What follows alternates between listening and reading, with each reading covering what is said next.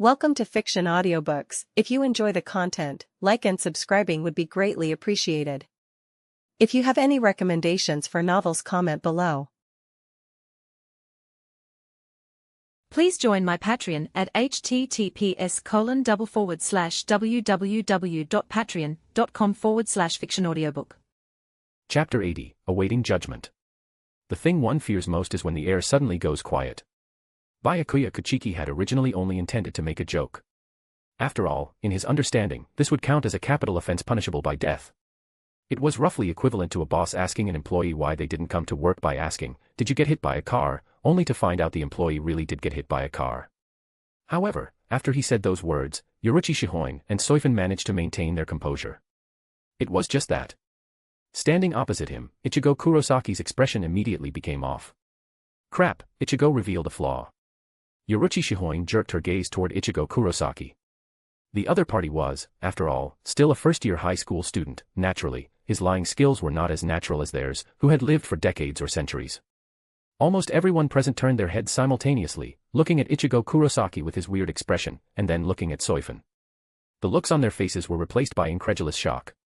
A casual joke had actually bombed out the truth. Did you really pass the power of a Shinigami to this human of the world of the living, a complete stranger? Byakuya Kuchiki's expression turned very ugly. If this was the case, even he couldn't think of any way to protect Soifon.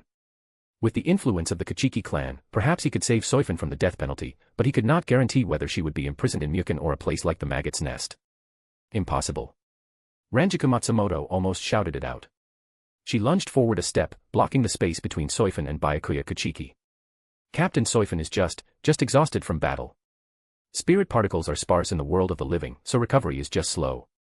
Aizen Kotetsu also nodded hurriedly, her voice trembling slightly. Right, as long as she returns to Soul Society, Captain Soifon's Ryatsu will recover very quickly. Captain Byakuya, you don't talk nonsense. As vice-captains, refuting the opinion of the Kuchiki clans had required immense courage. In fact, both Ranjika Matsumoto and Aizen Kotetsu had their hands pressed against their sword guards. But Byakuya Kuchiki did not look at them. His gaze passed over Ranjika Matsumoto and Aizen Kotetsu's shoulders, locking firmly onto Soifon's face. Captain Soifon, Byakuya Kuchiki spoke slowly. Please, answer for yourself. The night wind blew through the deserted street, curling up a few fallen leaves on the ground. Yoruichi shielded Soifon without leaving a trace, but her kindness was rejected by Soifon behind her, who blocked Yoruichi's hand and pushed it back. Soifon took a slow breath and met Byakuya Kuchiki's gaze. Yes. Her voice was still weak and unsteady. The situation was critical at the time, so I passed the power of a Shinigami to Ichigo Kurosaki. Ranjika Matsumoto and Aizen Kotetsu sucked in a breath of cold air simultaneously, and the expressions on their faces turned ugly as well. The situation was critical. 3 Quincy's with strength far exceeding estimates surrounded us. I was unable to escape, nor could I protect him after he mistakenly entered the battlefield. Moreover, the power hidden within Ichigo Kurosaki is very strong. I judged that giving him the power of a Shinigami would allow him to defeat the enemies, so I did it. Soifon calmed her breathing and spoke word by word, with no intention of defending herself. Byakuya Kuchiki closed his eyes. After a while, he slowly opened them. Do you know what this means? Captain Soifon. I know. Soifon shook her head at Yoruichi and walked slowly toward Byakuya Kuchiki. I will go back with you. Wait. Ichigo Kurosaki rushed in front of Byakuya Kuchiki, his expression angry. Why? Didn't we kill the enemies in Karakura town for you guys? Why must there still be punishment? I don't understand. With just a few sentences, Ichigo Kurosaki could no longer suppress the Ryatsu within his body. The powerful pressure caused the shihakusho of the several people present to flap loudly. It wasn't that Byakuya Kuchiki couldn't speak to refute him, it was just that he also agreed with Ichigo Kurosaki's words. He didn't understand either, but his upbringing told him he could only do this.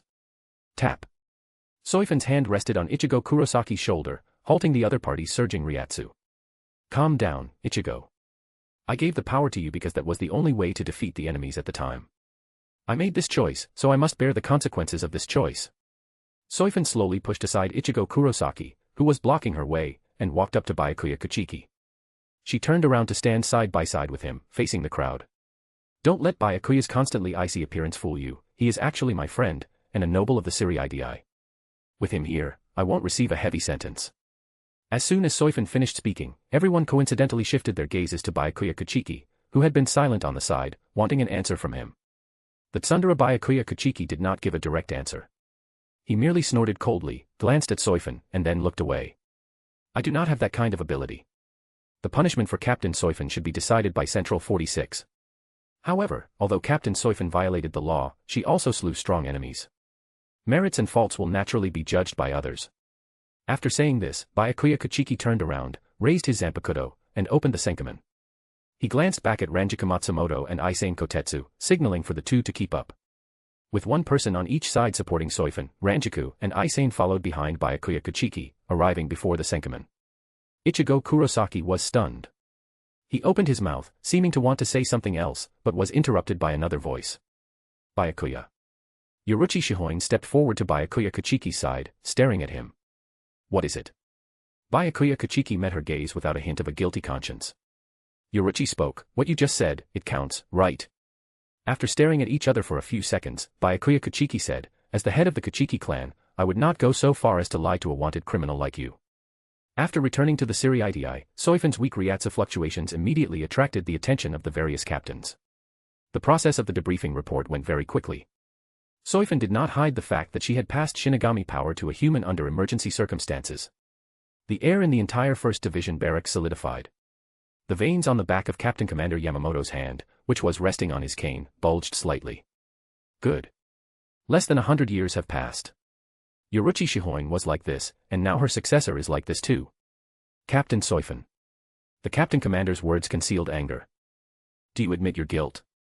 Nodding, Soifon bowed slightly. I admit my guilt, Your Excellency Captain Commander. Take her away. After a moment of silence, the Captain Commander finally spoke.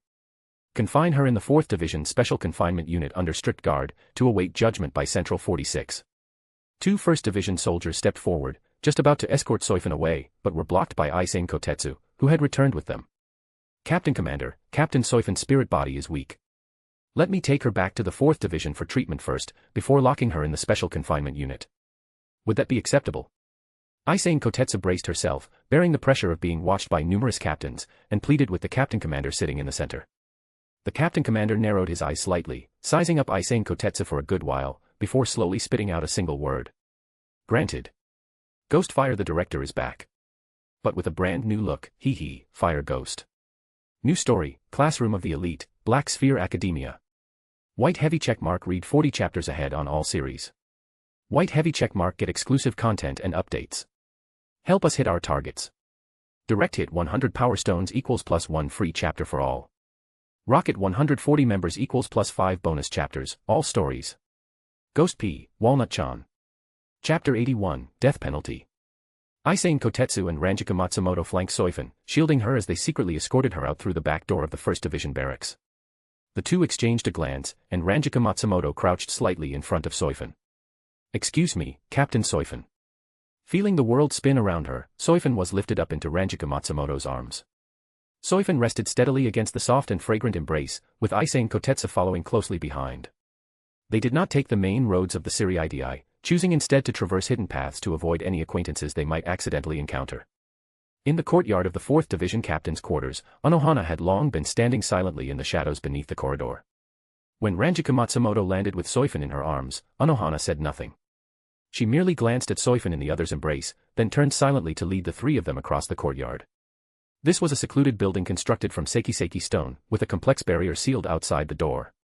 Aizen Kotetsu stepped forward quickly to slide the door open, and Ranjika Matsumoto carefully placed Soifon on the sickbed in the center of the room, which was covered with pristine white sheets. Only after all this was done did Anohana Retsu sit on the edge of the bed, her fingers gently brushing away the messy hair on Soifon's face. She lowered her gaze to look at Soifon. This person, whose Ryatsu was now as weak as a candle in the wind, had been sparring with her in kendo just a few days ago. Why am I so angry? Anohana Retsu's lips pressed into a thin line. She did not want to see Soifon this week any longer. She suddenly flicked the sleeve of her captain's haori and walked out of the room without looking back. Captain. Aizen Kotetsu called out softly, but there was no response from outside the door. This was the first time Anohana had treated them with such rudeness. Aizen, let's treat her first, Ranjika Matsumoto said gently. Nodding, Aizen Kotetsu suppressed the unease in her heart. Her hands glowed with a soft fluorescence as she placed them over Soifon's chest, attempting to restore the Ryatsu of Soifon's spirit body. But the effect was negligible. Soifon's own Ryatsu level was far higher than Aizen Kotetsu's. Coupled with the Hogyoku inside her body that was slowly absorbing spiritual power, the Ryoryoku from the Kaido was like a drop of water falling into a desert, almost completely ineffective. Fine beads of sweat seeped from Aizen Kotetsu's forehead. She gritted her teeth, trying to increase the output of her Kaido, but Soifon's complexion showed no sign of improvement. Aizen. Soifon opened her eyes slightly. Don't waste your spiritual power. I will recover on my own after resting for a while. Once Central 46 handed down the sentence and Soifon delivered the Hogyoku to Aizen, it would be about time to actively recover her spiritual power. At that time, was there really no other way? Did you have to go to such lengths? Ranjika Matsumoto sat on the edge of the bed, gritting her teeth. Bean-sized tears rolled down her cheeks and dripped onto Soifon's shoulder. They were warm, carrying Ranjika Matsumoto's body temperature, but turned cold as the wind blew over them. Soifon looked at her and shook her head very lightly. Raising her hand, Soifon wanted to wipe the tears from Ranjika Matsumoto's face, but she couldn't stop the other woman's crying. Woo. Captain Soifon won't be sentenced, right? Aizen Kotetsu also withdrew her healing Kaido, her shoulders twitching as she sobbed silently. I won't. Rest assured. Soifon sat up with a guilty conscience, using both hands to wipe away the tears for the two of them. Outside the door. Anohana Retsu leaned against the cold wall, her arms tightly embracing the Zanpakuto in her bosom. The conversation in the room reached her ears without missing a single word. At this moment, hurried and heavy footsteps came from outside. The guards of Central 46 barged into the 4th Division captain's courtyard. The leader immediately saw Anohana Retsu, who was holding her Zanpakuto and leaning quietly by the door. He was stunned for a moment, intimidated by her aura, and the aggressive momentum he had just carried instantly retracted. Composing himself, he forcibly suppressed the chill in his heart and raised the paper document stamped with the seal of Central 46.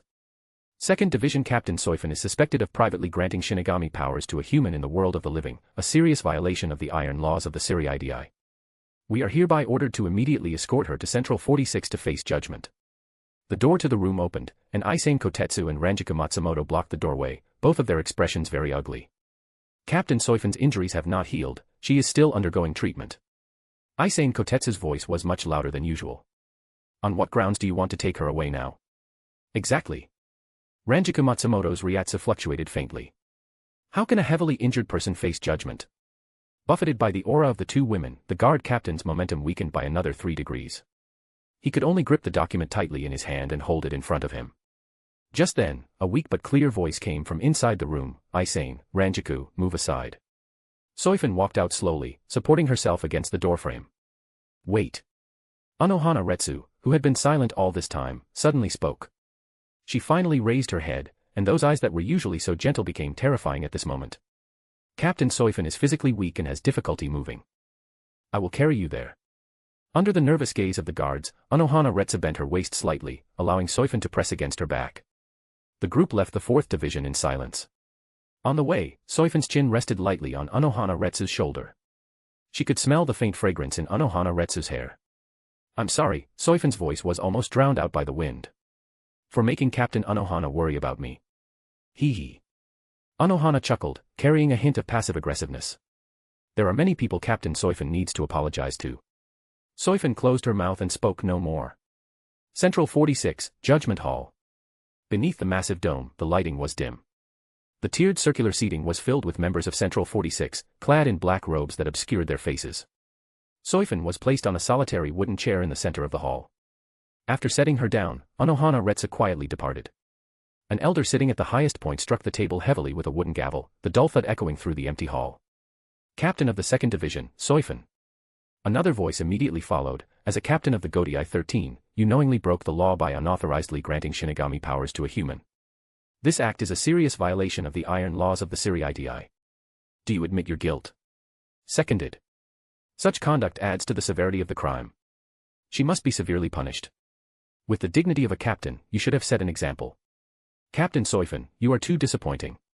Voices of condemnation surged from all directions. Soifon sat quietly on the chair, her face devoid of any expression. Silence. The wooden gavel struck again, suppressing the noise.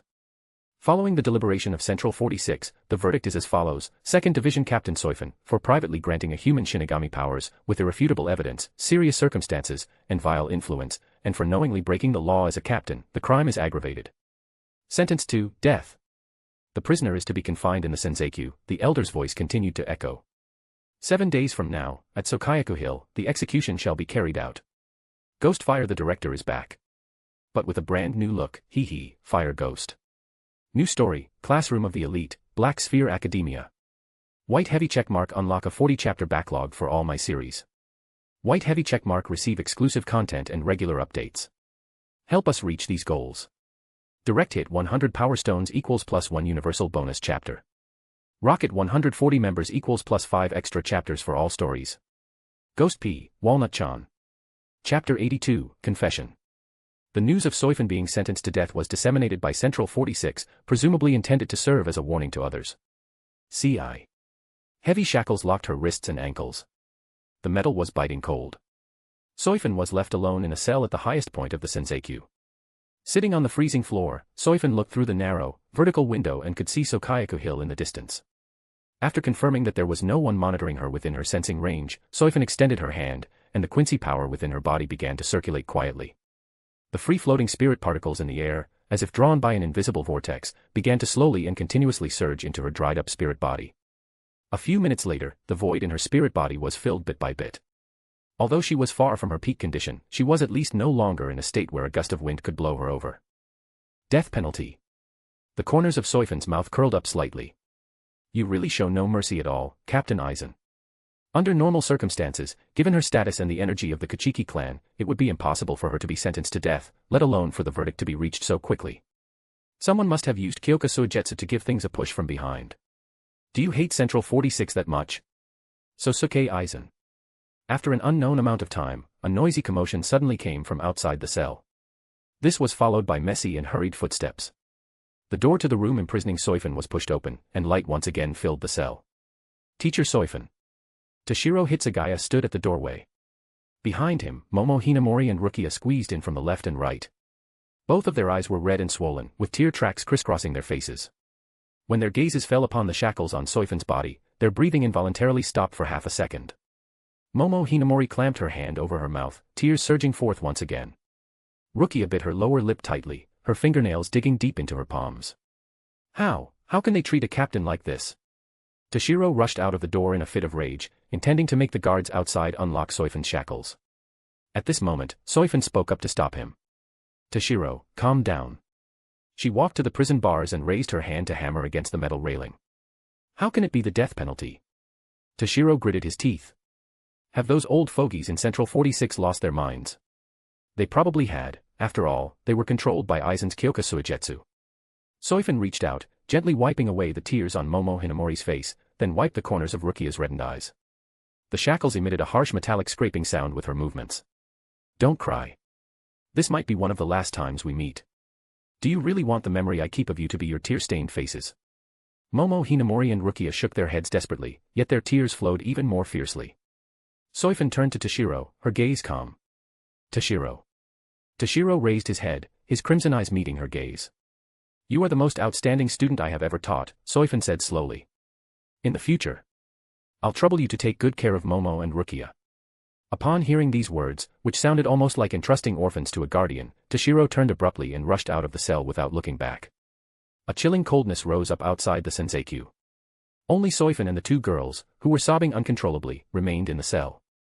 Suddenly, Momo Hinamori tightly gripped the hand Soifon was using to wipe her tears, and then rubbed her cheek against the back of Soifon's hand incessantly, like a helpless kitten. Teacher Soifon. I have always. Momo Hinamori's voice was broken and stuttering as she managed to say the first half of her sentence. Is she going to confess at a time like this? Soifon inwardly cried out that this was bad. In truth, it wasn't that she didn't understand the feelings of her two students. It was just that, after doing so many unforgivable things in secret, Soifon knew she would sooner or later have a falling out with the Siri-idi. Therefore, adhering to a tactic of feigning ignorance and stalling, Soifon had always intentionally or unintentionally ignored her two students' feelings. Perhaps this would minimize the harm done to them. At the very least, they wouldn't be implicated by the others in the Siri-idi. Soifon thought self-righteously. Just as her thoughts were wandering, Momo Hinamori seemed to have sorted out her sorrowful emotions and stopped gasping for breath after every word. Teacher Soifon.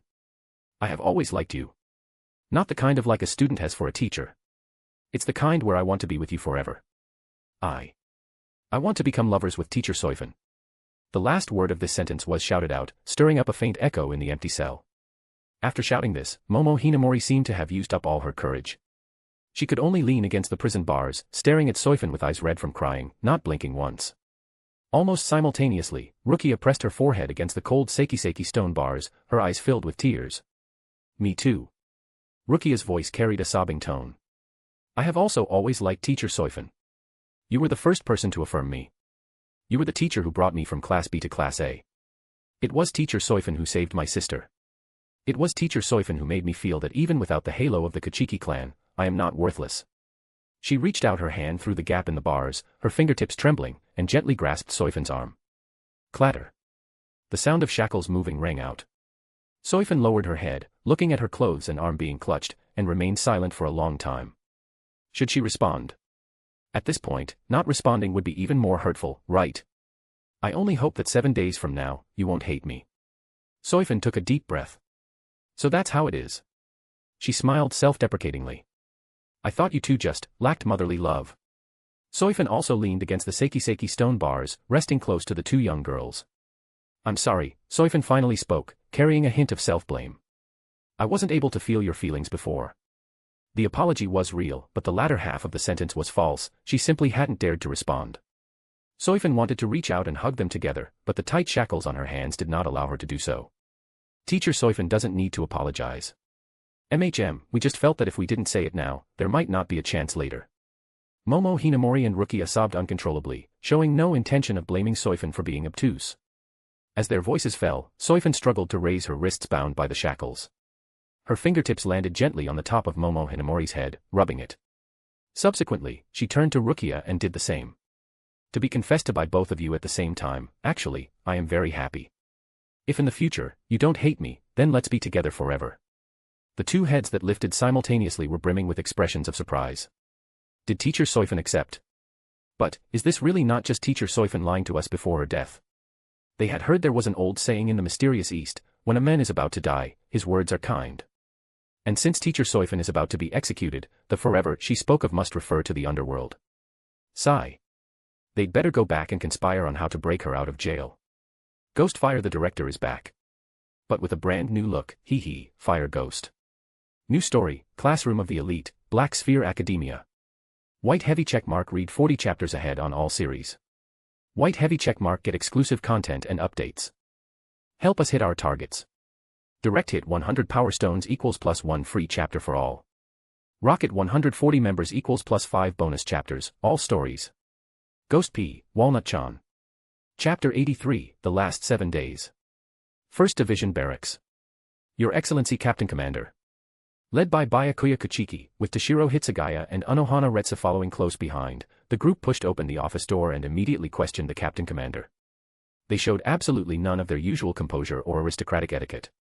Forgive my bluntness, but even if I hadn't used the Kuchiki clan's influence to plead for leniency, given Captain Soifon's achievements over the last century, her strength, and her contributions to the Siri-IDI. Under no circumstances should it be a death sentence, Byakuya Kuchiki argued strongly on the basis of reason, addressing the Captain Commander who sat in his chair with eyes closed, resting his mind. The Captain Commander sat in his broad chair, hands folded atop his cane, his eyes opening a mere slit. He did not answer immediately. Instead, he slowly lifted the steaming teacup before him, brought it to his lips, and drained the scalding tea in one gulp. Then, white steam was slowly exhaled from his mouth. A 7-day reprieve before the execution, the Captain Commander spoke slowly. That is the maximum limit this old man could secure after negotiating with Central 46. There was no helping it. Although the Captain Commander's power was the strongest in Soul Society, he did not have the final say on everything, unless the Gotei 13 were to discard Central 46 and the nobility of the Siri-IDI, returning to the mode of a killer group from 1,000 years ago. Since they had decided to play within the rules, they had to abide by them. Go back, the Captain Commander said, his words seeming to carry a hidden meaning. Within these 7 days, make the preparations that must be made. Saying anything more is useless. This. Byakuya Kuchiki and Toshiro Hitsugaya looked at each other in dismay, both feeling that the Captain Commander's words implied something else. Could it be that His Excellency was telling them to prepare for a jailbreak? Night, Senzakyu. Inside the pale, towering spire, the night wind howled through the small window of the repentant cell, pouring into the room. The freezing Seikiseki stone floor was chilling to the bone. Soifon sat with her back against the cold wall, closing her eyes to rest. Had she not recovered her Ryatsu, she might have long since fallen seriously ill from the harsh temperature within the Senseikyū. Suddenly, her eyelashes fluttered slightly, and she opened her eyes. From the long corridor outside the cell, the sound of steady footsteps approached. It didn't sound like the movements a guard would make. The footsteps stopped in front of the cell door, and the figure of Sosuke Aizen appeared outside the iron bars. He wore that black cloak he used exclusively for doing bad deeds, and his face still wore that gentle, calm smile, as if he were merely visiting an ordinary friend. "Good evening, Captain Soifon," his voice resonated in the empty cell. "It seems colder here than I imagined." "You really kept me waiting, Captain Aizen." Soifon lifted her eyes to look at him, standing up lazily. "If you hadn't come soon, I would have fallen asleep from boredom." Aizen did not reply immediately. His gaze lingered on Soifon for a moment, his eyes narrowing slightly behind his glasses. "I am somewhat surprised." That day at the First Division, Captain Soifon's Ryatsu was indeed weak to the extreme, that could not be faked. "Why?" There was curiosity in Aizen's tone. The Soifon before him was brimming with Ryatsu, and she had no intention of hiding it from him, exuding a stable first spiritual rank pressure. "Call it a little trick." Soifon walked slowly to the bars. "Captain Aizen, surely you didn't come here tonight just to ask about this?" Aizen chuckled low and pushed up his glasses. Of course not, Aizen had merely wanted to indulge his bad taste and see Soifon in a sorry state. It seemed his wish was going to remain unfulfilled. Seeing Aizen silent, Soifon asked a question of her own, "Speaking of which, I also have something to ask Captain Aizen." "Please speak, Captain Soifon." "My death sentence, it's your masterpiece, isn't it, Captain Aizen?" "Yes, but not entirely." Sosuke Aizen answered Soifon's question ambiguously. He removed the hood from his head and paced within the corridor outside the cell. "My Kyoka Suigetsu is complete hypnosis, but it cannot truly alter a person's consciousness. Central 46 has coveted the Shihoin clan's second division for a long time, and you, Captain Soifon, concentrate 3 key authorities in one person. I merely amplified the desires in their hearts. Besides, my intentions were well-meaning. Captain Soifon." Saying this, Sosuke Aizen spread his hands, making a gesture of helplessness. "Well-meaning. Is that so?" Soifon raised an eyebrow. "Let's hear it." Aizen pondered for a moment before speaking. "The current Gotei 13 is too slothful." He turned his face sideways, looking at Soifon inside the cell. Based on the intelligence he had obtained from Soifon, if the Gotei 13 were to face the Quincy's in their current state, the outcome of the war would likely be unsightly. Of course, Ichigo Kurosaki's power was immense, Aizen admitted that. But as a Shinigami, his pride did not allow him to pin all hope on a teenage boy. Soifon was silent for a moment. She naturally understood Aizen's meaning. "Captain Soifon, when you asked me to obtain the key to Muken back then, was it not for this very moment?" Sosuke Aizen lifted his sleeve and produced a set of keys to Muken, including the final one that had remained from years ago. "On the day of my execution, release Aza's hero Kenpachi." Soifon nodded, tacitly approving Aizen's plan. "Then, it is time to discuss another matter, Captain Soifon." Aizen took a step forward, took out a strangely shaped device from his bosom, and placed it gently on the ground outside the iron bars. Soifon's gaze fell on the device, then lifted to meet Aizen's eyes. After a few seconds, she reached out through the gap in the iron bars and picked up the device. Without hesitation, she slowly infused her own Ryoryoku into the device. Tiny points of spirit particle light lit up on the surface of the device and spread rapidly. Soifon's right hand turned into a smooth, lifeless wooden texture. Soifon looked down at her woodenized right hand, her face expressionless, and suddenly thrust it toward the center of her own chest. There was no expected sound of tearing flesh. The wooden fingers passed through her chest as if moving through a film of water, sinking in without obstruction. Immediately after, the Hogyoku, radiating a purple-black glow, was held in Soifon's hand. At the same time, the special jigai she was wearing lost its binding power over her spirit body, and Soifon's spirit body peeled out of the jigai without obstruction. This is the other Hogyoku from Kasuke Urahara's possession. Walking to the bars, Soifon extended her hand and passed the Hogyoku over. A look of surprise flashed across Sosuke Aizen's eyes. He immediately took out a specially made transparent box and accepted the other half of the Hogyoku from Soifon's hand. "I must apologize to you, Captain Soifon." Aizen tucked the box into his bosom. "Before this moment, I had imagined countless conditions you might propose, but I told you, the Hogyoku is useless to me. Goodbye, Captain Aizen. Our next meeting should be in 7 days, right?" Soifon waved her hand and returned to the corner of the cell to sit down. "Ghostfire the director is back. But with a brand new look, hee, Fire Ghost. New story, Classroom of the Elite, Black Sphere Academia. White heavy checkmark access up to 40 advanced chapters of all stories. White heavy checkmark. Receive exclusive content and updates. Help us hit our community goals. Direct hit 100 power stones equals +1 bonus chapter for everyone. Rocket 140 members equals +5 extra chapters of all stories. Ghost P, Walnut-chan. Chapter 84, Urahara, hurry and go invite Ichigo Kurosaki. The day after the verdict was announced, Karakura Town, Urahara shop. Yoruichi Shihoin frowned deeply as she reviewed the intelligence passed on by her family's informant. Without saying a word, she ran up to Kisuke Urahara and slapped the piece of paper onto his face. What kind of joke is this? Are those old fogies in Central 46 all senile? They can't find the hidden Quincy's, but they sure have a knack for screwing over their own people. If I were still the captain of the 2nd Division, not a single one of those old geezers in Central 46 would get away. Yoruichi spun around abruptly and slammed her palm heavily onto the low table.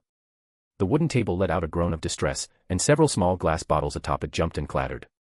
Miss Yoruichi, please calm down. Kisuke Urahara put down the paper, anxiously tapping the table. The intelligence is indeed somewhat unexpected. Calm down. How do you expect me to be calm? Yoruichi grabbed the intelligence report and crumpled it tightly in her palm. That bastard Byakuya Kachiki. He clearly promised me. The more she thought about it, the angrier she got. Yoruichi Shihoin stood up with a whoosh, looking ready to go to Soul Society to demand an explanation from him. Miss Yoruichi. Even if you go to Soul Society now without any preparation, you won't be able to save Miss Soifon. Kisuke Urahara raised his voice to interrupt her. He stood up, walked around to face Yoruichi, and spread his arms to block the shop's entrance. Are we supposed to just watch then? Yoruichi Shihoin stood rooted to the spot, glaring at Kisuke Urahara, the fire in her eyes almost bursting forth. The two stared each other down for a long time. Finally, Yoruichi Shihoin suppressed her violent emotions and returned inside the shop to sit down. Having known him for so many years, Yoruichi knew that since Kisuke Urahara had spoken, it meant he had a plan to rescue Soifon. Kisuke Urahara took a deep breath, forcing himself to calm down and analyze. Captain Kachiki may have done his best, but the resolutions of Central 46 are something even the captain commander cannot always completely overturn. Moreover, Central 46's verdict this time is very abnormal. Usually, the decisions made by those old fellows require several meetings, big and small, dragging on and on before a conclusion is reached. Why is it that in this case? Taking off his bucket hat, Kisuke Urahara scratched his messy hair. He felt that things were speeding full throttle toward a future he could not predict. This is terrible. Who on earth is behind this? Could it be Aizen? But what grudge does Aizen have against Soifon to want her dead like this? It couldn't be that he knows I put the Hogyoku inside Soifon's Jigai, could he? If Aizen's intelligence network is that perverse, we might as well just surrender. Kisuke Urahara had thought that hiding the Hogyoku inside Soifon's Jigai would solve everything. He never imagined the situation would spiral into such an uncontrollable state. After all, if Soifon had chosen to elope with Yoruichi in the world of the living, she would have become human before long, and finding her would have been like looking for a needle in a haystack. And if she returned to Soul Society, the heaviest punishment would be imprisonment in Mukon or the Maggot's Nest. Sosuke Aizen wouldn't suspect that Soifon was hiding the Hogyoku on her person. But execution by the Sokayaku is different. Even if Soifon dies, the Hogyoku will not be destroyed. Wouldn't that be equivalent to handing the Hogyoku over to Aizen on a silver platter? No. I absolutely cannot let Soifon die under the Sokayaku. Kisuke Urahara stopped scratching his hair.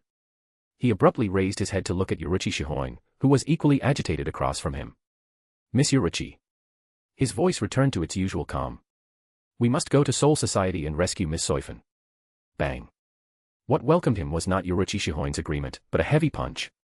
Kisuke Urahara. You spaced out for so long just to give me that one sentence. Do you even need to say that? Kisuke Urahara clutched the freshly baked lump on his head, grimacing in pain. Of course, it won't be just the two of us. Miss Yoruichi, have you forgotten Mr. Ichigo? Ichigo Kurosaki. At these words, the second punch Yoruichi Shihoin was about to throw stopped in midair. The scene shifted to the Kurosaki clinic. The living room was deathly silent. Masaki Kurosaki and Isshin Kurosaki stared with wide eyes, completely unable to accept the facts brought by the two visitors. Are the judgments of the Siriitii so trifling nowadays? Death penalty. Are you kidding me? Ichigo Kurosaki stood up from the sofa, his clenched fists trembling with anger. Ichigo, calm down. Masaki Kurosaki pulled her son back down to his seat. I'm sorry. If there were any other way, I wouldn't want to drag Ichigo into this. Yoruichi Shihoin rubbed the space between her eyebrows, her face full of exhaustion. She really couldn't bring herself to face Masaki Kurosaki and Isshin Kurosaki. After all, inviting someone else's son to join a raid on an execution ground was a bit hard to say out loud. After a long silence, a sudden slam on the table broke the quiet. All right, it's decided then. Ichigo, Mom and Dad have decided. You will go to Soul Society and bring Captain Soifon back. Go for it. Isshin Kurosaki stood up with Masaki Kurosaki and placed his hands on Ichigo Kurosaki's shoulders. In the blink of an eye, the Kurosaki couple had already gone upstairs, leaving only the three of them in the living room. Urahara Shop, underground training ground. Smoke and dust filled the air. Ichigo Kurosaki, glowing with blue fluorescence, was suppressing and beating a mysterious man in a black trench coat. Hey, Kisuke, isn't this Tenshintai broken? Yoruichi Shihoin crossed her arms tightly, frowning as she looked at the two figures fighting in the arena. How could that be? What's summoned is naturally Zangetsu's sword spirit, it's just that Ichigo's combat power is too strong. Kisuke Urahara fanned himself, wiping the sweat from his forehead with a handkerchief. The series of recent events had exceeded his understanding. Why was Ichigo Kurosaki able to suppress and beat his own sword spirit just after becoming a Shinigami? Was this right? In his memory, achieving Bankai using the Tenshintai was not such a simple matter. If he has such powerful combat ability in Shirkai state, won't he be able to walk unhindered across Soul Society after learning Bankai? Yoruichi Shihoin's mood improved considerably. Did you forget about His Excellency the Captain Commander? The Captain Commander's Bankai can't be released casually in Soul Society. True enough. Just as they were speaking, the sword spirit Zangetsu, who had been silent all this time, spoke for the first time. Your power is already very strong. Why do you still want to learn Bankai? Ichigo. Ichigo and the sword spirit Zangetsu stood confronting each other on two artificial hills. I don't know if my power counts as strong. Ichigo Kurosaki gripped Zangetsu tightly in his hand. But, if I don't master even greater power, I won't be able to protect my family and friends. Ghostfire the director is back. But with a brand new look, hee, Fire Ghost. New story, Classroom of the Elite, Black Sphere Academia. White heavy checkmark access up to 40 advanced chapters of all stories. White heavy checkmark receive exclusive content and updates. Help us hit our community goals. Direct hit 100 power stones equals +1 bonus chapter for everyone. Rocket 140 members equals +5 extra chapters of all stories. Ghost P, Walnut-chan. Chapter 85, Mukin Prison sees the light of day again, bonus chapter. The day of the execution. Siriiti, Mukin Prison. The air was filled with the scent of decay and deathly silence. The thick Seikiseki stone walls cut off almost all Ryatsu and sound. The guards watching the prison stood stiffly at their posts, staring blankly ahead, turning a blind eye to the men wearing a white captain's haori who walked leisurely past them. Sosuke Aizen took out several ancient-looking keys from his sleeve and inserted one into the keyhole of the first cell's iron door, which was covered in sealing runes. The key turned, emitting the heavy sound of a mechanism shifting, and the dim runes on the door extinguished one by one.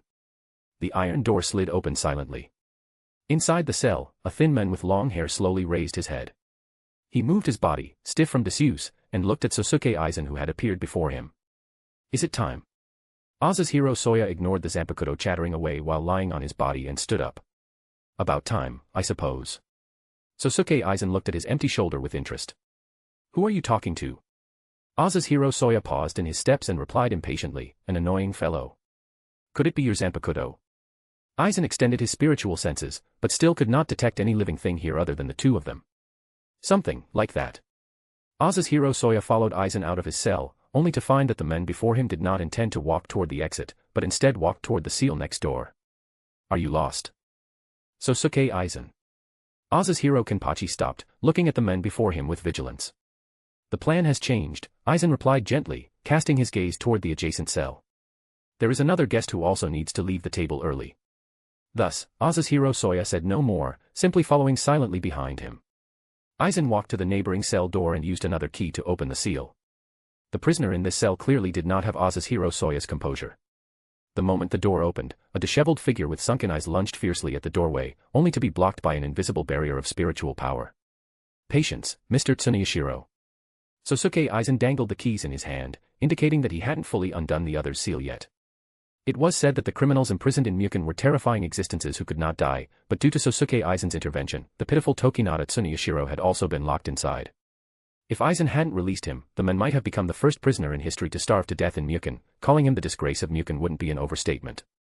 Tokinata Tsuneyashiro panted heavily, staring dead at Aizen and Azuhiro Soya outside the door. The white bony mask on his body had long since faded, but the traces of madness brought about by hollowification still lingered in the depths of his eyes. Aizen. Sosuke. Tokinata Tsuneyashiro's voice was hoarse. Why? Why let him out? Inserting the final key into the cell door, Sosuke Aizen did not answer Tokinata Tsuneyashiro's question, he simply stepped aside slightly. Tokinata Tsuneyashiro looked at him warily, then looked at the silent Azazhiro Soya beside him.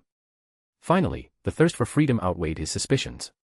He stumbled out of the cell door, greedily inhaling a mouthful of the relatively fresh air outside the prison, even though it was still filled with the cold scent of Seikiseki stone. At this moment, Aizen finally spoke to Tokinata Tsuneyashiro. Because the Siriidii today will be very chaotic. Chaotic enough for you to do some things that you have always wanted to do. You are free, Tokinata Tsuneyashiro. He pushed up his glasses and led Azazhiro Kenpachi toward the exit. Given his current situation, he had no choice but to trust the other's plan. Tokinata Tsuneyashiro quickly followed. When they walked out of the underground Mukin prison and saw the sunlight of Soul Society once again, Sosuke Aizen suddenly added a key piece of information. Central 46 is currently holding their daily routine meeting in the council chamber. All members are there. This sentence ignited the flames of revenge in Tokinata Tsuneyashiro. The smile of rebirth on his face vanished instantly, replaced by a malice and rage that almost spilled out of his eyes. Whoosh!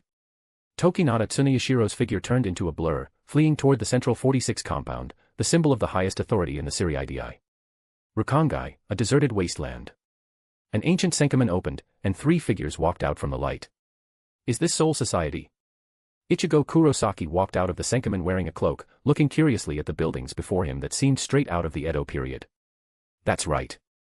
Yoruichi Shihoin and Kisuke Urahara followed closely behind. As their figures drew closer, the reishi protective membrane in the air above the Siriidii flickered in and out of view. Ahead is the reishi barrier of the Siriidii. Kisuke Urahara's voice carried in the wind. Ichigo. Cut it open. Hearing Urahara's words, Ichigo Kurosaki gripped Zangetsu, which was strapped to his back, with his right hand. The cloth strips wrapped around the blade unraveled and fluttered away. He grasped the massive black and white Zanpakuto with both hands and raised it high above his head. Getsuga. Alarming Ryatsu surged madly toward the blade, and black and blue light rapidly condensed to wrap around Zangetsu. Tensho. A colossal crescent-shaped blast of black and blue Ryatsu tore free from the blade. The sky above the Siriidii seemed to be split in half by the dark blue crescent moon. The moment of impact, a deafening roar swallowed everything. A visible shockwave exploded outward in a ring, blowing the trees in the surrounding Rukongai area this way and that. The transparent shield flowing with azure spiritual power clashed with the Getsuga Tensho, erupting with blinding white light. Crack. A subtle yet clear sound of shattering came from the surface of the shield. A crack appeared, then spread madly like a spider web. Bang. The shield shattered completely, turning into blue reishi particles that scattered across the sky. They leaped in a flash, glancing back at the breach in the shield that was slowly repairing itself, then followed Yoruichi Shihoin as they dashed towards Sokayaku Hill.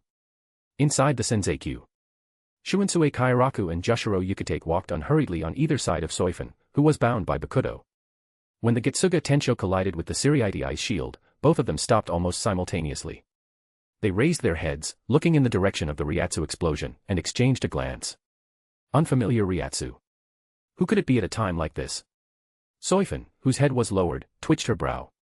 This was Ichigo Kurosaki's Ryatsu. Yuri. Shunsui Kairaku raised his hand to press down his straw hat.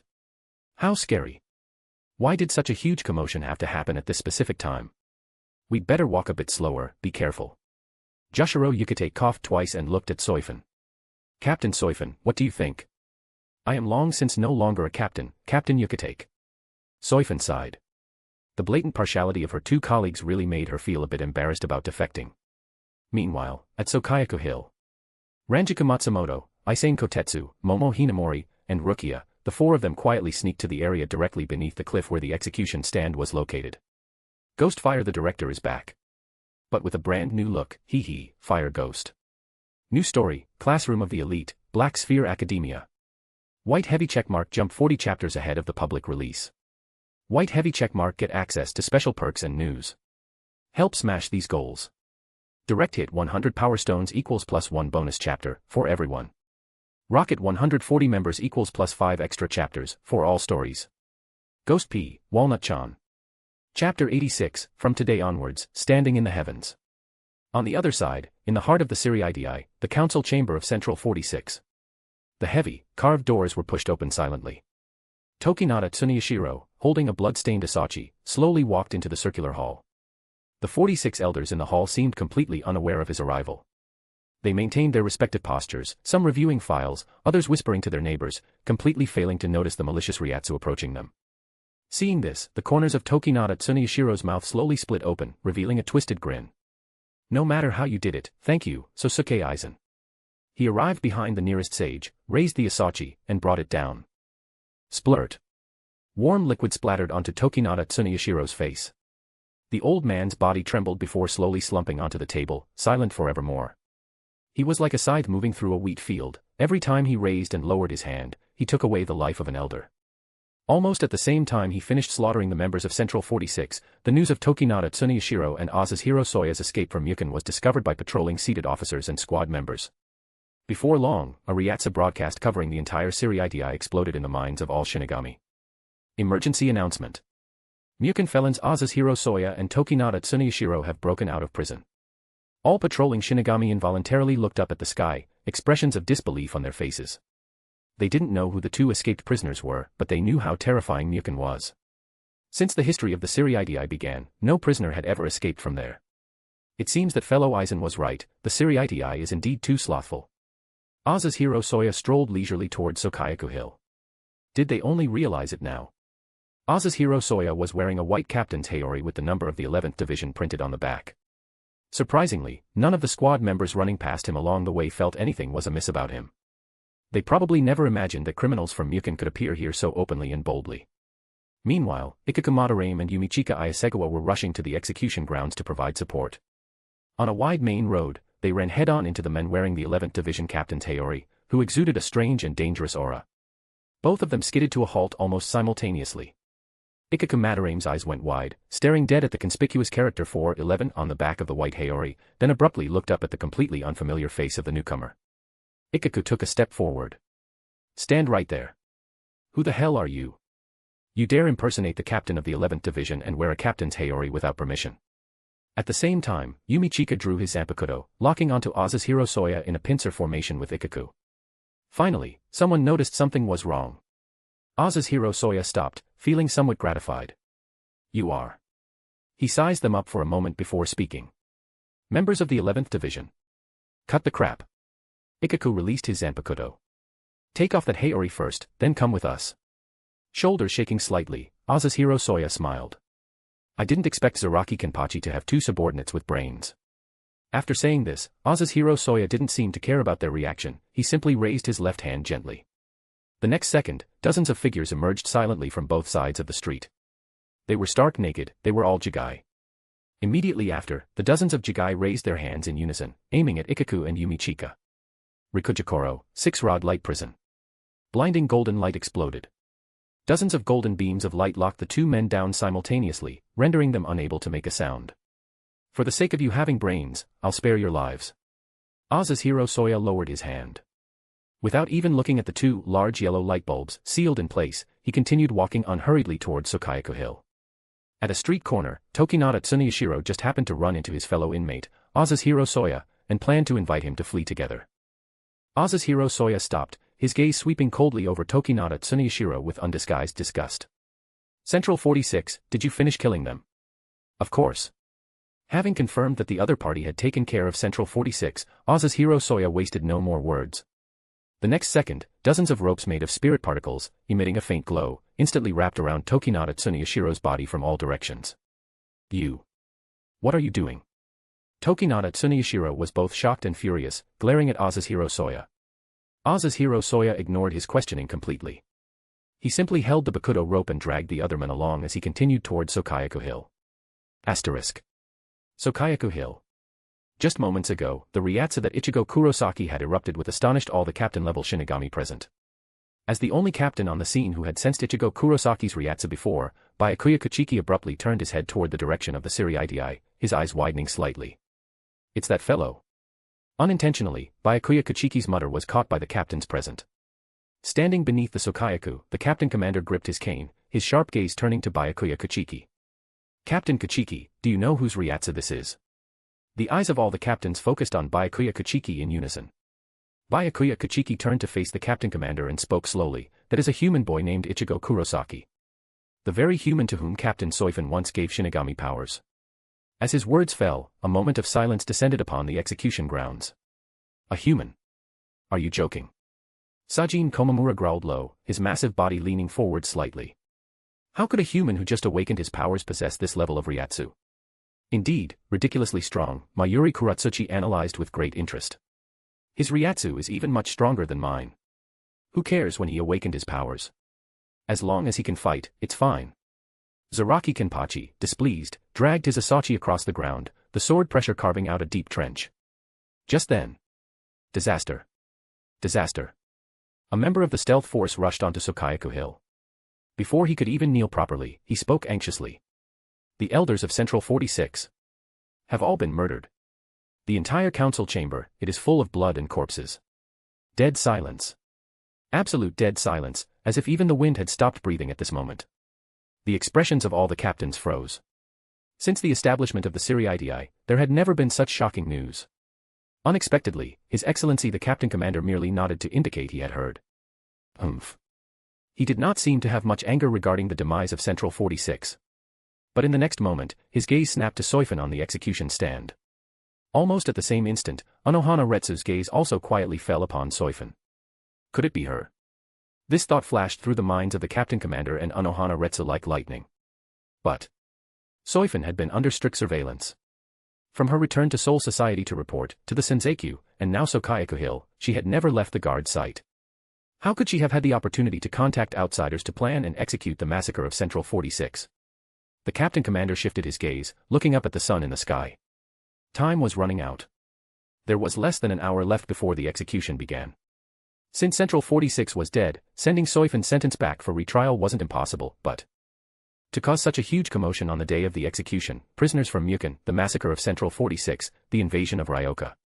If Soifon hadn't planned it, that would be one thing. But if the Siriidii was thrown into such chaos purposefully to rescue Soifon. A flicker of fire flashed in the Captain Commander's eyes, and he slowly narrowed them. Silence. He suppressed all the commotion and whispering on the execution grounds. Regarding the matter of Central 46, this old man will personally investigate thoroughly after the execution is concluded. His gaze swept over every captain. Now, perform your duties. Strengthen the perimeter. Anyone approaching the execution grounds, whether escaped convicts, Ryoka, or anything else, kill them without mercy. In short, the urgent priority was to fish out the mastermind. For now, they would pretend to proceed with the execution. Aizen pushed up his glasses and silently turned his back, watching the position he was monitoring. By the time Oz's hero Soya arrived here, it would be just about time to start the plan. Asterisk. Scuff, scuff. Filthy curses and the sound of clothes dragging across the sandy ground gradually approached. The captains on Sokayaku Hill looked toward the commotion coming from the nearby forest and drew their zanpakuto one after another. Pushing aside the dense branches, Oz's hero Soya, dragging Tokinada Tsuneyashiro, finally arrived at Sokayaku Hill to rendezvous. Looking around at the mostly unfamiliar captains, the corners of his mouth quirked up slightly, and he flung Tokinada Tsuneyashiro like a ragged sack into the center of the execution grounds. The murderer who killed all members of Central 46, I brought him to you. No need to thank me. His gaze turned to the few captains he recognized as a greeting, and then he cast a meaningful look at Aizen and Soifon on the execution stand. The Captain Commander opened his eyes, staring dead at him. Oz's hero Soya. The escape of Mukon prisoners, the destruction of Central 46, the invasion of Ryoka. Was all of this planned by you?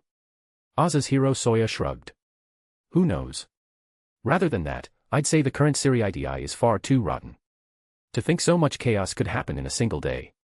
Furthermore, a captain who has served the Gotei with merit is not dying on the battlefield, but is to die at the hands of her own people.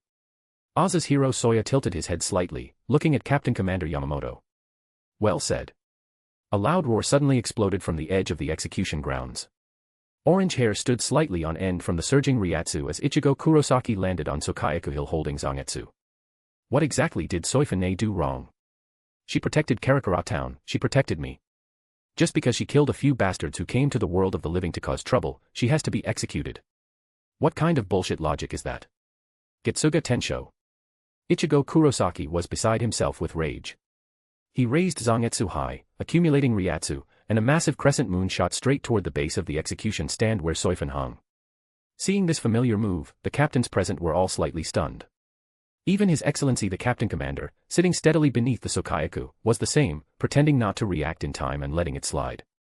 After all, after making eye contact with Ichigo Kurosaki just now, the Captain Commander had determined one thing: with such clear eyes, he couldn't be the mastermind behind the scenes. Moon Fong Heaven, what? Getsuga. Several captains exchanged glances. They found the move this yellow-haired brat just used, well, they couldn't just say it looked familiar, they had to say it was extremely similar. Hiss. Could this be the child Captain Isshin Shiba fathered in the world of the living? The Siriitii wasn't just about fighting and killing, it was also about social connections. When Isshin Shiba was in office, he got along quite happily with the other captains. Since this was his son, everyone had to give him some face, no matter what. Moreover, they didn't want Soifon to be executed either. The high scaffold collapsed with a crash. Just before Soifon, who was suspended from it, could fall to the ground, Yoruichi Shihoin caught her and landed steadily. Lady Yoruichi, you came too. Soifon slowly stood up from Yoruichi's embrace. Yoruichi flicked Soifon's nose. Of course. Did you think I'd let that fellow Ichigo come here alone? There was no need for this. Soifon rolled her eyes internally. Great, now the audience has increased by a few more. Clap, clap. Oz's hero Soya's applause wasn't loud, but it successfully shifted everyone's attention to him. It's about time. Oz's hero Soya was getting a bit impatient. Shouldn't we be going? The captains on the execution grounds looked at each other in dismay. Who was he talking to? Who did he mean by we? Just as this strange silence was about to be broken, a somewhat feminine, unfamiliar voice sounded without warning above everyone's heads. Hee, well said. In midair above the execution grounds, a jagged garganta opened silently, and a bizarre man with pale skin walked out of it. It is rare for all the captains to be gathered together. Such an opportunity is indeed hard to come by.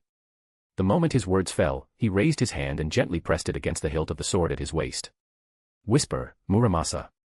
There was no earth-shattering explosion of Ryatsu, only an invisible wave that swept through the entire Sokayaku hill like a ripple, sweeping over every Shinigami holding a Zanpakuto. In an instant, the sound of swords unsheathing rang out simultaneously. Streams of light in various forms shot out from the waists of the Shinigami, landing around the mysterious men. This is... Captain Commander Yamamoto's pupils shrank abruptly. Close your hearts. Do not listen to that voice.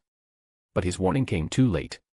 Except for Ryujin Jaka, Aizen's Kyoka Suigetsu, and Oz's hero Soya's Yuro Zakuro, almost everyone's Zanpakuto spirits materialized beside Muramasa. Ah, I almost forgot to introduce myself. Looking at the multitude of Zanpakuto behind him, he looked down condescendingly at the Shinigami below. I am Muramasa. I am a Zanpakuto. At the same time, from behind a hidden bush at the edge of the execution grounds, came several suppressed gasps. Momo Hinamori, Ranjika Matsumoto, Rukia, and Aizen Kotetsu tumbled out of their hiding place in a sorry state. Their Zanpakuto at their waists had undoubtedly rebelled as well, leaving them bereft of their original power. At this moment, dozens of Zanpakuto manifestations with surging Ryatsu had gathered in the sky above Sokayaku Hill. Muramasa. Byakuya Kuchiki looked warily at the men standing in midair. He was not unfamiliar with the name of this blade. However, Muramasa didn't look at him, he simply stared at Soifon and Aizen below. Captain Soifon, Captain Aizen. Muramasa's voice clearly traveled into everyone's ears. Cooperate with us. After all. Didn't you plan to betray this rotten Siriitii today anyway?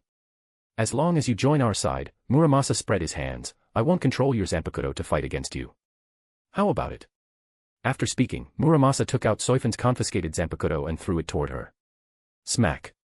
Catching the Zanpakuto, Soifon could feel the spirit of Suzumabachi communicating with her, it seemed it hadn't been hypnotized by Muramasa. Soifon. Standing beside her, Yoruichi Shihoin's eyes widened. Looking at Soifon, who was calm and did not refute the claim, a bad premonition welled up in her heart. Shut up. You demon sword. Ranjika Matsumoto also flushed red with anger and rebuked him. That's right. Teacher Soifon would absolutely never betray us.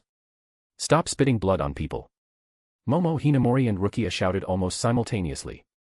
Aizen Kotetsu gripped her Asachi, her face filled with rare anger.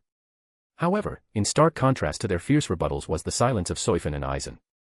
Oz's hero Soya stood to the side, letting out a laugh tinged with mockery.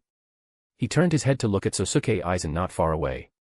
Is this also your backup plan? You didn't even tell me. Truly insidious, Aizen. Everyone who heard these words felt their hearts sink violently. What does that mean? Why are there so many plot twists today? My brain is about to grow a brain. Sosuke Aizen gently pushed up the glasses on the bridge of his nose, stepped forward, and walked near Soifon and Yoruichi, ignoring Muramesa's invitation. No, Aizen's voice rang out. Muramasa appearing at this time is indeed an accident.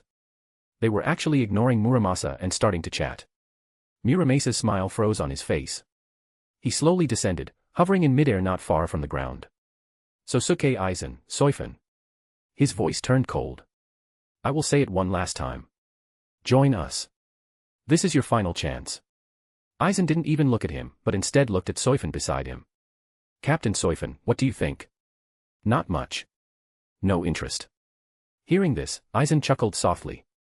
Yes, I think so too. The undisguised Q&A between the two was tantamount to tacitly admitting Muramesa's words earlier, that Aizen and Soifon really were betraying them.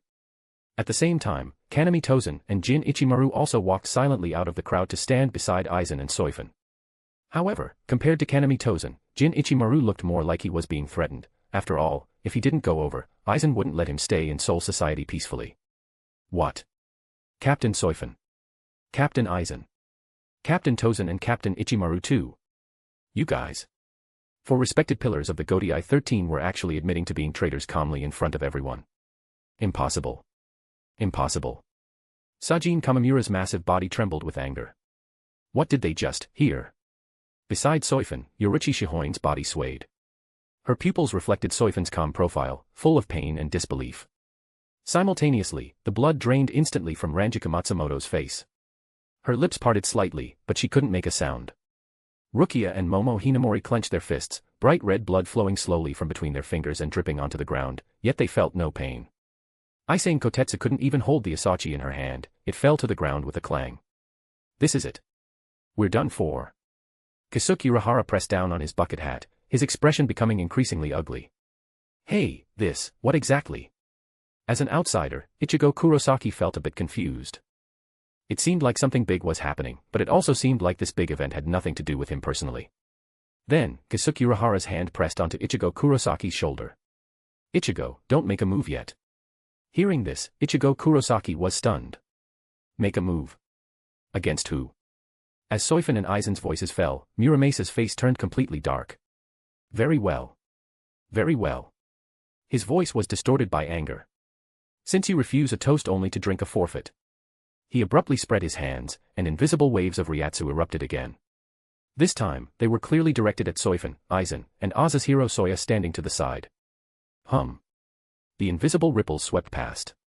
Kyoka Suigetsu at Aizen's waist let out a slight hum, and the spirit of Kyoka Suigetsu turned into a stream of light, fleeing to Muramesa's side. Suzumabachi in Soifon's hand also vibrated gently, but Suzumabachi was still communicating with her, it didn't seem to be hypnotized. Seeing this, Soifon's expression changed slightly, and she spoke silently to Suzumabachi in her heart.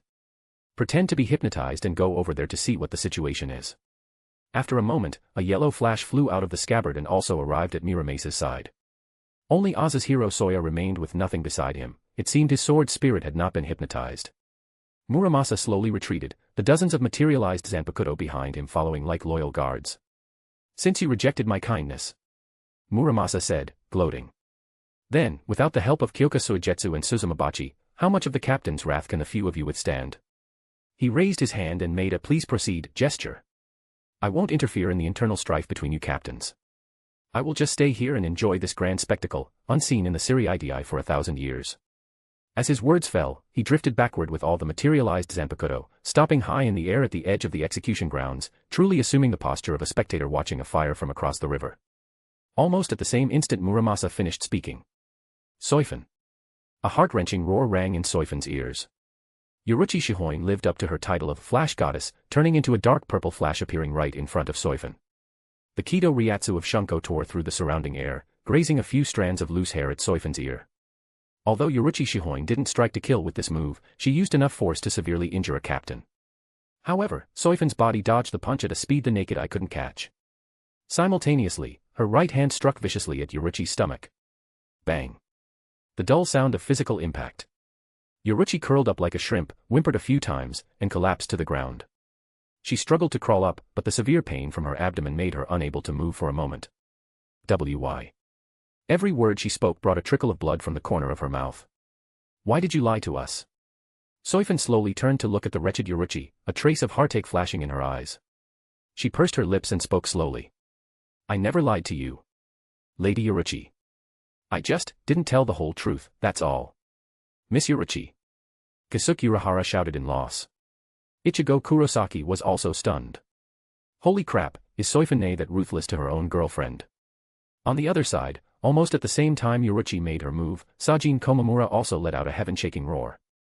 His massive body attacked with a gale force. Why did you betray us? Tozen. Leave it to me to resolve, Captain Aizen. As Soifon spoke, Aizen and the others retreated to the dilapidated execution stand. At this point, Sajin Komamura's Asachi had already landed on Soifon's shoulder. Ding. A crisp sound. The Asachi tore through the fabric on Soifon's shoulder but was firmly blocked by blood vein. Captain Komamura, your strength is too weak. You'd better go train properly. With that, Soifon grabbed Sajin Komamura's right hand. Before he could react, her left hand, covered in shunko, punched toward his chest. The next second, Sajin Komamura's massive body crashed to the ground, his fur soaked in blood. The spectators' eyes went wide. One move, defeated a captain. The only one who didn't care about any of this was probably the battle maniac, Zaraki Kenpachi. Seeing Sajin Komamura defeated instantly, instead of being afraid, he rushed up in excitement, lifting his Asachi to slash at Soifon. Ha! The fierce sword wind howled. Although I don't know what happened, now you should be able to fight me properly. Soifon effortlessly blocked Kenpachi's slash with her scabbard, too lazy to even unsheathe. With a bizarre speed, she circled behind him and tore off the eye patch that suppressed his Ryatsu. Violent Ryatsu burst forth from Zaraki Kenpachi's body, yet Soifon, standing at the center of the eruption, remained completely unaffected, only her ring braids dancing messily behind her. Still playing the game of sealing your Ryatsu even now. If I wanted to kill you, you would be dead already, Zaraki. After ripping off the eye patch, Soifon chopped at the back of Zaraki Kenpachi's neck with her sheathed sword. The heavy force made him half-squat involuntarily, and then he fainted. Teacher Soifon. At this moment, hysterical shouts came from behind Soifon. Toshiro led Ranjaku, Aizen, as well as Rukia and Momo Hinamori, shouting something about friendship and bonds as they charged toward Soifon. Without the buff of their Zanpakuto, Captain Hitsugaya seemed increasingly unworthy of his title. His full speed was as slow as an ant in Soifon's eyes. Moving calmly through the pincer attack of the 5 people, Soifon felt that doing this much was about enough. If she continued, they might turn dark. All of you are full of openings. In the next instant, the figures of the 5 people flew backward in different directions simultaneously. Standing high in the sky, Muramesa's expression was very ugly. He thought that without their Zanpakuto, Soifon and Aizen would fall into a bitter struggle. He didn't expect. Soifon stood silently in place. She glanced at Unohana Retsu and Byakuya Kuchiki, who had not yet made a move, and stared at the captain commander, who had closed his heart, for several seconds. Finally, she smiled at Ichigo Kurosaki, ignoring only Kasuke Urahara. She turned and walked toward Aizen and the others. Time to go. As her words fell, a massive gargantua ripped open in the void. Pillars of yellow negation light enveloped Soifon and the others, slowly lifting them up. Why? Why betray us? Yoruichi Shihoin had recovered. She stood up from the ground with difficulty, looking up at her girlfriend within the negation. Tears streamed from her eyes, mixing with the dust on her face, turning Yoruichi Shihoin into a veritable little painted cat. At the same time, Rukia, Momo Hinamori, and the others looked at Soifon with teary eyes. She raised her eyes, her gaze sweeping over faces full of shock, anger, heartbreak, and confusion. I don't want to give any superfluous explanations right now. Then, Soifon turned around, no longer looking at the people below. This is the only way to seek a higher place. Sosuke Aizen also spoke up, seeming afraid that if he waited any longer, Soifon would steal all his lines. Have you fallen? Aizen. Soifon. Joshiro Yukite coughed twice and shouted upward. Keyword triggered. Aizen looked down at Yukite and chuckled softly. You are too arrogant, Yukite. No one has stood in the heavens from the very beginning. Not you, not I, not even the gods. But that unbearable vacancy in the throne of heaven has ended. Getting to the best part, Aizen raised his hand and wiped his Ryatsu over his head, slicking his hair back. Then he took off his glasses and crushed them effortlessly with his fingers. From this day forth, we will stand upon the heavens. Ghost Fire read more, Walnut-chan Fire Ghost. Fire New History, Group Chat of the Dead. White Heavy Checkmark access up to 40 advanced chapters of all stories. White Heavy Checkmark receive exclusive content and updates. Help us hit our community goals. Direct hit 100 Power Stones equals +1 bonus chapter for everyone. The passage to the royal palace has been opened for you. Have I already become a transcendent? Hiss. And what is this about opening the passage to the royal palace?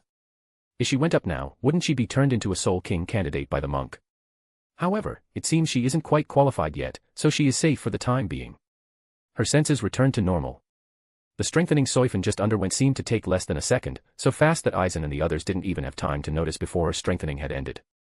The night breeze of Las Noches brushed past, blowing the braids at the side of her shoulders. "Welcome back, Captain Soifon," Aizen said, his voice as gentle as ever. "How does it feel?" Soifon walked forward. "It's all right." Jin Ichimaru and Kanami Tozen followed half a step behind Aizen silently, like two silent shadows. Oz's hero Soya lagged slightly behind. He tilted his head slightly, sizing up the cold, white palace buildings around him, seemingly a bit surprised. It truly doesn't look like something savage barbarians like Hollows could build. His voice wasn't loud, but it clearly traveled into the ears of the Arinkars waiting in attendance nearby. They all showed expressions of anger to varying degrees, but out of fear of Sasuke, Aizen and Soifon standing in front, they dared not flare up. Soifon withdrew her gaze from the distance and landed it on Oz's hero Soya's face. After standing on a higher level, Soifon could more clearly perceive the condition of the Ryatsu within their bodies. "Captain Oz's hero," Soifon asked in puzzlement, "your Ryatsu isn't quite right. Is it exhaustion from the battle just now?" Hearing this, Oz's hero Soya turned his head to glance at her, seemingly surprised by her eyesight. "It wasn't the battle," Oz's hero Soya said somewhat helplessly. "It is because my Bankai has just merged with Las Noches. It still needs some time to recover its Ryatsu. I will be able to suppress these Arinkars very soon." Once again, Oz's hero Soya displayed his disdain for the Arinkars. "You bastard." Grimjow's violent temper couldn't tolerate this. He postured as if to rush forward and throw hands with Oz's hero Soya. Almost at the instant Grimjow moved, Oz's hero Soya moved as well. The Reishi in parts of Las Noches seemed to begin faintly fluctuating in accordance with his will. Tap. The footsteps of the group paused. Soifon looked at the irascible Grimjow, her expression displeased. "Stop." But words seemed unable to stop them. The attacks of the two were poised to strike. The next moment, a terrifying Ryatsu centered on Soifon crushed towards Grimjow and Oz's hero Soya. The air seemed to become viscous, light twisted, and even the hard white stone floor of Las Noches beneath their feet seemed to emit a groan of being overwhelmed. Ugh. A muffled groan escaped Grimjow's throat, veins bulging on his forehead. He tried to resist this pressure, but his knees bent slightly uncontrollably. Oz's hero Soya's hand, raised halfway, also froze in midair. The surrounding Arinkars could only barely resist, and a strange silence was maintained in the air. Under this Ryatsu, only Sasuke Aizen could still move freely. "Captain Soifon." Aizen stepped forward to play the peacemaker. "The lesson has been made, stop there. Please withdraw your divine power." Las Noches, the council chamber on the highest floor. Aizen and Soifon sat opposite each other on the two sides of the long table. In the middle were Oz's hero Soya, Jin Ichimaru, and Kanami Tozen. To avoid unnecessary trouble, the news that their Zanpakuto had been hypnotized by Muramasa and rebelled had not yet been made known to the Arinkars of Las Noches. Regarding the blade Muramasa, do Captain Soifon and Mr. Oz's hero have any intelligence? As far as I know, his owner, Koga Kuchiki, should have been sealed in Karakura town long ago. After Aizen stated his own intelligence, he looked at the two veterans present. "I don't know much, but the blade Muramasa is indeed very dangerous. However, solving it is simple, just go to Karakura town and kill Koga Kuchiki." Oz's hero Kenpachi leaned back against his chair, casually informing everyone of the location where Koga Kuchiki was sealed. "My intelligence isn't much either. Muramasa can devour the power of hollows, which is why he could open a Garganta and teleport here." Soifon spoke, raising her eyes to look at Aizen opposite her. The council chamber fell into a brief silence. May I ask, what is the next step of our plan?" "Captain Aizen, Captain Soifon." Jin Ichimaru, who had not spoken a word since the beginning of the rebellion, raised his hand. Actually, Jin Ichimaru had wanted to ask for a long time, why defect? Coming to Las Noches to manage Minos Grande, such a thankless reason was only used to satisfy Oz's hero Soya's bizarre ideals. Jin Ichimaru didn't believe that Aizen and Soifon shared such thoughts. If it was to secretly strengthen the Hogyoku, wouldn't it be better to continue lurking in the Siriiti and developing slowly while waiting for the right moment? Why did they have to stand in the heavens? Jin Ichimaru felt numb. "Captain Aizen, didn't you tell him?" Sitting opposite, Soifon tilted her head, ignoring Jin Ichimaru's resentful gaze. "I thought Captain Soifon had already told Jin." Aizen shrugged, spreading his hands with an innocent look. Soifon crossed her hands on the table, resting her chin on the back of her hands, and began to explain. To be precise, Captain Aizen's goal and mine are not consistent. The reason I joined you is to defeat the Wandenreich. The king of the Quincies is not yet dead. In a few years, he will make a comeback. The current Siriiti is too comfortable. Even with the addition of Hueco Mundo's power, we cannot defeat Yawach. Speaking to this point, Soifon paused for a moment to give the other three some time to digest. Hiss. What king of the Quincies? What Wandenreich? Never heard of it. But, surely Soifon wouldn't still be joining hands with Aizen to deceive the three of them at this point. By that logic, even if this reason was extremely outrageous, once all impossible possibilities were eliminated, this was the true reason Soifon defected along with Aizen. Good. Soifon, at least you have some conscience and didn't betray Ranjiku's trust. Jin Ichimaru thought to himself. Sitting opposite, Sosuke Aizen's reason remained as unadorned as ever, he needed the pressure of battle to evolve. Sometimes, Soifon really wanted to just open a Senkaman and take him up to the royal palace, he'd be honest after getting schooled by the monk. Ghost Fire plus 40 ch, Walnut-chan Fire Ghost. Fire New History, Group Chat of the Dead. White heavy checkmark read up to 40 chapters in advance, all stories. White heavy checkmark access exclusive posts and updates first. Let's achieve our community goals. Direct hit 100 Power Stones equals plus 1 extra chapter for everybody. Rocket 140 members equals plus 5 additional chapters on all stories. Ghost P, Walnut-chan. Chapter 88, Lovelorn Frontline Alliance. At the same time, Siriiti. The Gargantas slowly closed, and the last glimmer of the negation disappeared from the sky of the Siriiti. Dust and smoke still lingered over the messy Sokayaku hill, leaving behind only the dazed crowd and the mocking gaze of Muramasa from high above. Hiss. Yoruichi sucked in a cold breath from the pain, startled out of her self-pitying mood, and looked at Anohana Retsu with some surprise. Anohana released her hand with a calm expression, retied the bandage, then stood up. She picked up the medical tray beside her and turned to walk out of the ward without a word. Her white hem brushed over the threshold, leaving behind no superfluous words. Yoruichi stared blankly at her retreating figure, opened her mouth, but ultimately said nothing. What is the use of saying these things now? Captain Soifon. She must have been bewitched by that fellow Aizen. Definitely. Otherwise, how could she? Ranjiku Matsumoto finally raised her head. Her voice was muffled, and the rims of her eyes were somewhat red.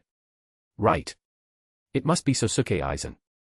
Captain Soifon is such an upright person, how could she possibly betray us? Aizen must have used some despicable means. Hearing the words she wanted to hear, Aizen Kotetsu also jerked her head up. It was as if they were grasping at the last straw, stubbornly pushing all responsibility onto that hair gentleman standing in the heavens. Rukia hugged her knees, burying her face in the crook of her arm, speaking with a heavy nasal tone. Actually, when Teacher Soifon was locked in the Senzekyu. I should have thought of it. At the same time, Momo Hinamori jerked her head up to look at Rukia. Could it be? Rukia slowly raised her head. Her eyes were swollen red from crying, tears still rolling down, and she nodded to Momo Hinamori. That time when we went to visit Teacher Soifon, she said, if when that day comes, we don't hate her, she would agree to our confis. Thump, thump, thud. Ranjiku Matsumoto and Aizen Kotetsu's eyes went wide simultaneously. A blush rapidly spread across their faces as they looked at Momo Hinamori in shock, then at Rukia, whose face was equally red but who bit her lip and didn't refute it. WH. What? Ranjiku Matsumoto's voice pitched up. Confession.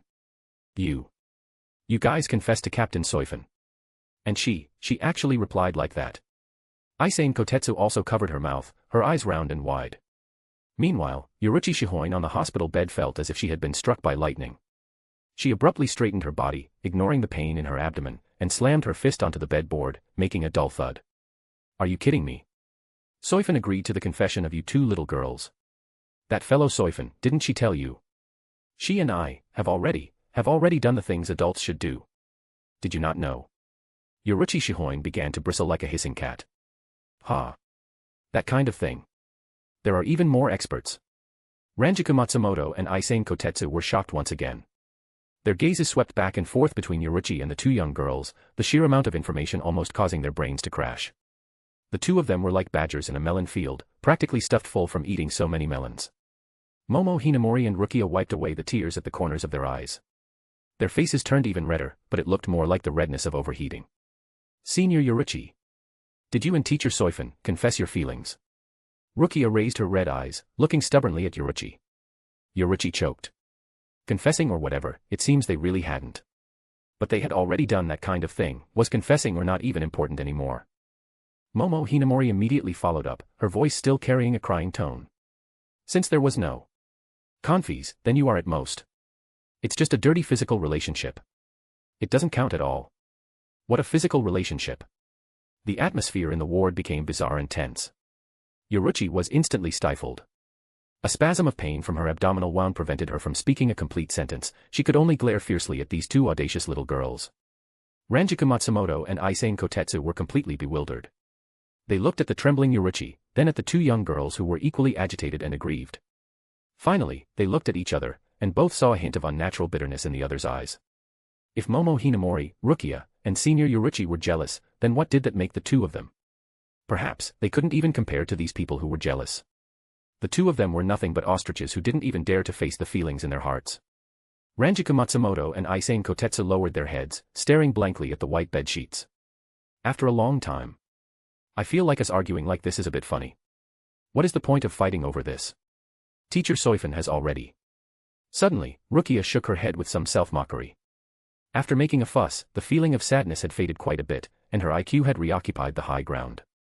That's right. The urgent priority now is to drag that girl Soifon out of Hueco Mundo, and then tie her up with chains of Seiki stone. Our Shihoin clan is the Tenshihaizaban, hee hee hee. Yoruichi Shihoin said with a sinister tone. That's right. Betraying our feelings. Teacher Soifon can't just run away like this. Momo Hinamori's face lost its usual bright highlights. So, are we going to fight our way to Hueco Mundo? To make Captain Soifon realize her errors and return. Ghost Fire plus 40 ch, Walnut-chan Fire Ghost. Fire New History, Group Chat of the Dead. White heavy checkmark read up to 40 chapters in advance, all stories. White heavy checkmark access exclusive posts and updates first. Let's achieve our community goals. Direct hit 100 Power Stones equals +1 extra chapter for everybody. Rocket 140 members equals +5 additional chapters on all stories. Ghost P, Walnut-chan. Chapter 89, Can't Chat with Stat Freaks, bonus chapter. Since Tokinata Tsuneyashiro still hadn't confessed any valid information, the Siriitii side had no choice but to lock him back into the maggot's nest. As for why not Muken? Because they found this fellow was a bit of a weakling. Putting him in Muken might actually cause him to starve to death, it would be a bit of an insult to Muken. Thus, after an investigation by His Excellency the Wise and Martial Captain Commander, the Gotei 13 unanimously agreed. It seems Oz's hero Soya and the others released him only to create chaos. They didn't expect this fellow to actually go and chop down all of Central 46. Naturally, the sin of slaughtering Central 46 could only be borne by Tokinata Tsuneyashiro alone. 1st Division Barracks, Captain's Council. After His Excellency the Captain Commander informed the captains of the ability of the Zanpakuto Muramasa, he also revealed the place where Muramasa might have taken the Zanpakuto, Karakura town. Fortunately, this old man's Zanpakuto, Ryujin Jaka, was not hypnotized by Muramasa. However, this old man cannot participate in the operation to subjugate Muramasa this time. Gripping the cane in his hand, the Captain Commander's eyes half closed. Indeed, if the Captain Commander's Ryujin Jaka were hypnotized. The captains fell silent. Merely imagining that terrifying future made them shudder. Ryujin Jaka, the strongest fire element Zanpakuto, its power after release was enough to destroy Soul Society. After a round of selecting soldiers and generals, the group of candidates heading to Karakura town to subjugate Muramasa was roughly determined. First was Zaraki Kenpachi, whose combat power was intact, followed by the volunteers Byakuya Kuchiki, Toshiro Hitsugaya, Ichigo Kurosaki, and Unohana Retsu, who was responsible for treatment. Before departure, while gathering at the Senkamen. Wait. Let me go too. That fellow Soifon Zanpakuto was also turned by Muramasa. Maybe we can run into them in Karakura town this time. Yoruichi Shihoin unwrapped the bandages on her body and walked step by step toward Unohana Retsu. Unohana Retsu looked at Yoruichi, smiled gently, and nodded. You can go, but... Wasn't Miss Yoruichi just knocked down by one punch from Soifon? Is your combat strength really no problem? Unohana was being sarcastic. If Byakuya and this white-haired brat are fine, of course I'm fine. Yoruichi Shihoin huffed coldly, standing in the formation with her arms crossed. Standing in the team, Byakuya and Toshiro turned their heads abruptly. Hey, why are you dragging the two of us into your quarrel with Unohana? After stepping into the Senkamen, as the youngest little brother, Ichigo Kurosaki voluntarily took on the responsibility of laying the spirit particle floor. A broad spirit particle road, wide enough to accommodate almost 3 dump trucks, was extravagantly paved within the dark Dangai. Seeing this extravagant way of using Ryatsu, everyone was stunned, expressing that there was no need to build such a wide road, a spirit particle floor wide enough for one person was sufficient. After all, they might have to fight later, it was better to conserve Ryatsu. Conserve Ryatsu? What are you guys talking about? My Ryatsu is still very abundant. I can pave this kind of spirit particle floor all day. Ichigo Kurosaki looked at the floor, then turned back to look at the captains. The group ran toward the direction of the world of the living. The spirit particle floor behind them that was no longer needed was continuously recycled back into Ichigo Kurosaki's body. Perhaps when Soifon injected Ryatsu into Ichigo Kurosaki, she simultaneously activated both the Shinigami and Quincy powers within him, causing his Ryatsu control capabilities to be much stronger than the average Quincy. Seeing this situation, everyone knew that a pathetic, thick barrier already separated them from Ichigo Kurosaki. Mr. Kurosaki, I have a question, though I don't know if I should ask. Running beside Ichigo Kurosaki, Unohana Retsu spoke up. Miss Unohana, please speak. Your father, what is his name? My dad. Isshin Kurosaki, he's a doctor who runs a clinic. Isshin. Did Captain Shiba change his surname after going to the world of the living? That makes sense then. Then, what is the situation with the Zanpakuto on your back?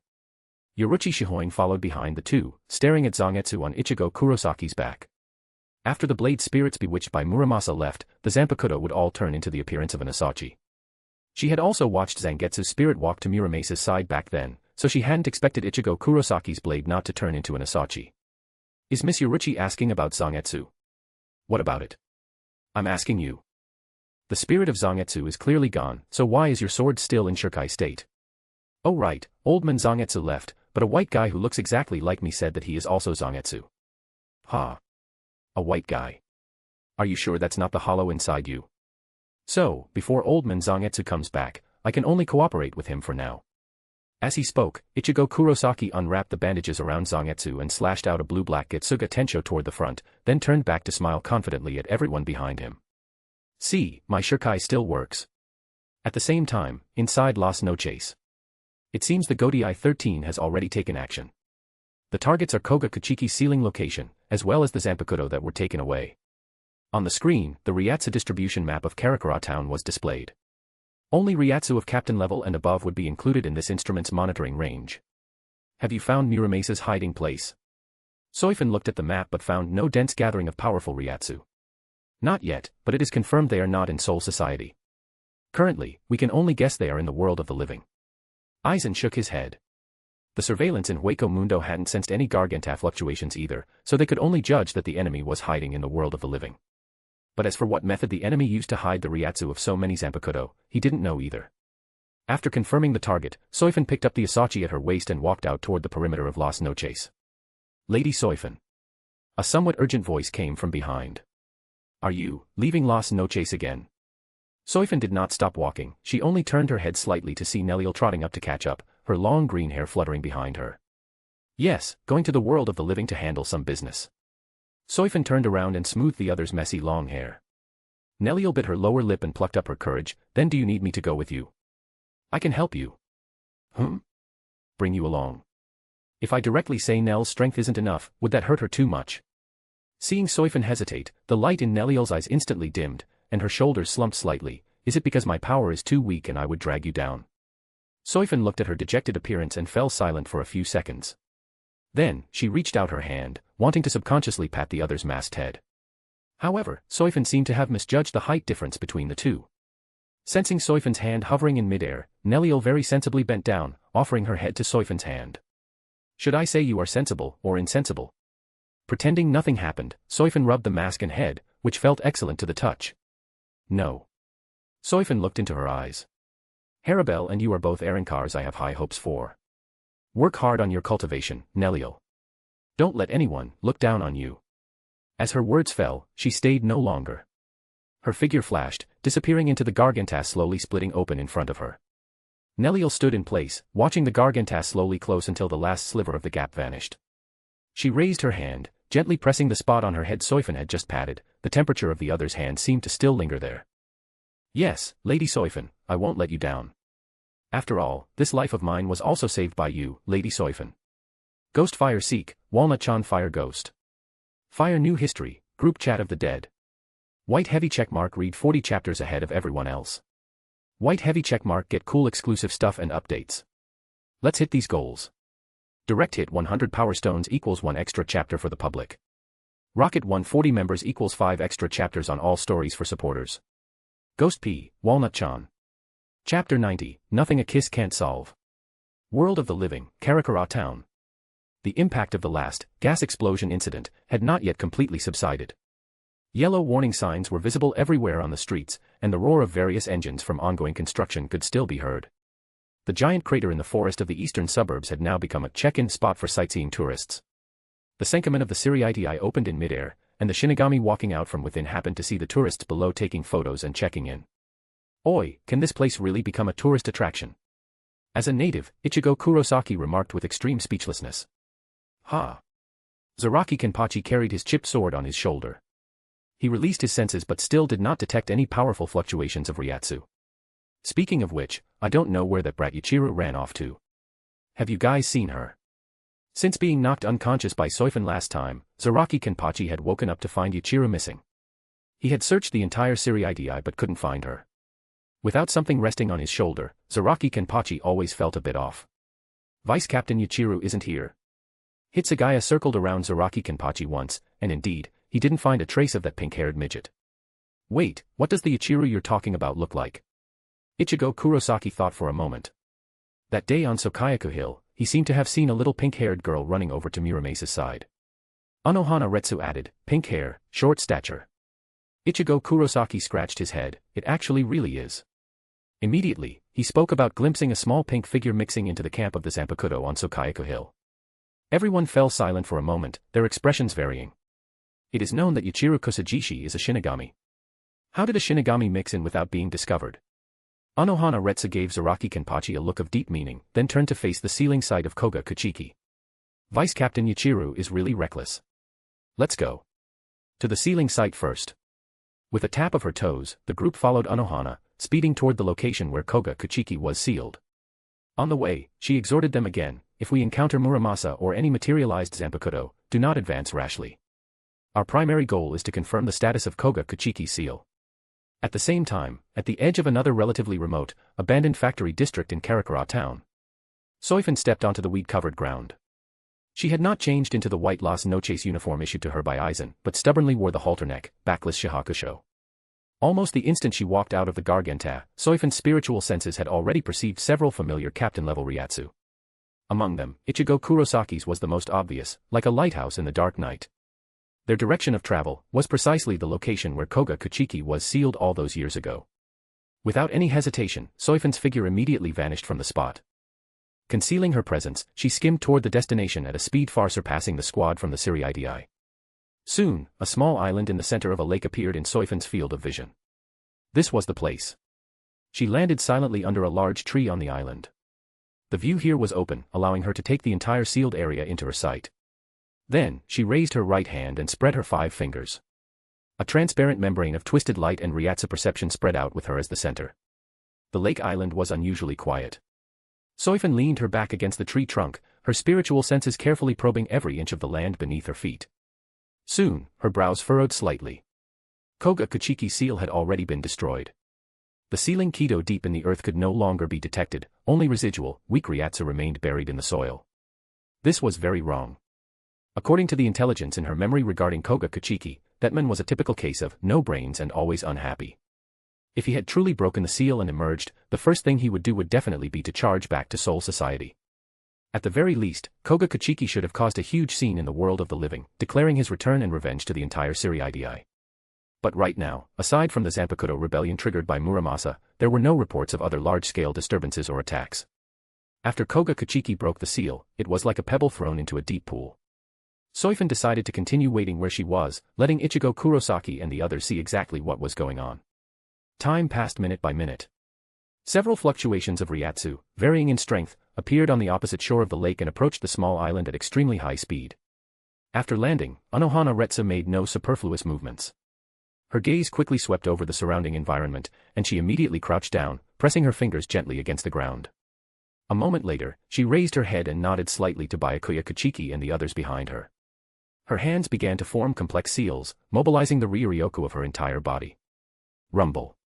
A low humming sound came from underground.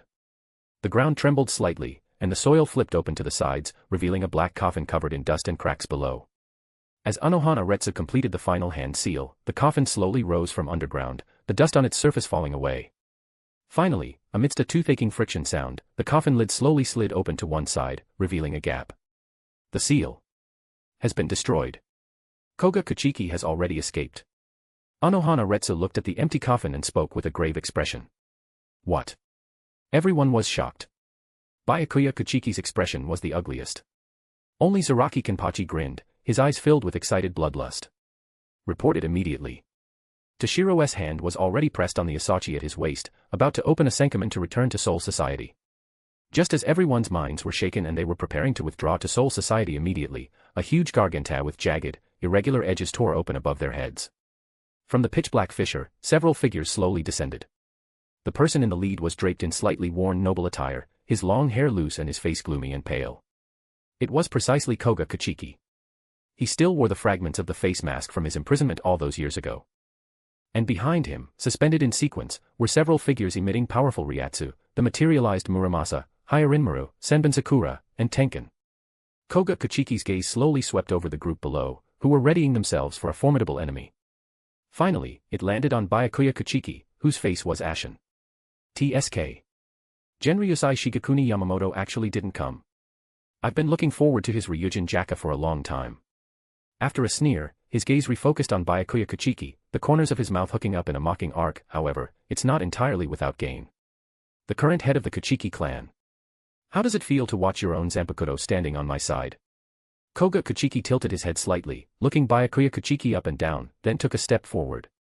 I heard your father, Sojin Kuchiki, was a useless waste with no talent, and your grandfather, Jinrei Kuchiki, was also a senile old fellow, blind to the extreme. Look at the current Kuchiki clan. Look at you. The Kuchiki clan is truly rotten to the core, completely fallen. After venting the pent-up resentment in his heart at Byakuya Kuchiki, Koga Kuchiki clearly felt much more relieved. Hearing Koga Kuchiki's humiliation filled with malice, Byakuya Kuchiki could hardly suppress drawing the Asachi at his waist, intending to go up and fight him. Calm down, Captain Kuchiki. Anohana Retsu reached out to stop Byakuya. The opponent is goading you into attacking. Having said that, Anohana raised her head to look at the Zanpakuto and Koga Kuchiki in the sky. Heh. Koga Kuchiki took in all their apprehension, and his mocking smile deepened. He raised his hand casually. I choose you. Go, Senbon Sakura. The next second, cherry blossom-colored blades filled the sky like steel petals swept up by a storm, pouring down toward the group below, blotting out the sun. Danku. Almost simultaneously, Anohana Retsu, Byakuya Kuchiki, and Toshiro Hitsugaya shouted in low voices. Huge transparent walls of Ryuryoku instantly erected in a row in front of them. Ding ding ding. The pink torrent smashed viciously against the walls of Danku, the chiming sound of blades colliding ringing incessantly. Holding on for less than 10 seconds, the transparent Danku walls trembled violently, and cracks quickly crawled across their surfaces. Crack. Amidst a crisp sound, fragments of the transparent Bakuto fell to the ground like shards of glass. The remaining torrent of blades continued its momentum unabated, attacking the crowd with a scream that tore the air. Scatter. Anohana Retsu shouted urgently. The group evaded in panic in different directions, blades brushing past their bodies. Ha ha ha. Watching the figures below dodging in panic, Koga Kuchiki let out a hearty and twisted maniacal laugh. Did you see that? Byakuya Kuchiki. He pointed his finger at the samurai phantom silently controlling the blades of Senbon Sakura. The power Senbon Sakura displays with me versus with you is completely different. In an instant, his voice came to an abrupt halt. A gigantic blue-black crescent slash, shining with light, tore through the blades of Senbon Sakura without warning, attacking toward Koga Kuchiki and the others. Getsuga, Tensho. Ichigo Kurosaki gripped Zangetsu tightly with both hands. The blue-black crescent smashed viciously into the pink torrent, transforming into a master cleaner of the sky. What? Muramasa. Didn't you say you incited all their Zanpakuto to rebel? Why can this brat still use Shirkai? Koga Kuchiki's eyes almost popped out. He jerked his head around, grabbing Muramasa by the collar, raging impotently. Muramasa, who was grabbed by him, also had a face full of surprise and incomprehension. His blade spirit, Zangetsu, is indeed on our side. Koga, didn't you see it too? Koga Kuchiki froze, as if reminded, and jerked his head to look at the dark space opposite the garganta. That sunglass-wearing man in a black trench coat was standing silently in place, watching them silently. Muramasa also fell into silence. He seemed unable to explain why, even though the blade spirit had clearly been stripped and incited to rebel, the host could still use power that obviously belonged to the origin of the Zanpakuto. Oi! Muramasa. Yoruichi Shihoin's voice exploded in the clearing. Are Soifon and Aizen Zanpakuto also with you? Did they come looking for you? Koga Kuchiki and Muramasa were stunned by her question. Then, as if recalling some unfriendly memories, they silently averted their gazes, giving no answer. Damn it, not answering. Yoruichi Shihoin couldn't care about that much anymore. She only thought of taking down Muramasa along with Koga Kuchiki, then imprisoning the materialized blade spirits and waiting there for Soifon to appear. Do it. Take down Muramasa and Koga Kuchiki first, while they haven't brought the other blade spirits. Before her voice fell, the Ryatsu around her body erupted with a boom. Azure Kido arcs wrapped around her arms and back like tangible lightning, Shunko. Her figure vanished from the spot instantly, leaving only an afterimage and a piercing sonic boom in the air, her target pointing straight at Muramasa. However, Muramasa merely raised his hand. The next second, a pitch-black blade, exaggeratedly huge like a mountain summoned from another dimension, appeared out of thin air directly in front of Yoruichi's charging path without warning. Tenken. Yoruichi's pupils constricted abruptly. Her sprinting speed didn't slow in the slightest, and her right fist wrapped in Shunko smashed viciously against that giant blade. Clang. A terrifying shockwave exploded in a ring shape. The lake's surface was pressed down and then violently whipped up huge waves. Yoruichi's body stagnated slightly in midair. Just as she planned to find a new angle to attack. Unknown to her when, countless tiny ice flowers bloomed silently in the space around her body like living things. An extremely cold aura permeated instantly, rapidly freezing the moisture in the air. It was Hyarinmaru. It controlled the moisture in the atmosphere. The attack happened too fast. Senbin Sakura released an attack at the same time, the pink long river cut off the rescue from the captains below. Simultaneously, that giant blade of Tenken raised up again, carrying a heavy whistling sound as it chopped toward Yoruichi Shihoin from the front. Miss Yoruichi. Ichigo Kurosaki's eyes were about to crack. He wanted to rush up, but the distance was too great, he couldn't make it in time. Yoruichi Shihoin watched the pitch-black giant blade rapidly enlarging in her pupils. Is it over? Soifon, it looks like I won't be able to catch you. The next second. Invisible Ryatsu blasted out in all directions, knocking away all the ice crystals on Yoruichi Shihoin's body. A slender hand belonging to a woman used the tips of her thumb and index finger to steadily pinch the falling blade of Tenken. Time seemed to freeze completely at this moment. Soifon's figure appeared clearly in front of Yoruichi Shihoin. She had one arm around Yoruichi's waist, and their gazes met in the air. Immediately after, Soifon waved casually to the side. Tenken flew backward uncontrollably like a toy, crashing into the lake below and kicking up layers of waves. Yo, isn't this our flash goddess, Lady Yoruichi? So bedraggled. Soifon held the dazed Yoruichi Shihoin, reaching out to smooth the other's messy ponytail. Instantly, Yoruichi's brain was in chaos. The shock of the life and death moment just now had not yet completely dissipated, and the shock brought by Soifon's sudden appearance followed on its heels. Then, she snapped back to reality. Soifon. You. Before she could finish speaking. Soifon's face suddenly leaned in close. Yoruichi Shihoin only felt a softness on her lips. Yoruichi's body stiffened instantly, her eyes widening even rounder. She could feel Soifon's arm around her waist tightening, and she could feel Soifon's other hand caressing the back of her neck, fingertips sinking into her purple hair. Time flowed in silence. Below, Ichigo Kurosaki opened his mouth wide, Zangetsu almost slipping from his hand. Anohana Retsun narrowed her eyes slightly, gripping the asachi in her hand a bit tighter. Byakuya Kuchiki, along with Toshiro, turned their bodies around. Zaraki Kenpachi merely spat, finding it very boring. It wasn't until Yoruichi let out a faint whimper from lack of oxygen that Soifon slowly released her. Soifon's thumb gently wiped across her own lower lip. At the corner of her mouth, a pale blue blood vein pattern flickered in and out. Lady Yoruichi. Soifon pinched Yoruichi Shihoin's chin. How come you aren't even honest, when kissing? Who said that? You are the one. Yoruichi Shihoin retorted stubbornly, speaking with strange sarcasm, using blood vein even when kissing, you really are afraid of death, Soifon. A few seconds later, she came to her senses, staring blankly at the vanishing pattern at the corner of Soifon's mouth, muttering to herself. That's right, the Quincy's blood vein. Soifon, exactly how many things are you still hiding from me? Hearing this, Soifon sneered. With a tug of the hand pinching Yoruichi's chin, she brought the other's face before her own. Looking at Lady Yoruichi, who was close at hand, Soifon leaned forward and whispered in her ear. If Lady Yoruichi hadn't abandoned me back then and left with Kasuki Rahara, perhaps you would have been able to see the moment I awakened my Quincy powers. Tell me, is this the power of revenge granted to me by the will of heaven? Soifon's every word was like a heavy hammer smashing into Yoruichi Shihoin's heart, quickly allowing guilt to occupy the high ground of Yoruichi's soul once again. Ghost Fire Walnut-chan Fire Ghost. Fire New History, Group Chat of the Dead. White Heavy Checkmark New releases are dropping, plus get exclusive content and updates. White Heavy Checkmark help us unlock community rewards. Direct Hit 100 Power Stones equals +1 bonus chapter for everyone. Rocket 140 members equals +5 extra chapters of all stories. Chapter 91, Anohana's Pleasure, bonus chapter. Taking advantage of the interval where Soifon and Yoruichi Shihoin were stuck together like glue, Koga Kuchiki and Muramasa quietly exchanged a look, then nodded gravely. The target is thorny, we can't beat her, retreat. Next time, they would bring those troublesome materialized spirits to deal with Soifon. At the same time, the gaze Koga Kuchiki cast toward Muramasa hid a hint of resentment. This guy actually didn't mention that Soifon's strength was this powerful, was he his Zanpakuto or not? He truly has a death wish. If I didn't still need Muramasa to help control the Zanpakuto, I would have long ago. Almost without any hesitation, Koga Kuchiki waved his hand fiercely backward. Go. Muramasa responded immediately. The materialized forms of Senbon Sakura and Hyarinmura showed no lingering attachment to their masters, turning into streams of light to follow close behind him, vanishing into the Garganta behind them. The entire process happened as fast as a breath.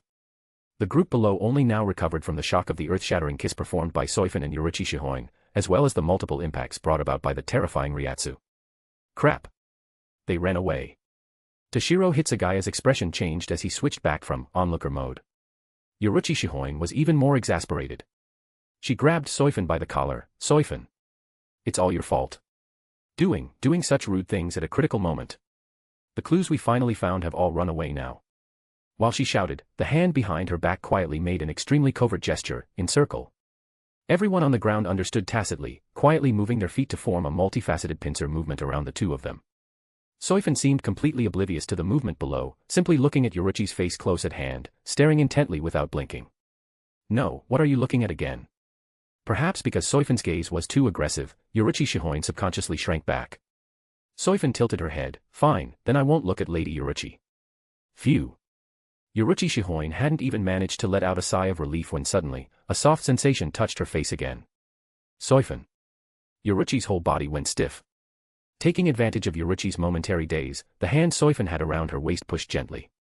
Soifon herself floated backward as if weightless, escaping from the center of the encirclement with elegance and composure. Hey! Don't think about running. Zaraki Kenpachi was the first unable to hold back, rushing up with that chipped blade. Regrettably, he still wore the eye patch that suppressed his Ryatsu. Soifon appeared at Zaraki Kenpachi's side as if teleporting, delivering a knife hand strike to the back of his neck, allowing him to once again enjoy sleep like a baby. Thud. Zaraki Kenpachi's forward momentum came to an abrupt halt. His massive body swayed before smashing onto the ground, kicking up a cloud of dust as he lost consciousness. Soifon didn't even look at the fallen Zaraki Kenpachi. Her gaze turned to Anohana Retsu, who had been standing quietly to the side. Why did Zaraki Kenpachi put the eye patch back on? Does he dislike being too strong? Oh my, that is Captain Zaraki's personal wish. The gentle smile on Anohana Retsu's face remained unchanged, but a trace of excitement flashed in the depths of her eyes. Tisk, TSK. Soifon clicked her tongue in disdain. If he continues to seal himself like this, he will only get weaker and weaker. Anohana Retsu nodded slightly, her voice still soft. I can tell. However, Captain Soifon, you have clearly parted ways with the Siriitii, yet you are still so concerned about the combat power of the Gotei 13. Why not plead guilty in return? Perhaps His Excellency, the Captain Commander, will be lenient. Soifon huffed coldly and did not reply. Just then, Anohana Retsu, who had been like a bystander, moved. She simply took a step forward and slowly drew the Asachi at her waist. Clang. A wave of transparent air washed out from Anohana's body, causing the captain's Haori on her shoulders to flutter slightly. Sensing the opponent's surging fighting spirit, Yoruichi Shihoin frowned, realizing things were not simple. This is bad. She waved her hand broadly. Byakuya, Toshiro, take Zaraki Kenpachi and retreat. As for Ichigo Kurosaki, stat freaks aren't afraid, no need to worry about him. Meanwhile, the smile on Anohana Retsu's face could no longer be suppressed. It was no longer the usual gentle warmth, but carried a hint of maniacal battle lust. 1 step, 2 steps. From a slow walk to a brisk walk, and then into a run.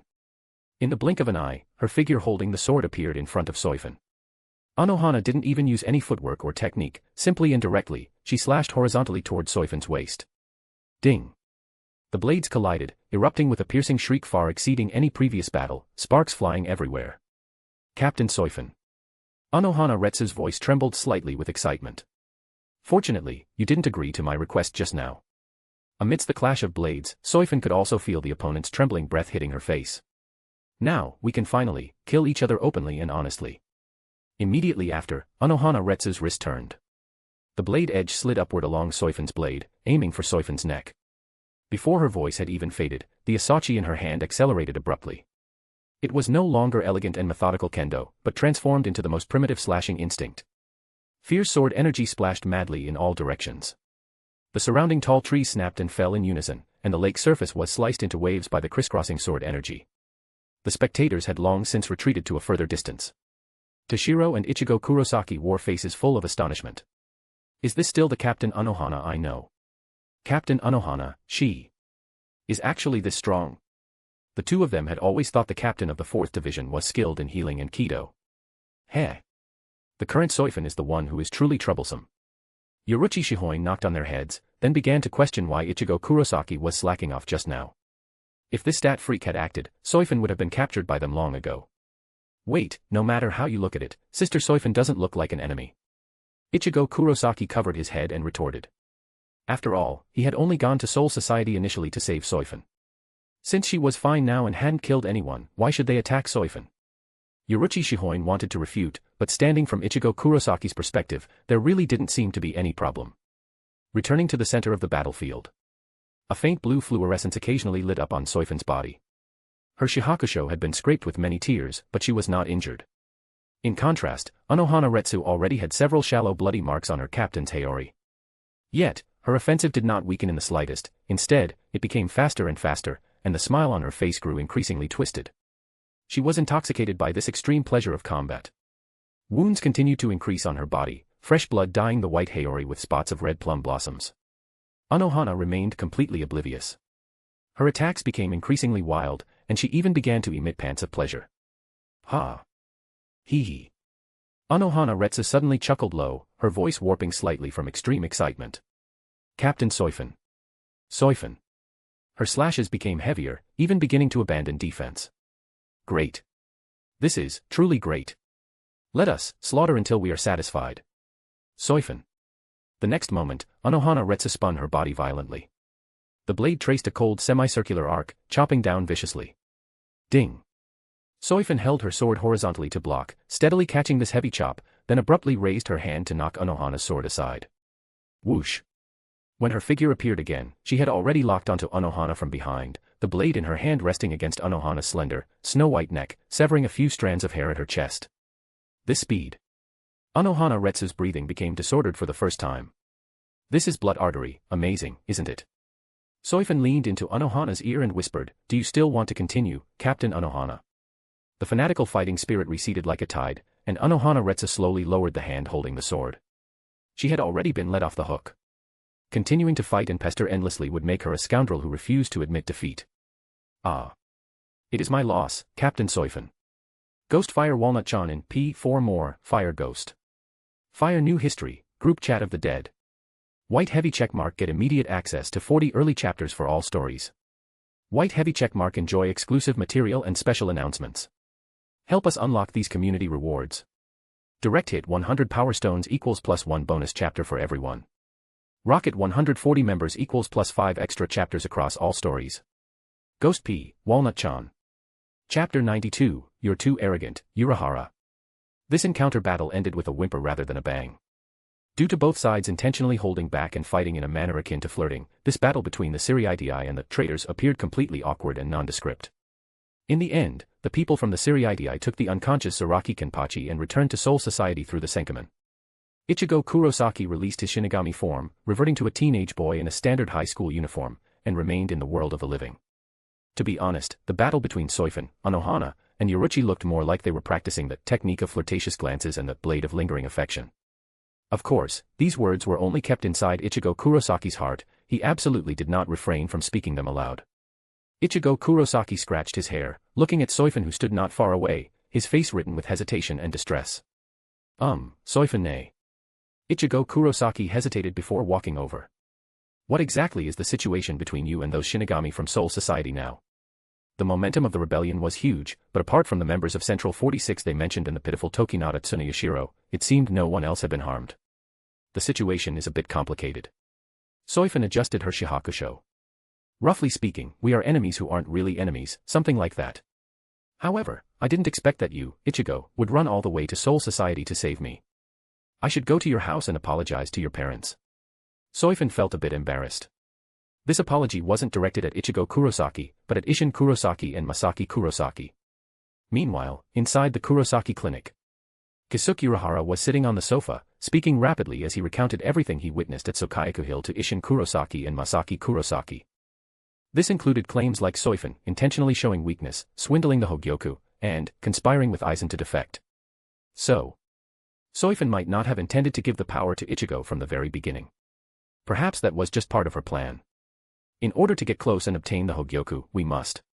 Just as he was speaking with great enthusiasm, the sound of the door opening came from the entryway. Ichigo Kurosaki walked in, bringing along Soifon, who had switched into her human form. After laying her cards on the table, Soifon couldn't be bothered to wear a jigai to move around in the world of the living. She directly used her Quincy abilities to convert her body into spirit particles, allowing her to become a physical entity in human form. In the living room, Kisuke Urahara's lofty discourse came to a halt. He abruptly sprang up from the sofa, his entire person instantly entering a state of alert, and subconsciously blocked the front of Isshin Kurosaki and Masaki Kurosaki. Mr. Isshin, Mrs. Masaki, be careful. Subsequently, Kisuke Urahara looked at Ichigo Kurosaki. Ichigo, look clearly. The person you brought back is Soifon. You haven't fallen under Kyoka Suigetsu, have you? Ichigo Kurosaki was stunned by his reaction. What Kyoka Suigetsu? I definitely brought Soifon back. Kisuke Urahara quickly interrupted him, repeating the words he had just said to the Kurosaki couple to him. About that. Ichigo Kurosaki interrupted him with some embarrassment. My dad actually told me a little about it long ago. My power was intentionally activated by Soifon. The moment these words fell, Kisuke Urahara was rendered speechless for a moment. Isshin Kurosaki sat on the sofa, revealing a slightly helpless smile.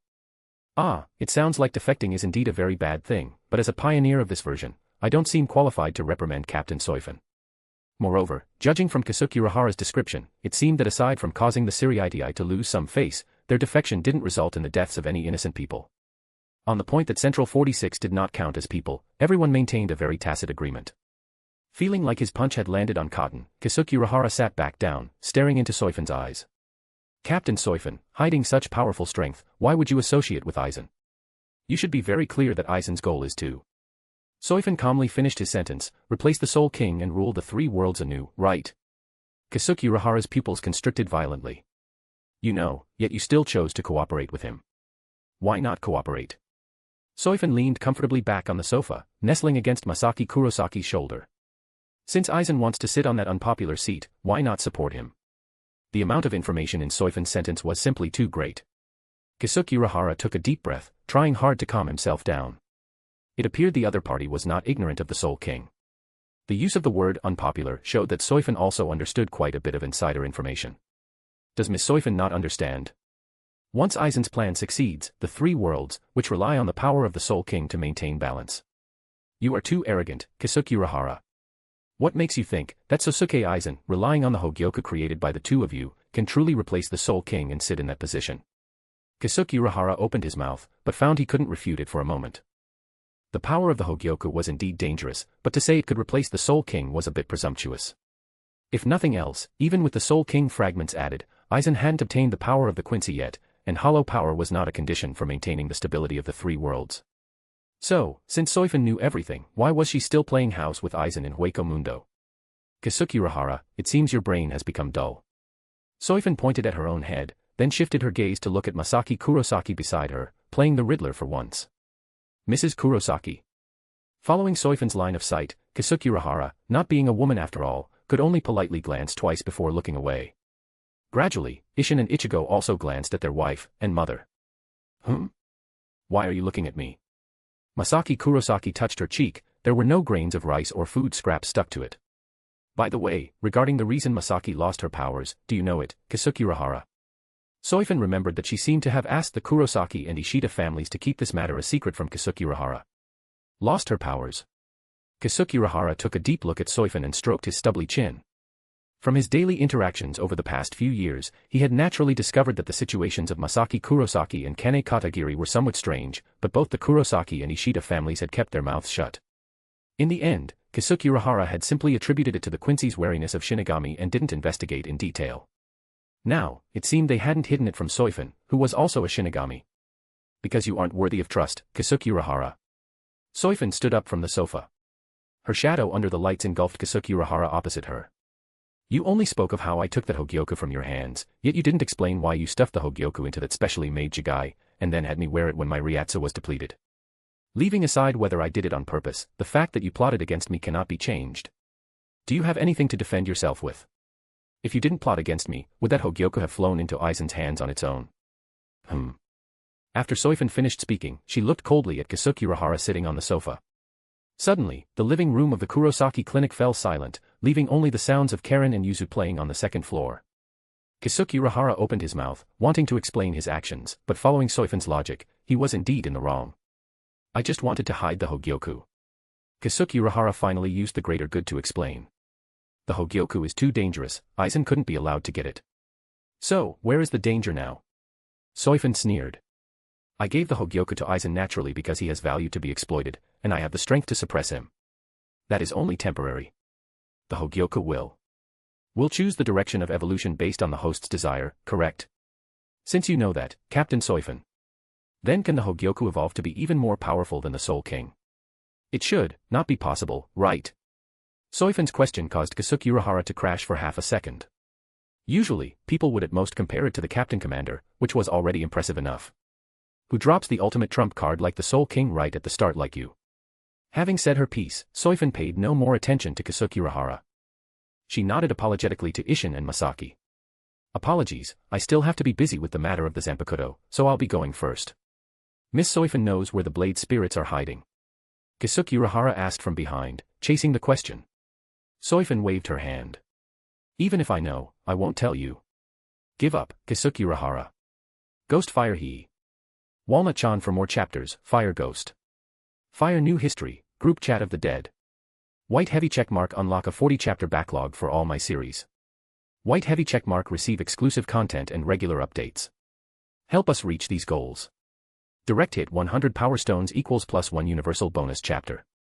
Rocket 140 members equals +5 extra chapters for all stories. Ghost P, Walnut-chan.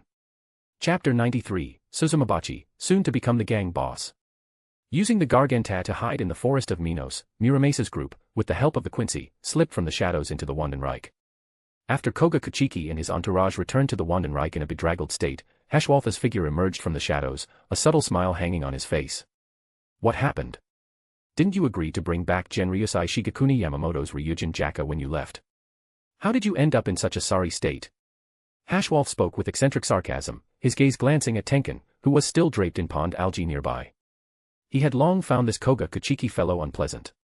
Clearly, it was Koga Kuchiki Zanpakuto, Muramasa, who had found the members of the Wandenreich in the world of the living to cooperate. Yet, after being rescued by their empire, not only did he show no gratitude, but he also held himself in high regard. Koga Kuchiki actually believed that it was because the Wandenreich couldn't defeat the Shinigami that they had invited him to cooperate. If not for the fact that both sides shared a common enemy, and that Muramasa was extremely loyal to Koga Kuchiki, Hashwalth would really consider turning this guy into a human stick, keeping only Muramasa. TCH. Koga Kuchiki spat unhappily, ignoring Hashwalth. He led Muramasa and the others back to the area designated for them by the Empire to rest. Grandmaster, is this guy really reliable? A skin followed behind Hashwalth, watching Koga Kuchiki walk further away. He didn't much like the Shinigami with the terrible temper. Of course, he is unreliable. Hashwalth hadn't expected to rely on this guy to conquer the Siriitii of Soul Society in the first place. As long as he could make these muddy waters even muddier, that would be enough. With Meninis abducted, the Shinigami might have already discovered the existence of their Wandenreich, they just didn't know the hiding spot yet. Right now, what the Wandenreich lacked most was time. Returning to the territory assigned to them by the Wandenreich, the anger Koga Kuchiki had suppressed the whole way finally erupted at Muramasa. He turned abruptly, grabbing Muramasa by the collar and shoving him against the cold wall, the impact making a muffled thud. You bastard! Soifon was right nearby. Why did you open the garganta? Are you trying to get me killed? Being imprisoned for hundreds of years had made Koga Kuchiki's already poor personality become increasingly twisted. Muramasa bore the other's anger, his voice somewhat helpless. Apologies, I didn't sense Soifon nearby either. Just as Koga Kuchiki was about to get physical again, a voice cut in. Yo, what's going on here? A slightly playful female voice approached from a distance. Suzumabachi, looking for a spectacle, flew over to the two of them with two blade spirits behind her, all wearing expressions that suggested they didn't mind watching the drama escalate. Suzumabachi, Zangetsu, Kyoka Suigetsu. Relying on their own powerful stats and mechanics, they had become the big three among this group of blade spirits. Even Hyarinmaru felt inferior to them. What? You hit a wall outside, so you come back and take it out on your own sword. You have no skill yourself, yet you blame the sword for being dull. Truly an expert in civil war, but an amateur in foreign wars. Suzumabachi circled around the two in the air. Behind her, Zangetsu with his hands in his pockets and Kyoka Suigetsu with a face full of smiles didn't speak, but the disdain in their eyes was unconcealed. In short, we have only one goal in attacking the Siriidii. Let the original masters become the mounts, and we become the kings. Applause if you understand. Crackling applause sounded endlessly like waves on the shore. Many female blade spirits cast admiring glances at Suzumabachi. Hueco Mundo, Las Noches. After Soifon returned, Aizen immediately sought her out. What is it? Was the intelligence wrong? Or has Koga Kuchiki already gone into hiding? Sosuke Aizen looked at the empty-handed Soifon and asked. Koga Kuchiki has already escaped trouble. Moreover, he laid a trap there waiting for the people of the Siriidii to come, but I saved them once. Soifon did not hide it, confessing the news that she had saved them. Is that so? That is also fine. The Shinigami still rely too much on their Zanpakuto. After losing the blade spirits, they are simply too fragile to look at. It seemed Aizen was intentionally or unintentionally alluding to a certain physical stats trash, Oza's hero Kenpachi. You can't say that. After all, not everyone has talent, Captain Aizen. Indeed. Aizen clasped his hands behind his back, leading Soifon to the laboratory. The unconscious Meninus was lying inside a transparent glass cover filled with white hypnotic gas. Since Kyoka Suigetsu had been incited to rebel by Muramasa, all the complete hypnosis Aizen had previously applied had lost effect. He could only use this method to keep Meninus a bit more behaved. Aizen was very interested in the Quincy's Volstandig. However, due to Soifon's presence, Aizen could only stop his research at the step of drawing blood for testing. However, this gave Aizen a bit of new inspiration. Perhaps he could use the Hogyoka to create a strengthening state similar to Volstandig for the Espada as well. Approximately 3 days from now, Muramasa will lead the Zanpakuto to attack Soul Society. Looking at the sleeping Meninus, Soifon reached out to stroke the glass cover, then casually told the other party the intelligence. Oh. Aizen was somewhat surprised. How does Captain Soifon know? Retracting her hand, Soifon left behind a sentence, Suzumabachi told me. When Muramasa opened the garganta, Soifon, who was hiding at the time, felt the connection between herself and Suzumabachi. Immediately after, Suzumabachi's voice sounded in her heart. 3 days later, I will make Muramasa attack Soul Society. Ghost Fire Walnut-chan Fire Ghost. Fire New History, Group Chat of the Dead. White Heavy Checkmark new releases are dropping, plus get exclusive content and updates. White Heavy Checkmark help us unlock community rewards. Direct hit 100 Power Stones equals +1 bonus chapter for everyone. Rocket 140 members equals +5 extra chapters of all stories. Chapter 94, I can tell you, the invasion plan was set by Suzumabachi. Soul Society, Siriidii. Even though the sun was shining brightly, the Siriidii was still shrouded in an oppressive atmosphere. The patrolling squad members kept their hands on their sword guards, looking as if they were ready for battle at any moment. On the training grounds of the 2nd Division, 2 petite figures collided and crossed paths at high speed, the clashing sounds of blades ringing incessantly. The shihakusho worn by Momo Hinamori and Rukia had been sliced open in several places by each other. Every strike they made carried their full strength, even if they accidentally cut a bloody streak on the other's body, they had no intention of stopping. Their chests heaved slightly, stray hairs sticking to their skin by their ears, as fine beads of sweat flowed continuously down their fair skin. Wiping the sweat from their chins, the two exchanged a look and tacitly walked to the nearby stone steps to sit down. Staring into her own eyes reflected on the blade, Momo Hinamori spoke bitterly. Rukia, is practicing like this really useful for us now? Even the Zanpakuto are gone, even if our Ryatsu has improved a little. Rukia pursed her lips tightly and did not answer. After a long time, the two raised their heads in unison, looking toward the sky above Sokayaku Hill, the place where the person they admired had departed. The captain commander said that Muramasa will definitely attack the Siriitii again with the Zanpakuto. When that time comes, perhaps teacher Soifon will also appear in order to retrieve her blade spirit. After saying this, Rukia took a deep breath and stood up again, holding her sword and walking to the center of the field, ready to start the second round of sparring.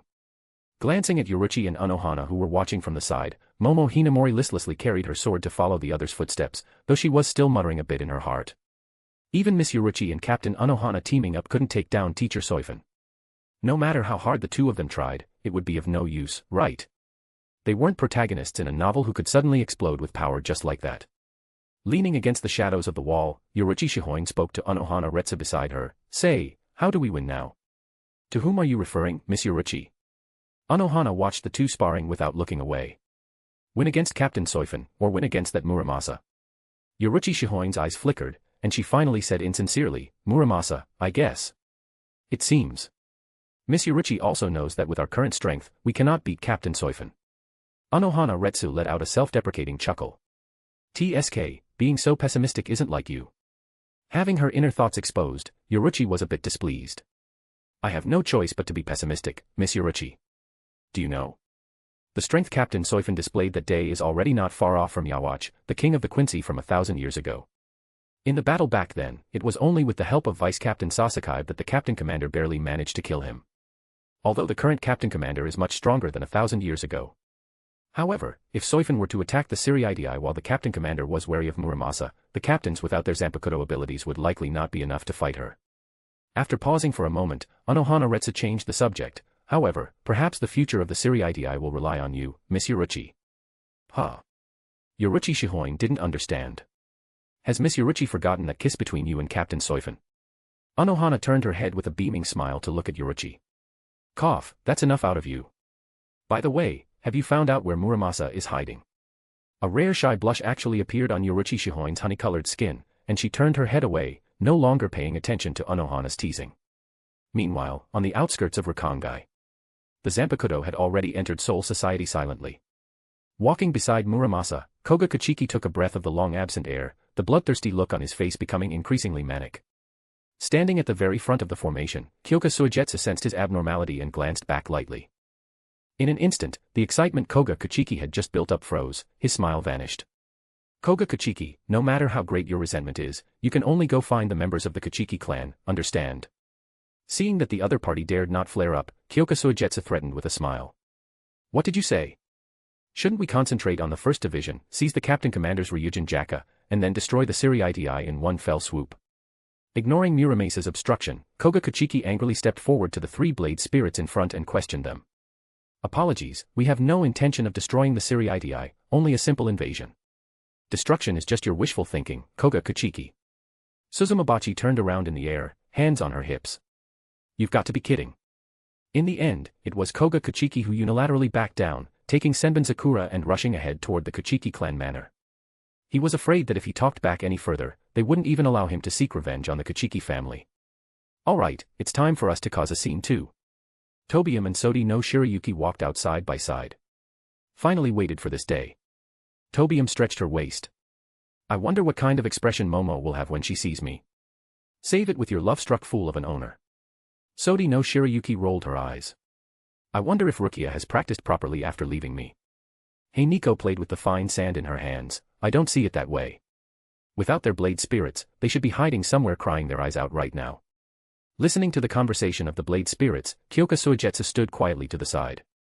She tilted her head slightly to look at Suzumabachi beside her. Are you sure? Sosuke will come. Of course. Suzumabachi puffed out her flat chest. I already told her the news of today's attack back when we were in the world of the living that day. Listening to Suzumabachi's solemn vow, Kyoka Suigetsu chuckled softly, causing the blade spirits around her to shudder without cold. That is good, that is good. Kyoka Suigetsu's voice sounded as ethereal as a dream. I have wanted to teach Sosuke a good lesson for a long time. Although the tone was gentle, the surrounding air inexplicably dropped several degrees. Zangetsu silently shifted to the side, and Suzumabachi subconsciously shrank her neck. Truly, like master like sword, the Zanpakuto of that scheming man, Sosuke Aizen, was indeed an abnormal existence. After a moment of silence, Zangetsu hesitated before asking, Ichigo, will he come? Suzumabachi blinked, that I don't know. Hearing this, Zangetsu added in a low voice, if possible, I do not wish to fight with Ichigo. As his voice fell, the gazes of several surrounding Zanpakuto were cast over in curiosity. Tobium dragged out the syllable, her face full of gossip. Since you don't want to fight your master, why did you run over here with us? Zangetsu was silent for a long time. If I didn't come here, Zangetsu finally said in a low voice, I also wouldn't be able to go to Ichigo's side. Tobium wanted to ask more, but was gently pulled by the sleeve by Sodi no Shirayuki, who shook her head at her. Seeing this, Suzumabachi clapped her hands, breaking the somewhat heavy atmosphere. All right, it's about time. That guy Koga Kuchiki has been gone for a while, he should have already caused a commotion. Boom, boom, boom. Explosions sounded one after another, mixed with the loud noise of collapsing buildings and rising dust, coming from the direction of the Kuchiki family in the Noble District, accompanied by obvious Ryatsu fluctuations and ground tremors. On the 2nd Division training grounds, Momo Hinamori and Rukia stopped their movements simultaneously, turning their heads abruptly to look in the direction where the explosions came from. In the distance, smoke and dust could be seen rising from the Noble District area. Almost simultaneously, the figures of Sodi no Shirayuki and Tobium appeared silently on the roof of the 2nd Division barracks. Sodi no Shirayuki slowly raised her hand. The moisture in the air froze rapidly, turning into countless sharp ice spikes that shot toward the courtyard and buildings below. Beside her, Tobium waved the 7-branched sword in her hand forward. Several massive fireballs condensed out of thin air, dragging blazing tails as they smashed ruthlessly toward the 2nd Division's office building. In an instant, a world of ice and fire transformed the 2nd Division station into a messy battlefield. Further away, chaotic loud noises and shouts of killing came from other directions as well. Sajin Kamamura's Tenkan transformed into a giant, collapsing houses wherever it passed. The dust incarnated by Heiniko mixed with the ice crystal storm created by Hirinmaru, executing an extremely rare cooperative technique, leaving behind deep gouges and shattered ice crystals. In front of the 1st Division barracks, the materialized forms of 3 Zanpakuto, Ganryamaru, Kaiten Kayakatsu, and Sojio no Kotawari, stood side by side, facing Chojiro Sasakai who rushed out of the barracks, as well as Shunsui Kairaku and Jushiro Yukite who had rushed over upon hearing the news. Oh my, oh my. Kaiten played with her own hair tips. I didn't expect such speed, Chojiro. Apologies, the way ahead is forbidden. Shunsui Kairaku touched the bamboo hat on his head. If possible, I don't want to draw my blade against little Kaiten either. By now, most of the Zanpakuto had matched up with their respective masters. War was on the verge of breaking out, and the entire Siriidii had turned into a pot of chaotic porridge. 2nd Division Courtyard. Tobium. Sodi no Shirayuki. The voices of Momo Hinamori and Rukia rang out simultaneously. The two gripped the Asachi in their hands tightly, staring dead at those 2 familiar figures on the roof. Why? Momo Hinamori's shout carried a sobbing tone. Why attack the Siriidii? Attack the 2nd Division. Tobium lightly covered her mouth with her wide sleeve. Hee hee. Momo, you are still so naive. Attacking the Siriidii was not my idea, I am merely acting on orders. Acting on orders. Momo Hinamori's pupils constricted, and then anger surged in her heart. You actually listened to the orders of that ugly guy Muramasa. Tobium. You have disappointed me too much. Compared to Tobium's betrayal, Tobium's low taste in aesthetics made Momo Hinamori break down even more. The smile on Tobium's face vanished instantly, replaced by a flushed look of offense. Don't speak nonsense. I didn't listen to that guy Muramasa's orders. She put her hands on her hips, glaring at Momo Hinamori angrily. I can tell you, the plan to invade the Siriidii was formulated by Lady Suzumabachi. That's right. Sodi no Shirayuki nodded in agreement from the side. Just like you listen to Captain Soifon, it's quite normal for us to listen to Lady Suzumabachi, isn't it? Ghost Fire P. Walnut-chan Fire Ghost. Fire New History, Group Chat of the Dead. White Heavy Checkmark read 40 chapters ahead on all series. White Heavy Checkmark get exclusive content and updates. Help us hit our targets. Direct hit 100 Power Stones equals +1 free chapter for all. Rocket 140 members equals +5 bonus chapters, all stories. Chapter 95, Resonating with the Sword in Battle, 4K. Inside the Siriidii, explosions and roaring thunder rose one after another. Most of the Blade Spirits had already sensed their master's spiritual pressure and initiated attacks on their own, leaving only a scattered few with no fighting spirit standing in place. Wait, Kyoka Soijetsu, why are you still here? Suzumabachi suddenly reacted. It seemed this invasion operation hadn't gone according to plan from the very beginning. What happened to the agreed-upon complete hypnosis of all Shinigami? I am waiting for Sosuke. Kyoka Soijetsu turned her head with a beaming smile. Besides, I don't like Koga Kuchiki, so I don't really want to help him. After all, it was Suzumabachi who had said those words. Kyoka Suigetsu had never agreed to them, nor had Muramasa or Koga Kuchiki asked. Is that so? Then you'll probably have to wait a good while. Suzumabachi scratched her head. After all, she hadn't sensed Soifon's arrival yet. In truth, Suzumabachi wasn't entirely unaffected by Muramasa, otherwise, she wouldn't have materialized and left the Zanpakuto. Probably back when Soifon was still working part-time as a teacher at the Shino Academy, Soifon had found Toshiro Hitsugaya, who was still a commoner. Since that day, Suzumabachi felt her connection with Soifon had become even tighter. As long as they weren't separated by worlds, they could sense each other's existence. I say, too. Big sisters. I also want to go teach that guy Marekio Omida a lesson. I don't know. Beside them, Gejitsubiri, with his tall stature and fawning expression, rubbed his hands together. Marekio Omida. Suzumabachi pressed the blade of her right hand against her chin. Fine, you go then, Gejitsubiri. You aren't needed here. Oh. Thank you, big sister Suzumabachi. Having received the leader's permission, Gejitsubiri disappeared from the spot with a whoosh using Shuinpa, heading straight for the Siriidii. His speed was completely mismatched with his massive body. At the same time, a terrifying tremor erupted from the direction of the Kuchiki clan grounds, and dazzling pink petals soared into the sky. So far, in this invasion battle of the Siriidii, only the battle at the Kuchiki house was one of life and death. Forget it. Even if Sosuke hasn't come yet, I should go take a look at the Kuchiki house.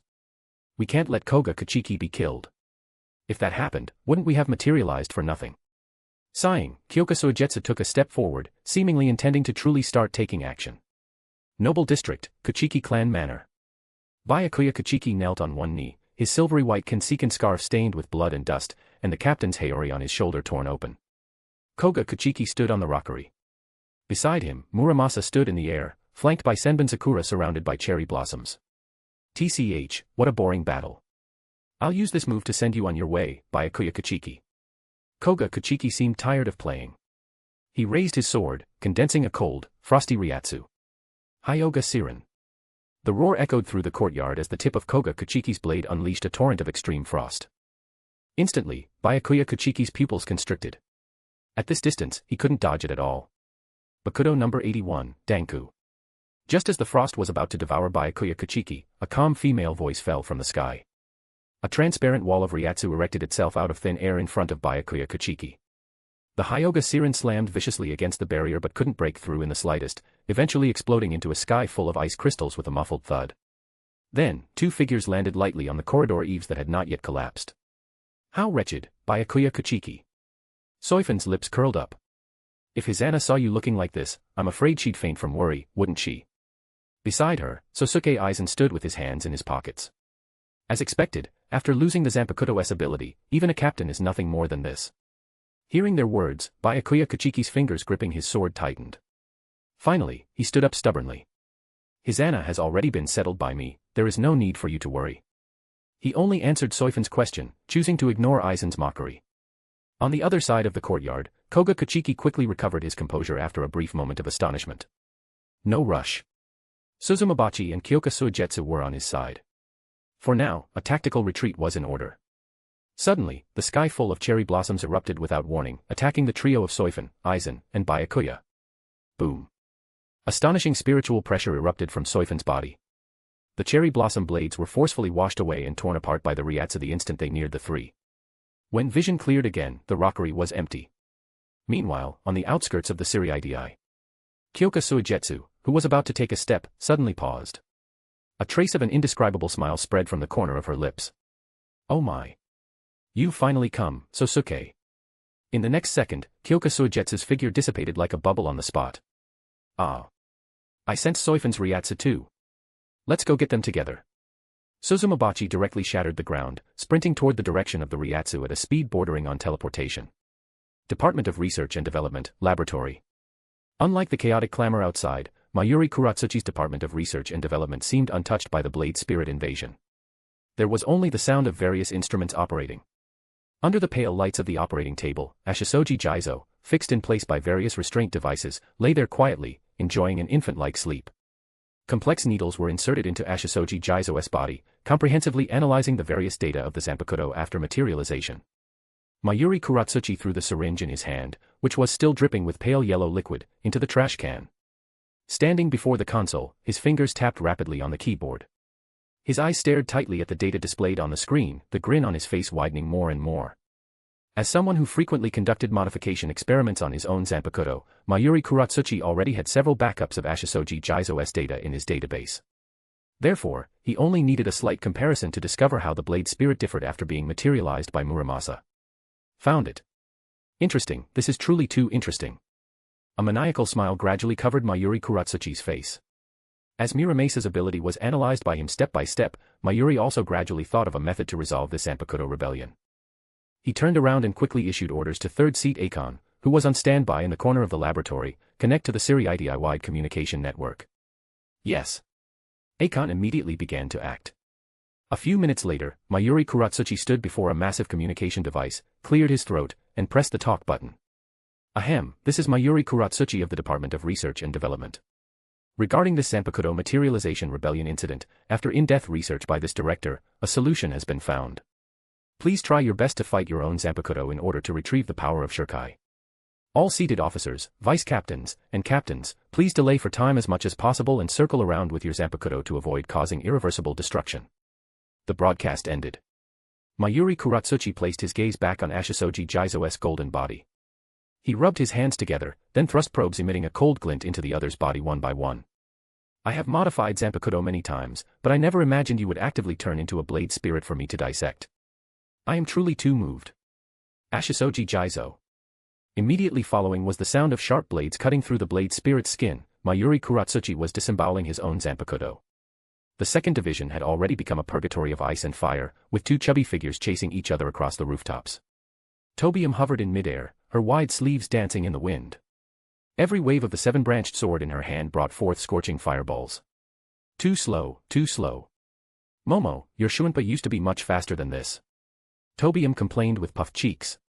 Another fireball exploded, grazing the hem of Momo Hinamori's clothes, the splashing sparks burning red marks onto her arm. The unexpected pain caused a few drops of tears to flow from Momo Hinamori's eyes. Momo Hinamori rolled to dodge a pincer attack from 3 fireballs, supporting herself on her knees as she gasped for air. Sweat dripped from her chin.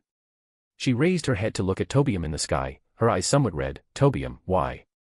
Seeing this, the dissatisfaction in Tobium's heart grew even stronger, and the frequency of her attacks became increasingly intense. What is with that expression? What is with those tears? Can your tears allow you to outrun others in love? On the other side, Sodi no Shirayuki gently raised her hand. The moisture in the air condensed into countless ice spikes that shot toward Rukia. Rukia gritted her teeth and weaved through the ice spikes. Her shihakusho was already covered in cuts, and an ice prism had grazed her left cheek, drawing blood. Truly disappointing. Sodi no Shirayuki's tone was filled with regret. After leaving me, have you regressed to this extent, Rukia? Just as this atmosphere of despair pervaded, the broadcast from the Department of Research and Development pierced through the explosions and roars, clearly transmitting to every corner of the Siri-IDI.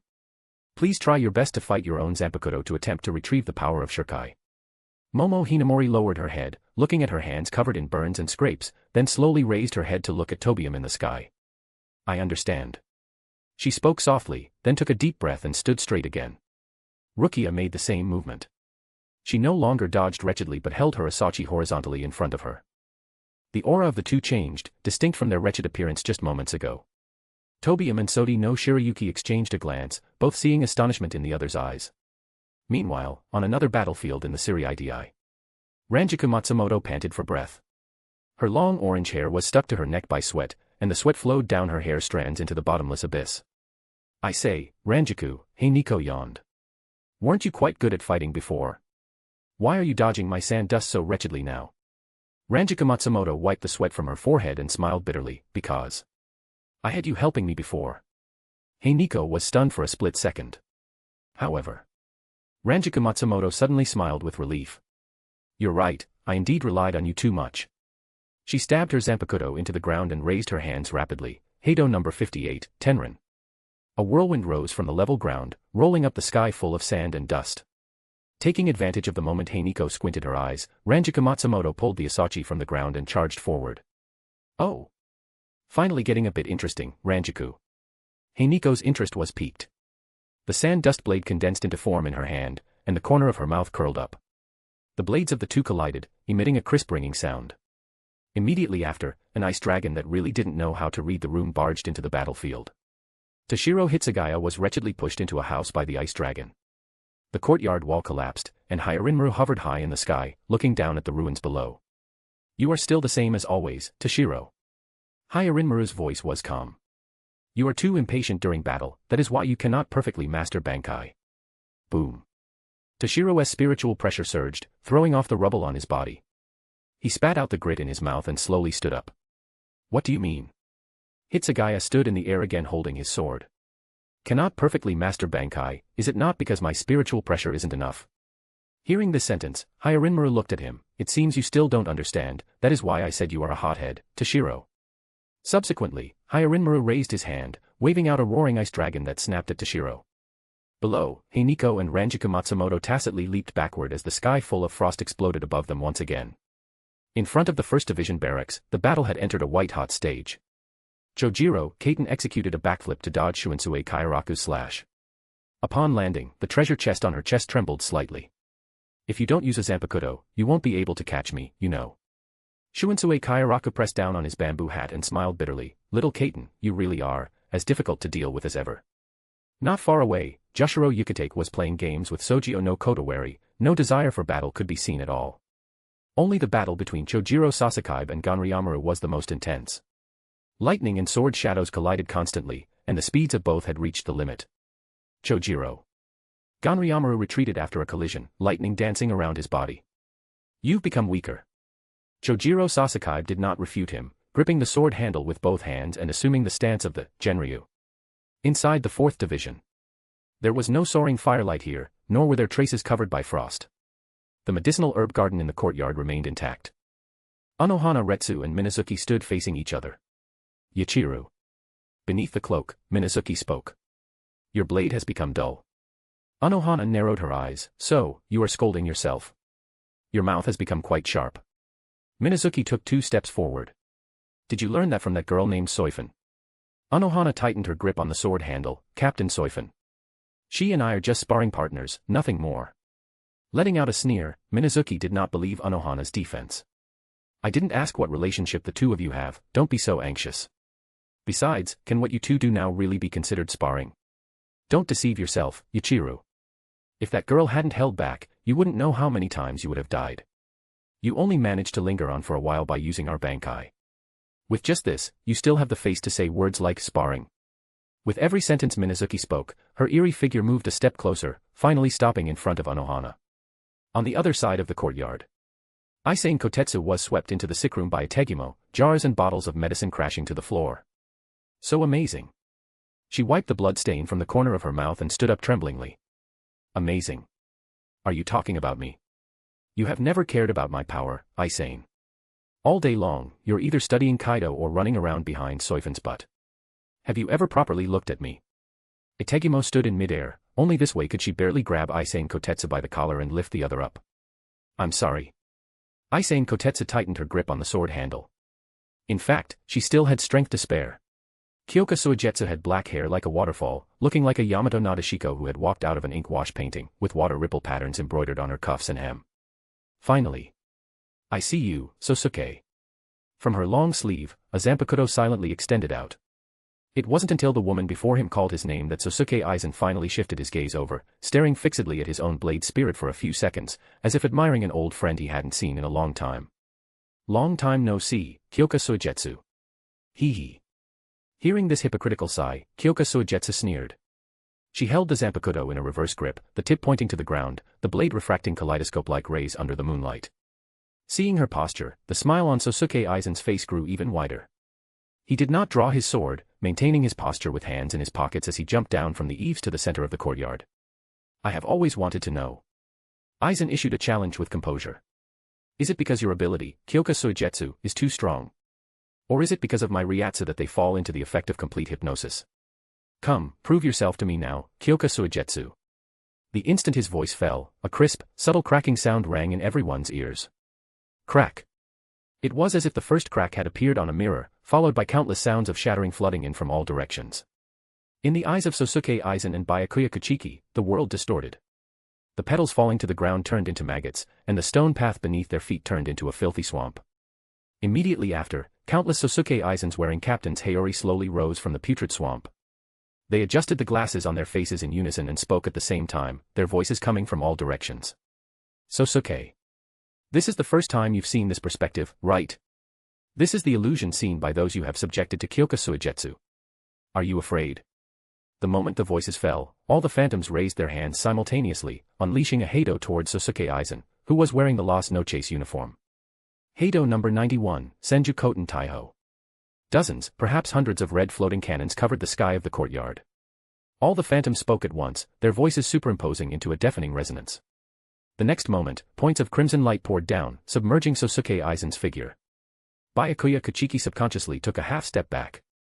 Even knowing this was an illusion, the Ryatsu he perceived felt so real that his body's instincts were still warning him. However, Aizen looked straight at the oncoming light cannons and did not move. At the same time, he raised his hand, also without chanting the incantation, and released Senju Koten Taiho in a single direction.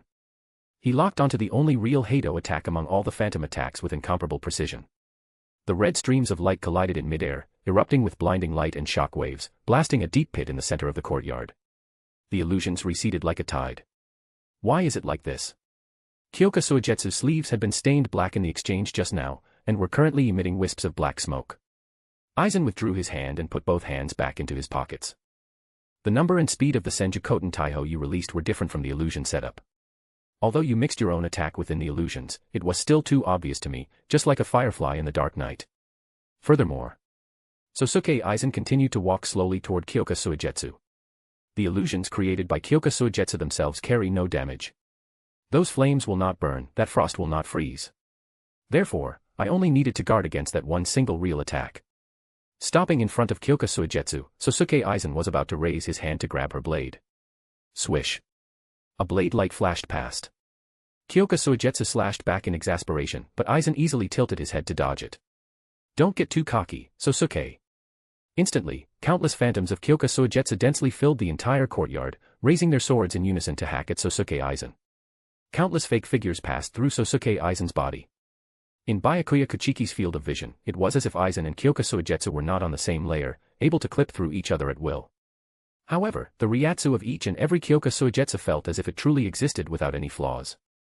It was truly too contrary to common sense, even for a captain-level figure like Byakuya Kuchiki. It was hard to imagine how Sosuke Aizen managed to hold back from attacking. Ding! A long-absent sound of blades colliding rang out in the courtyard. Sosuke Aizen raised his sword, steadily blocking the slash of one of the Kyoka Suigetsus. How is it possible? Kyoka Suigetsu muttered in a daze. How could you possibly distinguish it? Under complete hypnosis, all senses should be. Of course, it is because your Ryatsu is insufficient to completely hypnotize me. Aizen interrupted her words. Kyoka Suigetsu's ability is indeed powerful, but executing it requires two prerequisites. First, let the opponent see the Shirkai process. Second, the caster's Ryatsu must be sufficient to overpower the opponent's perception. Your hypnosis ritual was completed very well, but your Ryatsu is far inferior to mine, and... Aizen tilted his head slightly, staring at the Kyoka Suigetsu blade spirit whose eyes were somewhat unfocused. And what? From this moment on, Kyoka Suigetsu seemed more like a Shinigami who didn't understand blade spirits, while Aizen seemed more like Kyoka Suigetsu's blade spirit. And, there is the most important third point, which I have actually never told you. That is, using Kyoka Suigetsu, aside from powerful Ryatsu, also requires a little bit of brains. The corners of his mouth curled up into a slightly mocking arc. Aizen raised his hand and lightly tapped his own head, clearly mocking Kyoka Suigetsu for not being bright. As his voice fell, Kyoka Suigetsu stumbled back a step, but her blade was tightly grasped by Sosuke Aizen. At this point, the blade was thoroughly under Aizen's control, and she could no longer cast Kyoka Suigetsu's illusions at all. She looked down at the Zanpakuto in her hand, beginning to fall into deep self-doubt. I am Kyoka Suigetsu. She fell into self-doubt. I am your Zanpakuto. My power originates from you, how could the gap be so obvious? Is it precisely because of this that you are unwilling to use my Bankai? Sosuke.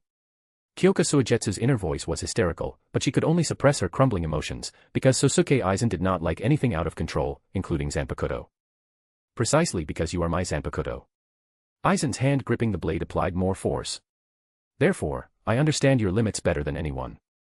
Saying this, Aizen took another step forward. Go back, Kyoka Suigetsu. This farce should end.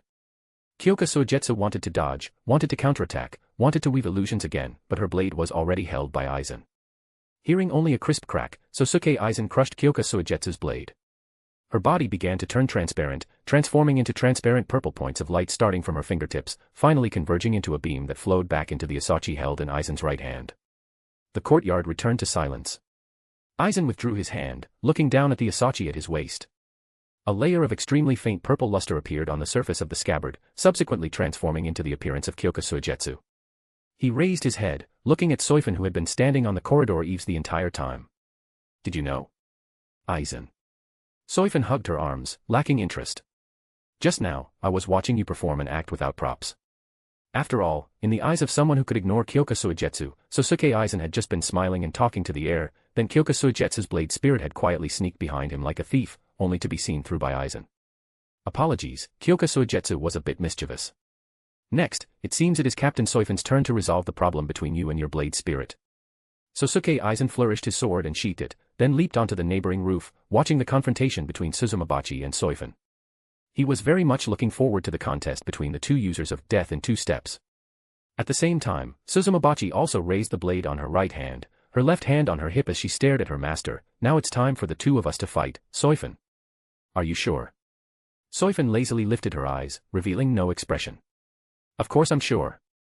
Suzumabachi puffed out her flat chest. I've waited a long time for this day.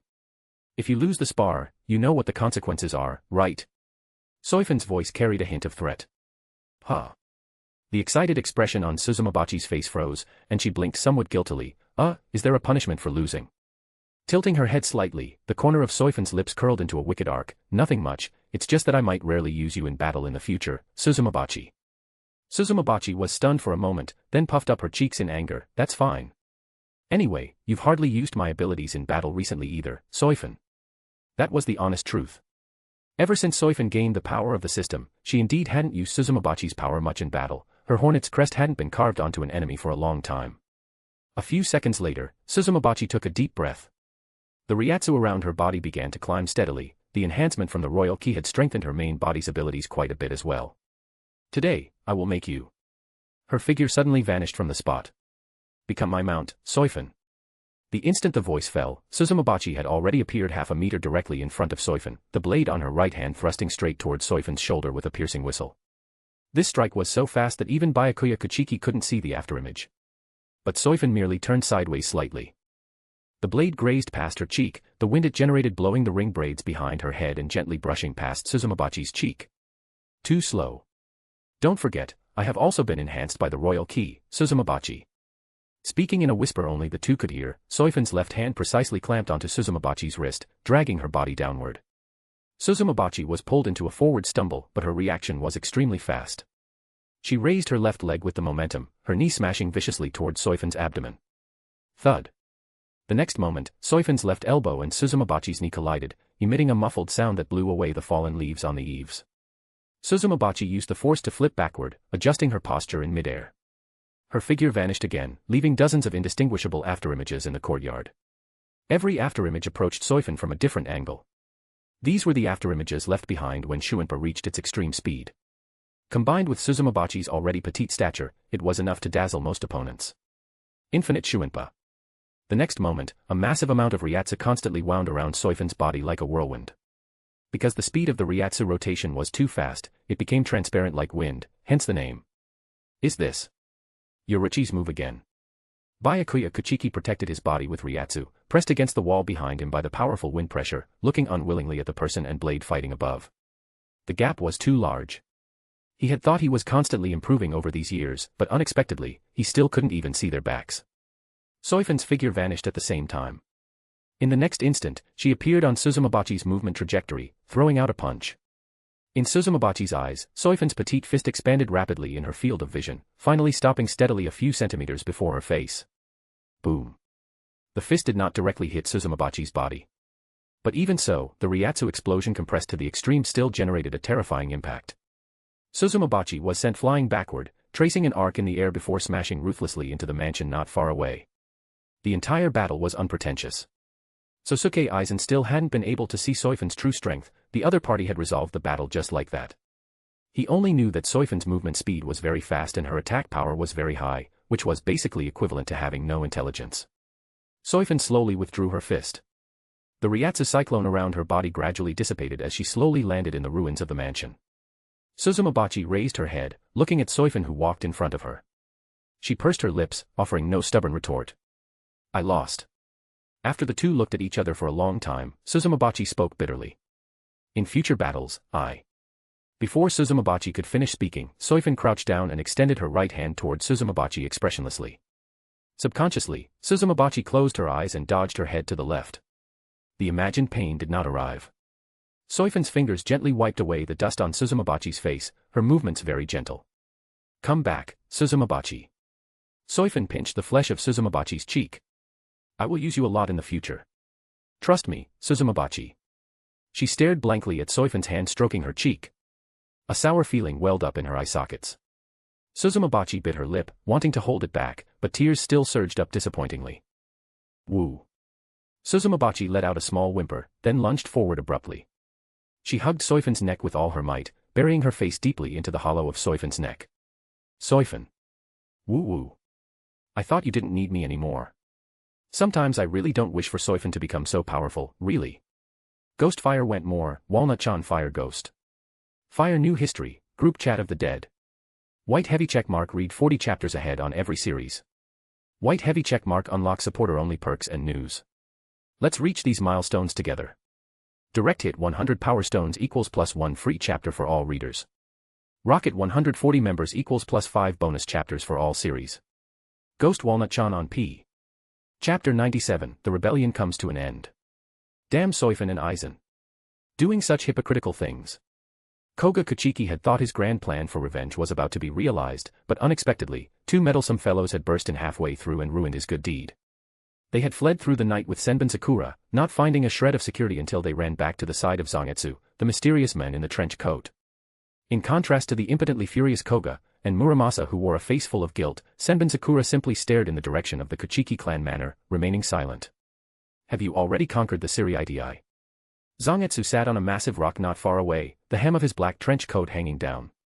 The giant Zanpakuto stood by his side as he looked calmly at the wretched Koga Kuchiki. Zangetsu. Koga Kuchiki took a few steps forward. Just in time. We need your help. Those two guys, Soifon and Aizen, have interfered. We have to. I refuse. Zangetsu interrupted him, his voice devoid of ripples. Koga Kuchiki's expression froze on his face. What? I will not say my refusal a second time. As the voice fell, Zangetsu turned around in a rather pretentious manner, leaving Koga Kuchiki with a desolate view of his back. At the same time, Koga Kuchiki's face twisted with anger. Fine, fine. Koga Kuchiki forcibly suppressed his rage and sneered, then we will stay here with you. When Soifon and the others catch up, the flames of war will naturally burn their way to you. Zangetsu did not respond. He simply sat back down on the rock and closed his eyes, as if everything around him had nothing to do with him. Just then, Muramesa's body suddenly shook, and his expression changed drastically. Sensing something wrong with Muramasa, Koga Kuchiki frowned. What's wrong with you now? Suzumabachi. Kyoka Suijetsu. Muramesa's voice trembled with disbelief. My connection with them has been severed. What? Just now, I sense that they have completely broken away from the materialization of Shirkai. Muramesa's face was pale. They have already returned to the hands of Soifon and Aizen. You useless waste. Koga Kuchiki flew into a rage, turning and slamming a vicious punch into Muramesa's face. The latter stumbled backward from the blow, falling to the ground with blood seeping from the corner of his mouth. Just a split second before the next fist was about to land, three dark shadows rose silently from the shade of the great trees, causing Koga Kuchiki's movements to pause. He turned his head to look at the three people who had appeared. Hashwolf, Lil Baro, and Giselle Gowell, Gigi. Hashwolf's gaze first lingered on Zangetsu for a moment, and he nodded slightly in greeting. Then, his gaze shifted to Koga Kuchiki and Muramasa, his eyes instantly turning cold and contemptuous. Gigi leaned in a few steps, tilting her head to stare at Zangetsu for a few seconds before suddenly clapping her hands excitedly. Really? He looks so much like His Majesty when he was young. Gigi. Hashwolf warned coldly. Shut up. Lil Baro scolded at the same time, the muzzle of his sniper rifle shifting slightly. Hearing this, Gigi smiled mischievously and shrank back behind Hashwolf, though her eyes still glanced curiously at Zangetsu. Hashwolf looked back at Koga Kuchiki, but the politeness from before was gone from his tone. The Empire gave you so many chances, yet you did not know how to cherish them. It seems trash is trash in the end, you can't even handle this little matter. Koga Kachiki's pupils constricted. He wanted to retort and defend himself, but a cold killing intent suddenly locked onto his heart. Lil Baro raised his sniper rifle. Without any aiming movement, he simply pulled the trigger casually. The gunshot sounded exceptionally ear-piercing in the silent suburbs of Rakangai. Koga Kachiki hadn't even reacted yet.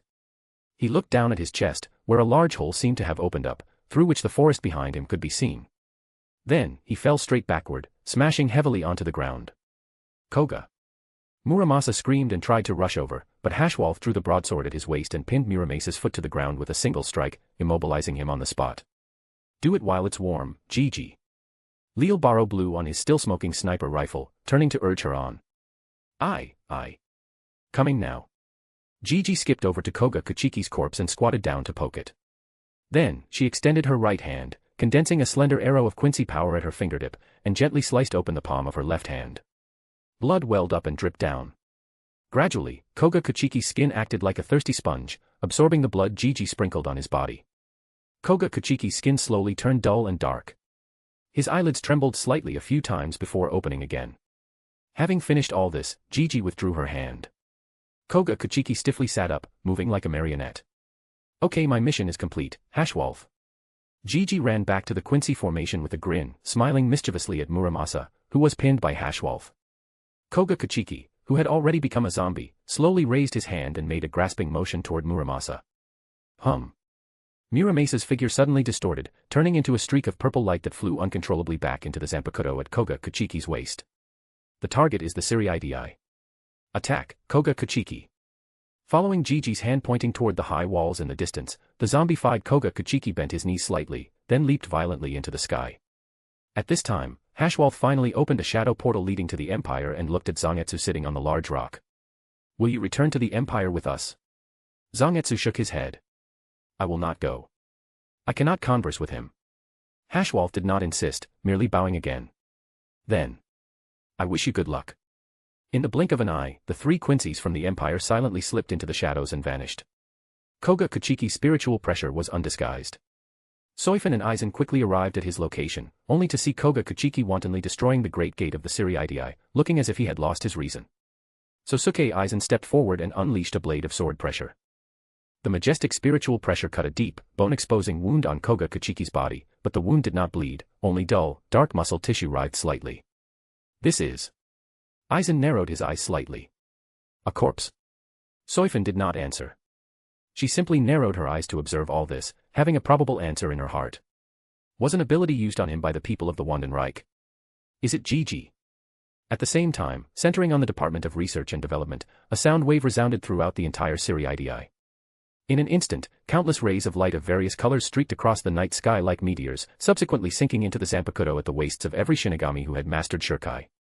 At the 1st Division barracks, the main gate that had been tightly closed for a whole day finally opened slowly. The captain commander, leaning on his cane, stepped out of the barracks one step at a time, his gaze fixed on the direction where Koga Kachiki's spiritual pressure had erupted.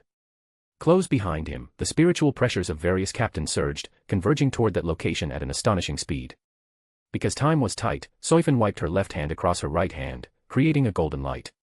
A small blade, like a bee's stinger, appeared at her fingertip. Suzumabachi. The next moment, Soifon arrived in front of Koga Kachiki. Two overlapping black hornet's crests emerged on his chest. Soifon withdrew her hand, and the blade of her shurkai reverted to a standard asachi. She did not look at Koga Kachiki again. The instant she turned around, Koga Kachiki's body began to disintegrate from the chest outward, like a sand sculpture scattered by the wind. Tap, tap, tap. Footsteps came from all directions. Captain Commander Genryusai Shigekuni Yamamoto was the first to arrive. Close behind him were Shunsui Kairaku, Jushiro Yukitake, Anohana Retsu, Byakuya Kachiki, Zaraki Kenpachi, Toshiro, almost all the captains and vice-captains of the divisions were present. Everyone's gaze was focused on Soifon and Aizen. Shunsui Kairaku, following behind the captain commander, spoke. Although we are very grateful to Captain Soifon and Captain Aizen for helping us solve this trouble, we must still ask you two to stay as well. Ghost Fire Walnut-chan Fire Ghost. Fire New History, Group Chat of the Dead. White heavy checkmark new releases are dropping, plus get exclusive content and updates. White heavy checkmark help us unlock community rewards. Direct hit 100 power stones equals +1 bonus chapter for everyone. Rocket 140 members equals +5 extra chapters of all stories. Chapter 98, Bee and Fire, 4K. The captains surrounded Soifon and Aizen, while the Kido Corps erected a barrier several hundred meters wide around the perimeter. Even if a Minos Grande were to use negation, they would not be able to penetrate this barrier and lock onto the two of them within a short time. It seemed that after encountering the previous betrayal, the Zaraki had already prepared measures for the reappearance of Aizen and Soifon. The atmosphere was heavy, and battle was on the verge of breaking out. Since everyone is here today, I might as well announce one more thing. Ignoring the tense atmosphere, Sosuke Aizen took 2 steps forward on the roof, facing the captains. 1 year from now, I will use all the living souls of the Yoruichi, Karakura town, as sacrifices to create the Oken, the royal key, to ascend to the royal palace. When that time comes, I ask that you captains. Before his voice could fall, the air around Aizen was heated to the point of distortion in an instant. Swing. Maintaining the posture of drawing his blade, the captain commander unleashed a crimson line of fire that sliced across the horizon, Nadegiri. The roof, the tiles, the entire complex of buildings where Aizen and Soifon stood were all encompassed within the captain commander's slash just now. The cut was neat and smooth, with the edges glowing with magma-like orange light and twisted scorch marks. However, the spot where the slash landed was already empty. In the split second before the line of fire touched them, 2 figures had calmly dodged to the left and right respectively. Boom. The houses collapsed, causing heartache to the soldiers and seated officers watching from not far away. They would have to do infrastructure construction again. Captain Commander. Are you trying to cut me down as well? With a flicker of movement, Soifon appeared on a building not far away. It seems the Captain Commander has quite a problem with both of us, Captain Soifon. On the other side, Aizen maintained a harmless smile, as if he hadn't been the one intentionally provoking them just now. In the courtyard, the other captains had already assumed their battle stances. Very well. Since you, Soifon, do not wish to die under my blade, I can give you a chance. The Captain Commander stood on the roof holding Ryujin Jaka, forming a 3-way standoff with Soifon and Aizen. If you assist me in capturing Aizen together, I can guarantee that you will only be imprisoned in the maggot's nest and not executed. How about it? As he spoke, the flames wrapped around the Captain Commander's blade burned slowly, the twisting heat turning the corners of his captain's haori charred black. My apologies. Soifon glanced at the smiling Aizen and shrugged.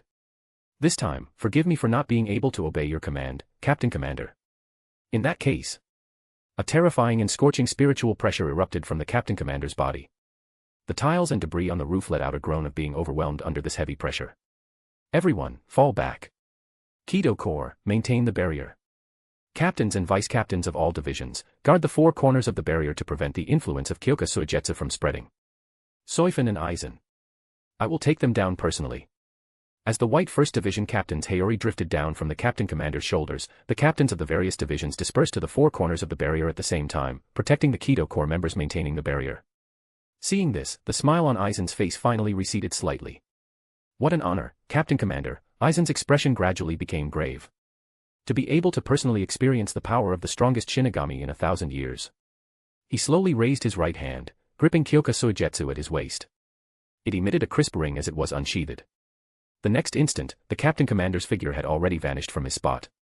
The burning Ryujin Jaka chopped straight toward Sosuke Aizen's face. Aizen's pupils constricted abruptly, and Kyoka Suigetsu swept upward rapidly. Clang. A defense made in haste was still unable to completely withstand the Captain Commander's powerful slash. The entire roof beneath Aizen's feet collapsed. He was sent flying backward by the impact, but while in midair, he raised his hand toward the direction of the Captain Commander. Heido number 63, Raikoho. A golden Kido shockwave roared as it washed over the roof where the Captain Commander stood. Humph. With a single slash of the blade in his hand, the Captain Commander effortlessly cleared away the Raikoho, which was powerful enough to knock down Sajin Komamura, and charged toward Aizen once again. Ryujin Jaka. It was an unpretentious slash. Merely shouting the name of the Zanpakuto caused its power to increase geometrically. Flames erupted in a fan shape. Relying solely on the post-burst spiritual pressure and the opponent's final landing point, the Captain Commander found the flaw in Kyoka Suigetsu and annihilated all the illusions in front of him. Boom. The real Aizen was forced to swing his sword to block in haste, but the slash of Ryujin Jaka was too heavy. He was sent flying once again, smashing through 3 walls before barely coming to a stop. The ability of Kyoka Suigetsu had been brutally broken. Aizen stood up from the ruins, a trace of blood seeping from the corner of his mouth. He stared at the Captain Commander, a look of regret appearing in his eyes for the first time. If I had known earlier, I should have fused with the Hogyoku before coming. Perhaps this single move from the Captain Commander would have allowed me to evolve. Before the Hogyoku completely evolved, it was impossible for him to win against the Captain Commander. No, my current self still cannot fight him head-on. I should let Captain Soifon attract his attention. Another slash struck. Aizen used Shuinpa to leave. The Captain Commander's blade grazed past the corner of Aizen's clothes, the flame scorching the white Las Noches uniform. Seizing the moment of the opponent's post-attack recovery, Aizen quickly raised his hand, releasing 3 Bakudo in succession. Bakudo number 30, Shidatsu Sansen. Bakudo number 61, Rikuchikoro. Bakudo number 79, Kyushibari. The 3 layers of Bakudo were completed almost in the same instant, all hitting accurately. The Captain Commander's forward momentum abruptly stagnated, bound in midair by the dense Kido. Aizen did not pause. His right hand grasped at the air upwards. Seeping crest of turbidity. Arrogant vessel of lunacy. Boil. Numb. Heido number 90, Kuro Hitsuji. Aizen recited the incantation for Kuro Hitsuji at extremely high speed. A pitch-black gravity cube formed instantly, swallowing the Captain Commander whole. The power was so great that cracks even appeared on the barrier erected by the Kido core. Captain Commander. The captains watching from afar exclaimed. Shunsui Kairaku had even taken a step forward, preparing to rush into the battlefield. Crack. The Kuro Hitsuji exploded from the inside. Countless pitch-black fragments of spiritual pressure fell from the high sky. The upper body of the Captain Commander's Shihakusho shattered, and traces of blood seeped from the surface of his skin. You have angered me, Sosuke Aizen. Immediately after, the Captain Commander stared at Aizen with a burning gaze, raised his sword, and charged. Soifon watched the immediately approaching Captain Commander, her pupils constricting abruptly. Sosuke Aizen, I despise you. The Captain Commander's figure had not yet arrived, but the scorching flames on the blade had already made the hair on Soifon's forehead curl slightly, emitting a faint smell of burning. No wonder Captain Commander Yamamoto is bald, it turns out he was burned away by his own Ryujin Jaka. In that critical moment, such a retort popped into Soifon's head for no reason. Soifon activated Blood Artery, dodging the sudden attack with astonishing speed. She then drew Suzumabachi from her waist and slashed fiercely at the opponent. The blade of Suzumabachi collided with the body of Ryujin Jaka. The Captain Commander changed his move at the critical moment to block Soifon's slash. The two exchanged several blows at close range. Finally, Soifon used the recoil force to retreat, her feet carving 2 trails of smoke on the melting tiles. After stopping, the Captain Commander frowned slightly, the tactile sensation was wrong. The Aizen from just now had clearly been avoiding direct confrontation with him the entire time, but this fellow now had exchanged several blows with him without falling to a disadvantage. It was a completely different fighting style. Moreover, the force of the blade clashes and the position of impact were different from the Aizen of moments ago. Is it Kyoka Suigetsu? Has the person changed? But the direction I moved in just now was consistently on the roof, it's impossible that I was led by the opponent to the streets below. After pondering for a moment, he felt that few captains could have blocked that slash of his just now. Therefore, the person who received the blade just now was either Aizen or Soifon. Regardless, he hadn't cut the wrong person. Continue the attack. A trace of doubt flashed through the Captain Commander's eyes, but the attacks in his hands did not stop. Ryujin Jaka slashed out 7 lines of fire in succession, sealing off all of Aizen's retreat paths. 7 consecutively unleashed Nade-Giri. Each one contained power that could easily kill a captain-level powerhouse, surrounding Soifon at a speed that an ordinary captain could not react to. There was no retreat. Soifon took a deep breath, and the spiritual pressure around her body erupted with a boom. She treated the Zanpakudo in her hand like a Quincy's spirit bow, condensing a crescent-shaped arrow of destruction to coat the blade body, then swung it to meet the Captain Commander's slash. Blue and red collided in the pitch-black night sky. Soifon swung her sword 7 times in a row. 7 brilliant blue crescent slashes neutralized the crimson flames. The dazzling light lit up the night sky of the Siriidii once again, and also illuminated the Shinigami guarding the barrier below. Hey, isn't this too exaggerated? Shunsui Kairaku bumped Nanao beside him with his shoulder. How is your relationship with Captain Soifon, little Nanao? My relationship with her is average, why do you ask? Nanao pushed up her glasses, but her nervous hands failed to touch the frame on the bridge of her nose several times. What a pity. I was hoping to rely on your relationship to have Captain Soifon let us off. At this point, Shunsui Kairaku could only use teasing to dissolve the tense atmosphere. Toshiro and Ranjiku stared blankly at the exchange of slashes in the sky.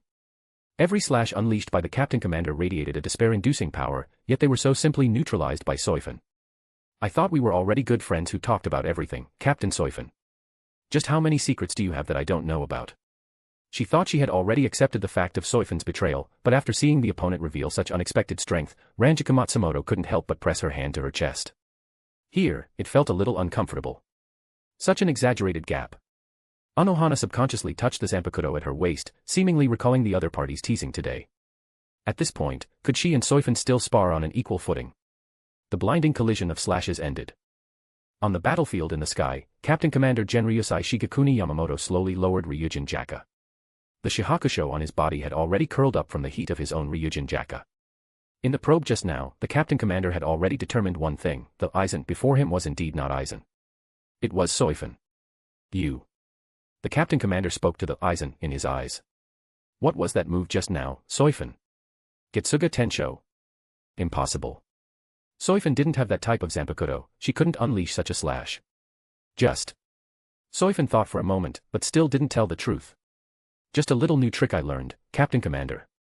The Captain Commander did not pursue the question, but simply assumed his starting stance again. Why not use Shirkai? His voice was full of killing intent. With the ability of death in 2 steps, combined with your speed just now, you might be able to cause me some trouble. Soifon stood opposite him with her sword. Captain Commander, aren't you also not using Bankai? Soifon's implication seemed to be that she felt she could contend with his Bankai using only her Shirkai. Arrogant. Before his voice could fall, the Captain Commander's second blade had arrived. The two changed moves continuously within extremely close range, blade lights flashing with cold glints in the night sky. There was no scorching heat of flames, only the purest duel of Zenjutsu. Although the attacks were fierce, Soifon felt that the Captain Commander's killing intent was not as heavy as before. From the clash of blades just now, Soifon tasted the hesitation in the opponent's sword. Judging from the fierce battle just now, the Captain Commander had no intention of holding back. However, relying solely on Shirkai abilities, he seemed unable to take down Soifon in a short time. Not to mention there was still a treacherous Sosuke Aizen observing from the side. If he activated Bankai, the damage to the Siriidii and even the Soul Society would be too great. Furthermore, he did not have sufficient confidence that he wouldn't accidentally injure friendly forces under the influence of Kyoka Suigetsu. Just as the myriad thoughts of the two combatants were racing, a blue-black crescent slash shot from outside the barrier without warning, smashing onto the barrier maintained by the Kido core like a meteor. Crack! A crisp shattering sound spread throughout the entire battlefield. The barrier, painstakingly arranged and sufficient to withstand a Minos Grande's negation, shattered like fragile glass before this slash. The Kido core members maintaining the barrier all spat out a mouthful of fresh blood and stumbled to the ground. What? All captains turned their heads simultaneously to look in the direction the slash came from. In the night sky, a tall figure slowly descended. Long black hair, a cold and stern face, holding an excessively massive Zanpakuto in his hand, Zangetsu. He landed on a roof that had not yet collapsed, his gaze sweeping over the battlefield before finally settling on Soifon. Leave this place. I need to return to Ichigo's side. After completely breaking free from Muramesa's influence, Zangetsu had relieved his depressed old man state and figured out the meaning of his own existence again. Yes, the meaning of my existence is to protect Ichigo. Zangetsu's appearance caused a look of astonishment to appear on the Captain Commander's face for the first time, an incomprehensible shock. The king of the Quincy's, whom I killed with my own hands 1,000 years ago. Why would he appear here? Ichigo. Is it that youth from the Shiba clan with the very clear eyes? In the split second that the Captain Commander was dazed, Soifon quickly took out the Kakaigai from her bosom and slashed at the void. A pitch-black Gargantua rift tore open in the air. Then, without waiting for the Captain Commander and the others to react, she leaped into it.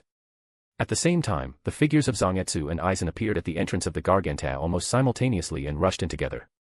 Aizen didn't even leave behind any pretentious quotes this rare time, it was clear he was truly in a hurry to run. Stop. Yawatch. The Captain Commander snapped back to reality, the flames on Ryujin Jaka erupting with a boom. But it was too late. The Gargantua closed the instant Zangetsu entered, as if it had never appeared. The Captain Commander stood in place. The flames gradually extinguished, and Ryujin Jaka in his hand slowly lowered. The battle was over. All divisions. Enter first-class battle readiness immediately. Repair the barracks, treat the wounded, and take stock of the losses. Starting today, all Shinigami of seated officer rank and above must undergo high-intensity special training. 1 year from now, we will settle things once and for all with all the traitors in Karakura town. Looking at the ruins and broken walls, the handle of Ryujin Jaka in the Captain Commander's hand creaked as he gripped it tightly. Ghost Fire plus 40 ch, Walnut-chan Fire Ghost. Fire New History, Group Chat of the Dead. White heavy checkmark read up to 40 chapters in advance, all stories. White heavy checkmark access exclusive posts and updates first. Let's achieve our community goals. Direct hit 100 power stones equals +1 extra chapter for everybody.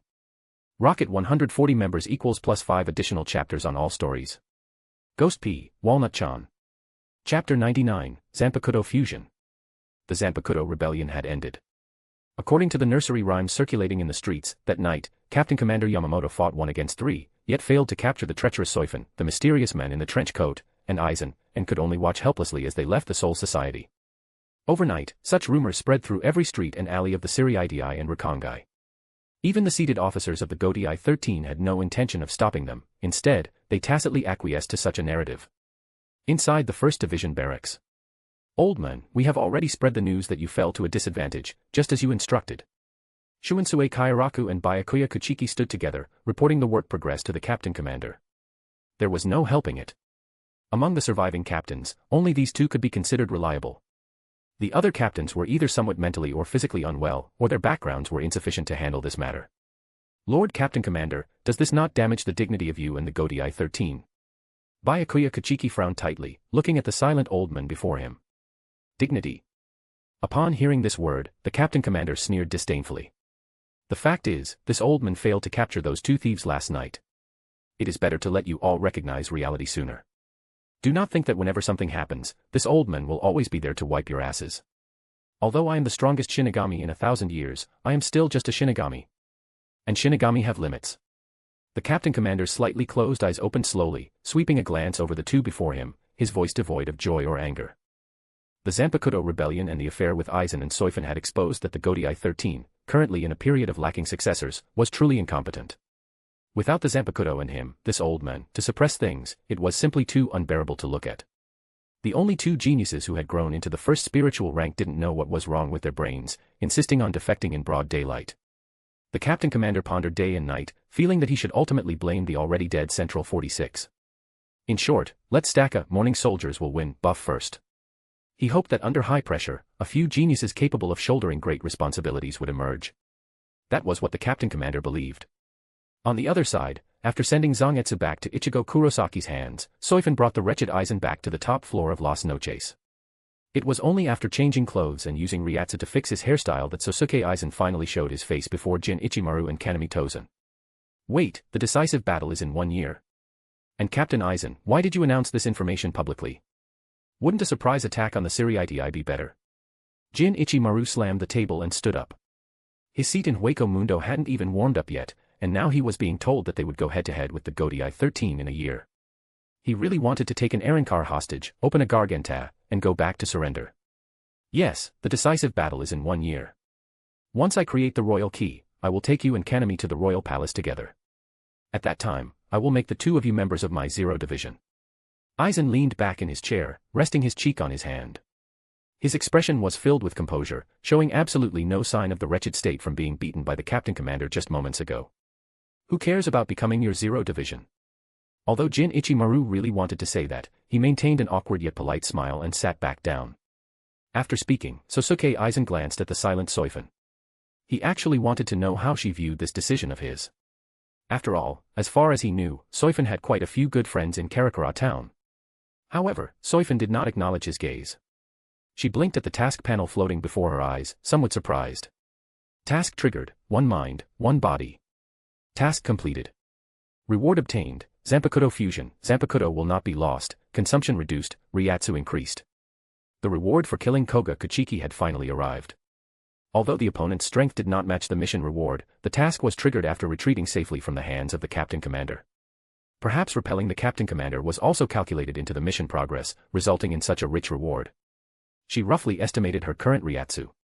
It had likely exceeded the limits of her own soul by a large margin, but due to the lack of a control group with equal strength, Soifon could not distinguish what tier her current Ryatsu was in. Coming back to her senses, Soifon cast a pitying glance at Aizen, then stood up. If there is nothing else, I want to go see Neliel and Harabel. I feel that the 2 of them have great potential, perhaps there is still room for their strength to improve. Using Karakura town as a sacrifice, to think Aizen could say such a thing. He probably hadn't seen Ichigo Kurosaki's current strength. You might be able to tank the captain commander's Shirkai with the Hogyoku and slowly evolve, but the Getsuga Tensho of a stats monster won't listen to reason. Please do as you wish, Captain Soifon. Aizen didn't mind Soifon's excuse, assuming she just wanted a reason to leave the meeting. Walking along the corridors of Las Noches, Soifon shattered a surveillance camera not far away with her Ryatsu, then casually pushed open the door to an empty room and unhooked Suzumabachi from her waist. With a thought, the Suzumabachi in her hand turned into a flash of yellow light and burrowed into Soifon's heart. Suzumabachi, can you come out? I can, but do you mean in blade form or human form, Soifon? Huh? You can still appear in blade spirit form. The instant Soifon's voice fell, a ray of light flew out from her chest, hovering beside her. Of course I can. Whose Zanpakuto do you think I am? Suzumabachi stood with hands on hips, a giant stinger covering her right arm. Sting all enemies to death. To verify her conjecture, Soifon simultaneously used Shurikai, discovering that her Shurikai abilities could actually still be used completely. Could it be? Soifon's eyes widened slightly. Who knows how many wicked ideas flashed through her mind in that instant. Then, if I use Bankai right now, wouldn't that mean? With the thought in mind, Soifon was about to drive her Ryatsu to its peak state. The terrifying pressure distorted the space within the room, causing the Reincarnates in Las Noches to look toward Soifon's room in panic. Wait. Wait. Suzumabachi cancelled the armor on her right hand, grabbing Soifon's cheek flesh with both hands and pulling it outward, interrupting her charge. Idiot Soifon. Have you forgotten what level you are right now? Using Bankai and Hueco Mundo, do you want to be noticed by the people in the royal palace? Her cheek being pulled casually like Play-Doh by Suzumabachi, it took Soifon a good while to understand what the other party's hint meant. Ryatsu above the first spiritual rank, Royal Ki Enhancement, and Zanpakuto Fusion. Simply put, Soifon was currently an unsealed Zero Division member wandering freely in the three worlds. Character detailed information/response. Soifon, affected by Muramesa's brainwashing, causing the two to be hostile to each other for a time. After the brainwashed state was lifted, she drove the enemy into a desperate situation with the fastest speed in the Soul Society and perfectly coordinated attacks. Ghost Fire went more, Walnut-chan Fire Ghost. Fire New History, Group Chat of the Dead. White Heavy Checkmark read 40 chapters ahead on every series.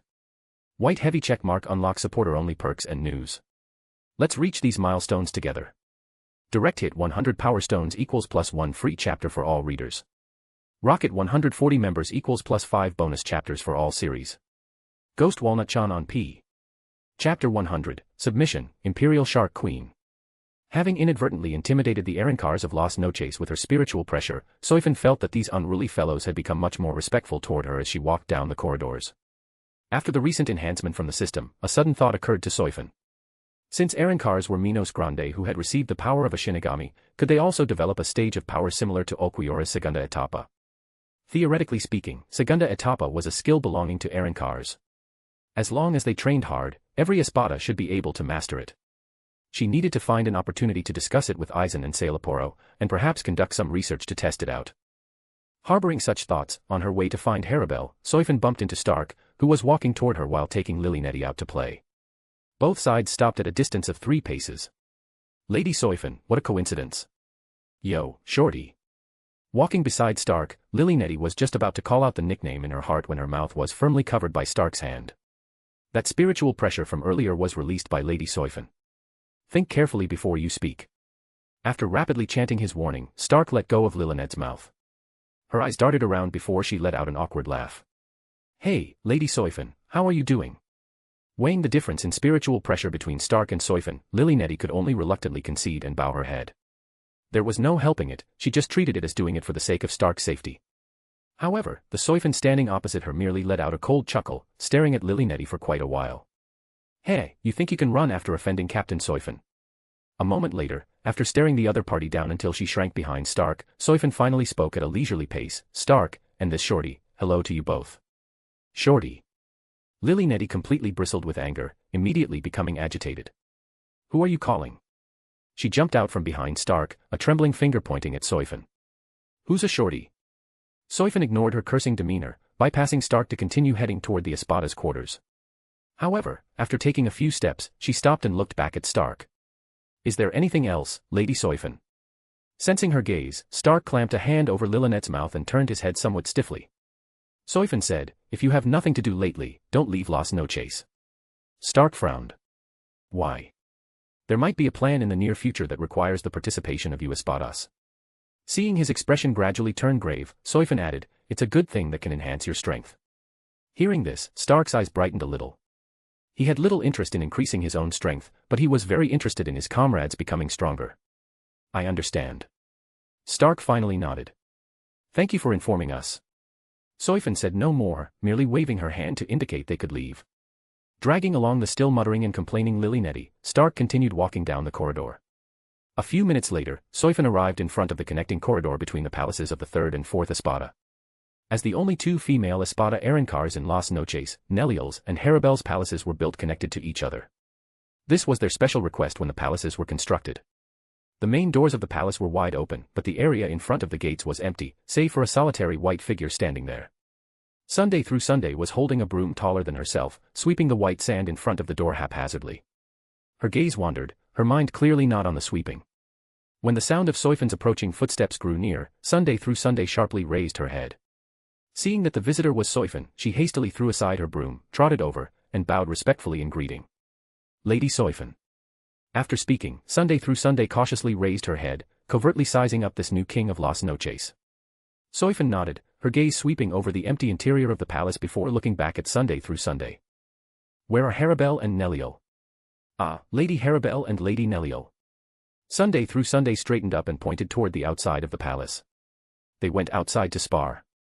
They said fighting inside the palace would easily break things, and Lord Aizen would be displeased. Soifon raised an eyebrow. How long have they been gone? For a while now. Sunday through Sunday scratched her head. I didn't pay attention to the exact time. Soifon didn't press the matter further, turning around to head outside. Lady Soifon, wait. Sun's voice suddenly called out from behind. Soifon stopped and looked back at her. Sunday through Sunday jogged a few steps to catch up, clasping her hands together with a pitiful expression on her face. Lady Soifon, are you going to look for them? Can you take me with you? The white sands outside Las Noches gleamed with a cold luster under the moonlight. When Soifon, with Sunday through Sunday in tow, found Haribel and Neliel, the 2 were clashing on a relatively open stretch of sand. There was no resurrección, and they didn't even use much spiritual pressure. They were purely sparring with their zanpakuto. The blades flashed and crossed under the moonlight, emitting crisp metallic clangs, but every strike was pulled just short of connecting. If not for Soifon's powerful perception, she might not have even known there were 2 powerful espadas fighting here. When Soifon appeared within their perception range without concealing her spiritual pressure, the 2 almost simultaneously stopped and looked in the direction of her arrival. Neliel's eyes lit up. She immediately sheathed her sword, an undisguised smile of pleasant surprise blooming on her face, and dashed towards Soifon using Sonido. Lady Soifon. The next moment, Neliel appeared in front of Soifon. Did you come specifically to see us? Haribel, following behind her, was much more composed. Haribel sheathed her blade, walked up to Soifon, and gave a slight bow, her demeanor respectful. Lady Soifon. Apache and Mila, who were watching the battle from a short distance away, also hurried forward and bowed respectfully to Soifon. Lady Soifon. Soifon nodded in response. However, Neliel had already leaned in close, tilting her head up and bending her knees slightly. This posture seemed to be the exact same one she had done right before Soifon left for the world of the living to find Koga Kachiki last time. Soifon extended a hand in resignation, rubbing Neliel's soft, long green hair and tapping the mask on her head. The latter narrowed her eyes in satisfaction, letting out a soft purr like a kitten. While patting Neliel's head, Soifon looked up at Haribel. Were you 2 sparring just now? Haribel nodded. Yes, just getting some exercise occasionally. Her hand paused mid-pat. Soifon tilted her head, observing the 2 of them for a moment. Can it even be called a spar when you haven't broken a single drop of sweat? Even the students training at the Shino Academy have a much higher intensity than your spar, don't they? Or is it that after breaking away from the path dependency of devouring to evolve, the Arancars no longer know how to get stronger, so they started imitating the Shinigami's methods of improvement? Stunned by Soifon's question, Haribel subconsciously reached out to touch the perfect curve of her neck and the wicked cleavage on her chest. She really hadn't broken a single drop of sweat. Does that mean this kind of sparring has no effect? Lady Soifon, are you offering to give us some guidance?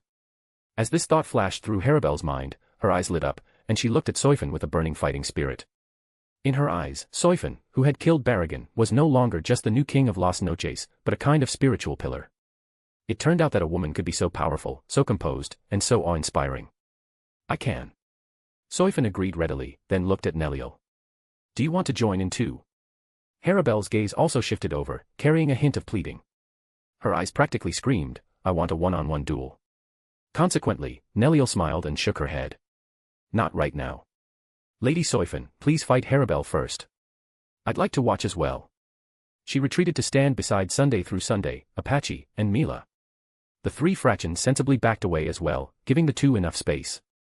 Under the silvery moonlight, Soifon and Harabel stood facing each other. Harabel slowly drew the short sword at her waist. With a deep breath, her spiritual pressure began to climb steadily. Well then. Acting as the referee, Neliel spoke up. Begin. The instant her voice fell, Harabel moved. Activating Sonido, her figure vanished from the spot. In the next moment, she appeared directly in front of Soifon, her short sword slashing downward with a whistling sound that tore through the air. She knew she stood absolutely no chance against Soifon, who had effortlessly slain Barragan, so she used her full power in her base state right from the start. However, Soifon didn't even budge. She simply stood there, watching Harabel's blade chop toward her neck without even blinking an eye. The blade's edge abruptly stopped a mere centimeter away from Soifon's neck. Harabel furrowed her brows tightly. She could clearly see that Soifon's gaze had been following the movement of her blade the entire time. It was impossible that she hadn't reacted. Then there could only be one conclusion. Soifon was completely looking down on her. Lady Soifon.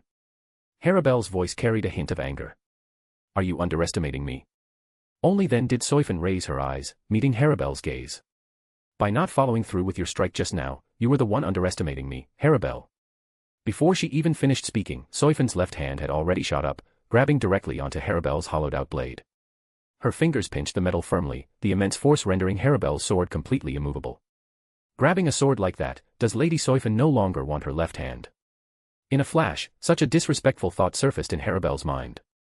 However, considering Sailaporo's dark medical technologies and the sheer force transmitting from the blade, she hardened her heart and violently yanked her sword, yet it still didn't budge an inch.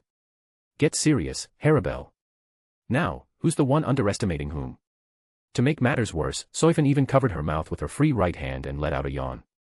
Such blatant disregard, even if the other party was someone she deeply respected, Harabel absolutely could not endure this kind of humiliation. Zero. Golden light erupted from the blade in an instant. The blinding brilliance swallowed Soifon's figure whole. The ensuing explosion kicked up sand and dust into a massive mushroom cloud, and the shockwave sent the fractions in the distance stumbling backward. Neliel narrowed her eyes, her perception firmly locked onto the center of the explosion. The dust slowly cleared. Soifon stood right where she was, not having shifted her position even a fraction of an inch.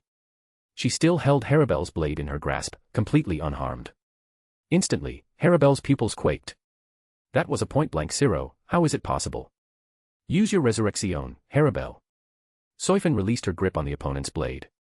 You shouldn't be limited to just this level. Sure enough, the Espada in their base state are only at this level. Taking 2 steps back, Harabel raised her short sword high. Golden spiritual pressure surged up from behind her like a tsunami. Resurrection, Tiburon. Lady Soifon. Are you really not going to dodge? Harabel's sword began to condense the golden energy of a zero, causing the surrounding space to gradually distort. As her voice fell, a grand ray zero engulfed Soifon's figure once again. This strike far exceeded the power of her previous zero. The sand in its path instantly vaporized, and the space twisted and cracked visibly to the naked eye. With Soifon as the epicenter, the blast left 2 distinct, diverging scorch marks extending hundreds of meters behind her. She had tanked the attack to the face yet again, and remained entirely unscathed. Remaining in place, Soifon carefully analyzed the zero from just now. Although its power had increased, the manipulation of energy was actually less refined than in her standard Arrancar form, leaning closer to the instincts of a beast. Is this the drawback of practicing Resurrection too little? Just like her previous Bankai, the less she used it, the rustier she got. Soifon thought to herself. Harabel froze in place. The Tiburon in her hand slowly lowered, and she subsequently deactivated her Resurrection. The gap was simply too vast. Surging into her heart alongside her sense of defeat was Harabel's deep shame. Just moments ago, she had actually thought that Lady Soifon was an arrogant and conceited person. The more she recalled it, the more a distinct blush flooded Harabel's honey-colored cheeks. She lowered her head, dropping to one knee in the white sand, and apologized to Soifon. Lady Soifon. I apologize for my misunderstanding and disparaging thoughts just now. Please, punish my disrespect. Step. It's fine. Soifon stepped forward and, just like she had treated Neliel earlier, rubbed the top of Harabel's head, her fingertips gently brushing past the mask on her face. Feeling Soifon's small hand caressing her head, a sense of embarrassment clashed with a certain feeling of reliance on a strong female figure in her heart. After all, her subordinates and Neliel were right there. Being treated to a head pat in front of so many people was somewhat embarrassing. However, thinking about how Neliel had just enjoyed the exact same treatment, Harabel felt a little more at peace with it. Right at this moment, several white silhouettes rushed over from the direction of Las Noches. Almost the instant Soifon's voice fell, Sosuke Aizen arrived at this battlefield with the remaining espadas. Aizen's gaze lingered for a split second on the kneeling Harabel before turning to Soifon.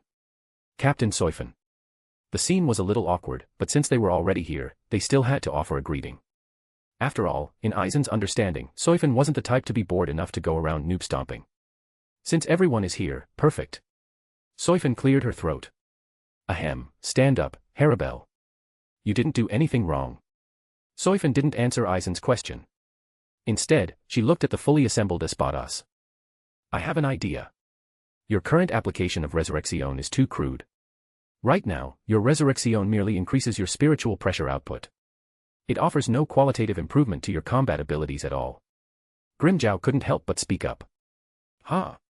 Isn't that exactly what Resurrección does? Soifon shook her head. Her gaze swept over the visibly dissatisfied espadas before finally settling on Ulquiorra. Ulquiorra, step forward, Soifon ordered. Demonstrate to them what segunda etapa is. Ulquiorra remained silent for 2 seconds before finally stepping out of the line and walking up to Soifon. The other espadas simultaneously cast inquiring gazes his way. Segunda etapa. What is that? We've never even heard of it. As for Aizen, he actually knew the other party was hiding a special form. However, since he was ultimately someone who believed that spiritual pressure was everything, he had never bothered to press for details. Urged on by the gazes of Sosuke Aizen and Soifon, Ulquiorra began to draw his sword. Enclose, Murcielago. This was the first stage of his Resurrección, a form familiar to all the espadas. But Ulquiorra's movements did not stop. His spiritual pressure continued to pour out, the black aura beginning to drip from the sky like rain. Next, this is segunda etapa. Ulquiorra's body began to change, his bat-like, beastly features becoming increasingly pronounced. Oh.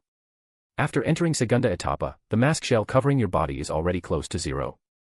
You sly bastard, you kept such an excellent experimental subject hidden from us and didn't even tell us sooner. Perhaps this form can mend the flaws in my soul and allow my strength to return. Sailaporo leaned in close to Ulquiorra, observing him with considerable excitement. What do you mean? Are you going to use me for experiments? Ulquiorra shot him a glance. The immense coercive pressure of his segunda etapa instantly caused Sailaporo's expression to freeze. In the next second, however, his words sharply contrasted with his cold expression. Very well. You may. Ulquiorra nodded. For the sake of Lord Aizen and Lady Soifon, I can allow you to conduct your experiments. Ghost Fire P. Walnut-chan Fire Ghost. Fire New History, Group Chat of the Dead. White heavy checkmark read 40 chapters ahead on all series. White heavy checkmark get exclusive content and updates. Help us hit our targets. Direct hit 100 Power Stones equals +1 free chapter for all.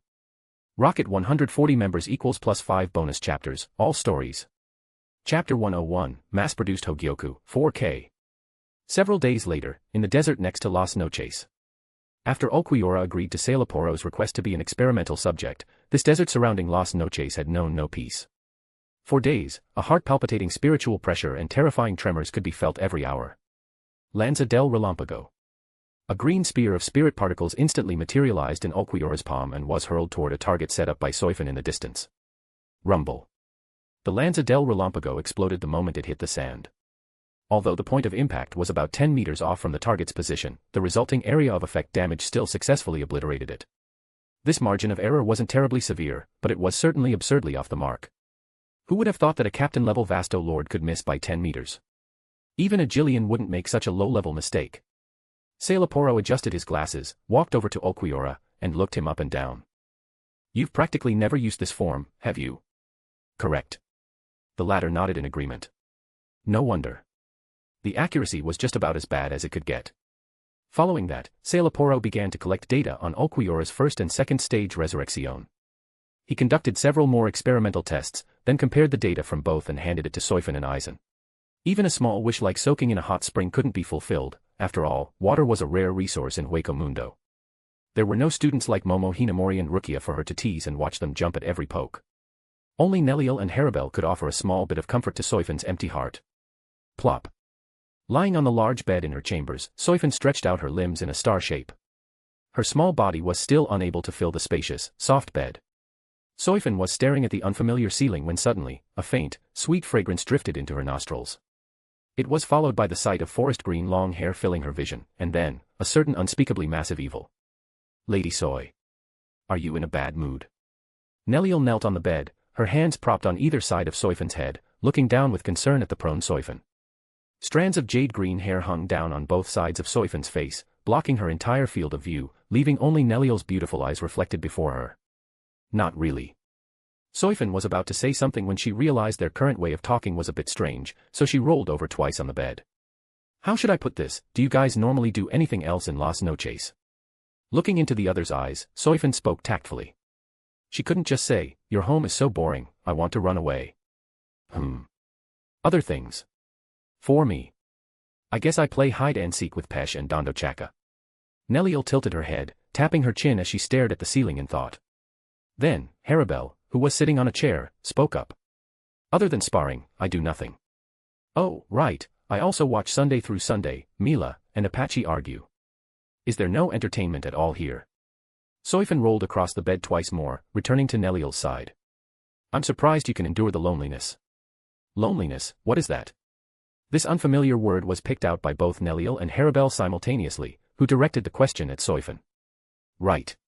Because of their hollow holes, Arinkars are born with deficiencies in their hearts. It was normal for them to be confused by what Soifon considered common knowledge. Realizing this, Soifon gave up on the idea of explaining. Seeing Soifon not answer, Neliel had Soifon rest her head on her lap. I'm sorry, we're not very good at conversation. If we have bored you, Lady Soifon, please forgive us. It's not your fault. Perhaps it's the difference in our races. Soifon raised a hand, stroking Neliel's cheek from bottom to top. Race. Hearing this word, Haribel's eyes flickered. She raised her hands and looked at them, also feeling that the human form of an Arinkar had its natural advantages.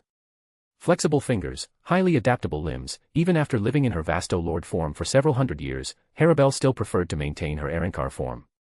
Why were Shinigami and Quincy in human form, but hollows were different? I really want to try being human. Such a seed was planted in Haribel's heart. Forest of Minos. Dense ranks of Jillians fell one after another. The soaring dust threw the forest of Minos into chaos. Sosuke Aizen reaped the lives of these Jillians with one slash after another, then collected their souls and kneaded them into a sphere. Before long, the prototype of a Hogyoku was formed. With his experience in creating the Shinigami Hogyoku, Sosuke Aizen used the complete Hogyoku in his hand as a catalyst and nutrient source, quickly creating a semi-finished Hogyoku. It was for the Espada anyway, so it didn't need to be as perfect as his own. A too-perfect Hogyoku would, in fact, be uncontrollable for the Espada. After all, the Hogyoku was a living thing with its own thoughts. Sosuke Aizen looked at the pulsing, semi-finished Hogyoku in his hand. He could feel its desire to merge with him. You want a strong host, do you? Hogyoku. But, I'm already at full capacity here. Sosuke Aizen smiled as he placed it into a transparent square box, then placated the complete Hogyoku orb in his own hand. Soul Society, Department of Research and Development. Hundreds of monitoring windows simultaneously displayed data from all corners of the three worlds, such as spirit particle concentration and hollow cluster activity trajectories. Beep, beep, beep. In front of the massive monitoring console, a red warning light flashed incessantly. Akon strode quickly past rows of neatly arranged detection instruments. He slammed his hands on the console, staring blankly at the data displayed on it, the numbers flickering on the screen reflected in his glasses. This is wrong. It's too abnormal. Turning off the alarm, Akon took the printed data and walked to the depths of the laboratory. He rang the doorbell and waited for a moment before entering. Mayuri Kuratsuchi was in front of a complex instrument, upon which lay his Zanpakuto, Ashisoji Jaizo. Hearing footsteps, he spoke without looking up. Report. Captain Mayuri. The monitoring data from Hueco Mundo is abnormal. Akon stood at attention, speaking rapidly. The number of Minos Grande is decreasing at a rate of 0.01% per hour, mainly concentrated at the Jillian level. Starting from 72 hours ago, the cumulative number of reductions has already exceeded. He glanced at the data in his hand. Exceeded 1,500. 1,500 Jillians, vanished in 72 hours. Mayuri Kuratsuchi slowly lifted his head, his tone chilling. Are you certain the monitoring system isn't malfunctioning? All equipment issues have been ruled out. Akon handed over the data. Damn it, what the hell are Sosuke Aizen and that Soifon woman up to? If you're going to defect to Hueco Mundo, then at least manage those savage things properly. Mayuri Kuratsuchi cursed as he took the data. Should we take action, Captain? Akon asked cautiously. Wait another 7 days. Mayuri Kuratsuchi finally made a decision. After 7 days, if the number of Minos Grande is still decreasing at this rate, then go and clean out the residents of the Rakangai districts at the far end. After handcrafting the 6th complete Hogyoku, Aizen slew another Jillian, only to find that the complete Hogyoku in his hand no longer wished to increase the number of Hogyoku. It's enough. This was the message the Hogyoku conveyed to him. Even if they were lower-grade products, they were still Hogyoku, and the Hogyoku didn't want its own kind to end up with terrible hosts. The fact that Grimjow, who had been promoted to number 5, could be chosen was already the limit. Number 1 to number 5, and then Sailaporo, made for exactly 6 Hogyoku. Fine. Since the Hogyoku had spoken, Aizen, as its host, would naturally respect its choice. Besides, the appearances of the later Espada were truly unsightly, so it didn't matter if they weren't enhanced. Placing the 6 Hogyoku into separate boxes, Aizen turned and moved back toward Las Noches, leaving the forest of Minos in a state of utter ruin behind him. Switching perspective to Las Noches. In front of a lab bench, Sailaporo was adjusting a complex spiritual pressure analyzer. Suspended in the center of the instrument was a drop of Okuyura's blood sample. The pale green liquid rotated slowly under the beam of light, refracting a strange fluorescence. This was blood he had taken from Okuyura's body after his segunda etapa. In a culture dish nearby was a severed arm from the segunda etapa, a gift from Okuyura. The automatic door opened. Sosuke Aizen walked into the laboratory. In his hand, he held a transparent container, inside which floated 6 fist-sized spheres. Each one emitted a dim purple light, its surface covered with fine, vein-like patterns. Sailaporo's movements froze. Reason suppressed his instinctual craving. He repressed his excitement, leaned in toward the container in Aizen's hand, and observed with wide eyes. Then, Sailaporo took a deep breath, forced himself to take half a step back, and bowed slightly. Lord Aizen. Aizen placed the container in the center of the lab bench. The 6 Hogyoku rotated slowly within the container, maintaining a subtle distance from each other, like living embryos floating in a culture medium. The Hogyoku you wanted, Aizen said. 6 of them, corresponding to the top 5 Espada, plus you. Sailaporo swallowed, leaning down to look for a moment. Lord Aizen. These 6 Hogyoku seem to be a bit different from yours. He seemed to be carefully choosing his words so as not to get on Aizen's bad side. A keen observation, Sailaporo, he said, his fingers tapping lightly on the lab bench. That's right. I made these 6 Hogyoku using the souls of Jillians as material. He paused, not elaborating further. Sailaporo's eyes lit up. Pure hollow power. This meant these Hogyoku were a perfect match for the spiritual pressure nature of an Arinkar, minimizing any rejection during fusion. The Hogyoku chooses its own host, Sailaporo. I look forward to your new form. Don't disappoint me. With his hands in his pockets, Sosuke Aizen turned and left, leaving the 6 Hogyoku in the laboratory. The door closed silently. All that remained in the laboratory was Sailaporo and the 6 slowly rotating Hogyoku in the container. Ghost Fire plus 40 ch, Walnut-chan Fire Ghost. Fire New History, Group Chat of the Dead. White heavy checkmark read up to 40 chapters in advance, all stories. White heavy checkmark access exclusive posts and updates first. Let's achieve our community goals. Direct hit 100 Power Stones equals plus 1 extra chapter for everybody. Rocket 140 members equals plus 5 additional chapters on all stories. Ghost P, Walnut-chan. Chapter 102, Hogyoku Espada Form, 6K. The concentration of spirit particles within the laboratory was climbing, the air slightly distorting due to the high density of spiritual pressure. Sailaporo gradually released his own spiritual pressure to its limits, attempting to provoke the 6 Hogyoku inside the container, but received absolutely no response from them. The Hogyoku were like pools of stagnant water. They continued to rotate slowly within the container, their dark purple fluorescence flickering rhythmically. Not a single Hogyoku drifted toward him even a fraction, nor was there any sign of resonance. As expected, do I still need to use Resurrection? As a Vasto Lord, Sailaporo had never considered the reality that he might be rejected by the Hogyoku. The corners of his mouth slowly curled into a smirk. Sip, for Nicaras. Pink spiritual pressure erupted with a boom, instantly filling the entire laboratory as 4 butterfly-like wings spread from his back. Throughout Las Noches, the Espada uncoordinatedly raised their heads, casting their gazes toward the laboratory. Finding no signs of a fight, they lowered their heads once more. Lily Nettie rubbed her sleep-deprived eyes. That guy Sailaporo. What the hell is he doing? An experiment, probably, Stark said, lying on a lounge chair on the balcony without even opening his eyes. At any rate, a fight hasn't broken out. Retracting his gaze, Grimjow propped up his chin and looked at Okuyura beside him. Hey, use your segunda etapa and fight me. I refuse.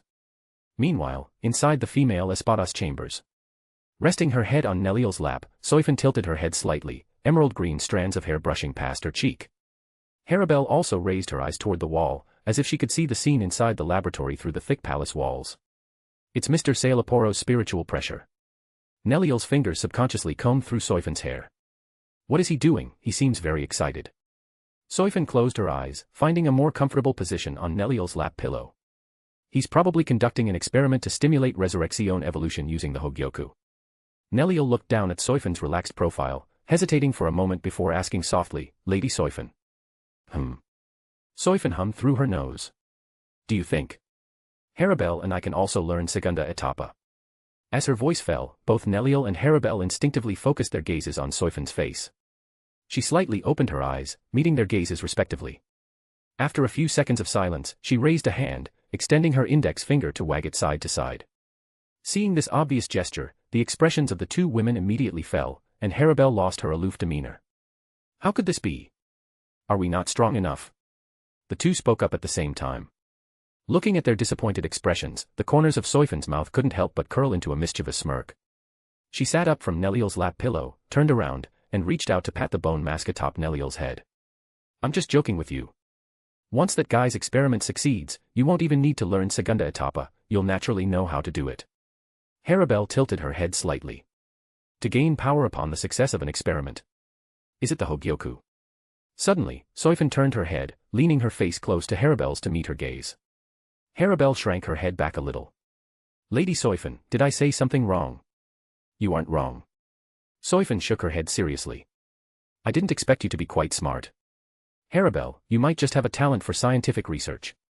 I am not that amazing. Receiving praise that she felt didn't belong to her, Harabelle lowered her head in shame. It wasn't that Harabelle was smart, rather, based on her knowledge and experiences, only Aizen's Hogyoku possessed such a convenient ability. In the laboratory, Sailaporo, in his resurrection form, surged his spiritual pressure toward the container once more. This time, all 6 Hogyoku lit up simultaneously. The dim purple light grew blazing hot. The Hogyoku began to tremble violently, seemingly observing Sailaporo, who stood before them in the most primal state of a hollow. Sailaporo's smirk widened further and further. Yes, just like that. He slowly reached out his hand. The moment his resurrection-altered fingers touched the outer wall of the container, it opened automatically. The Hogyoku trembling the most violently shot out from within, then began to orbit around his body. The Hogyoku's light intertwined and tangled with his pink spiritual pressure, pulsing like the breathing of a living creature. Sailaporo could feel his resonance with the Hogyoku deepening. Come. He opened his arms wide, the 4 white wings on his back fully extending as his pink spiritual pressure surged toward the Hogyoku like a tidal wave. The Hogyoku slowly moved forward, then was drawn toward his somewhat indescribable hollow hole. Embedding, filling, restructuring. His resurrection form was being rewritten. The Hogyoku's patterns gradually spread across his body, emitting a pink fluorescence, as power crept upward along Sailaporo's spirit particle veins. When the final wisp of the pattern finished connecting, Sailaporo opened his eyes.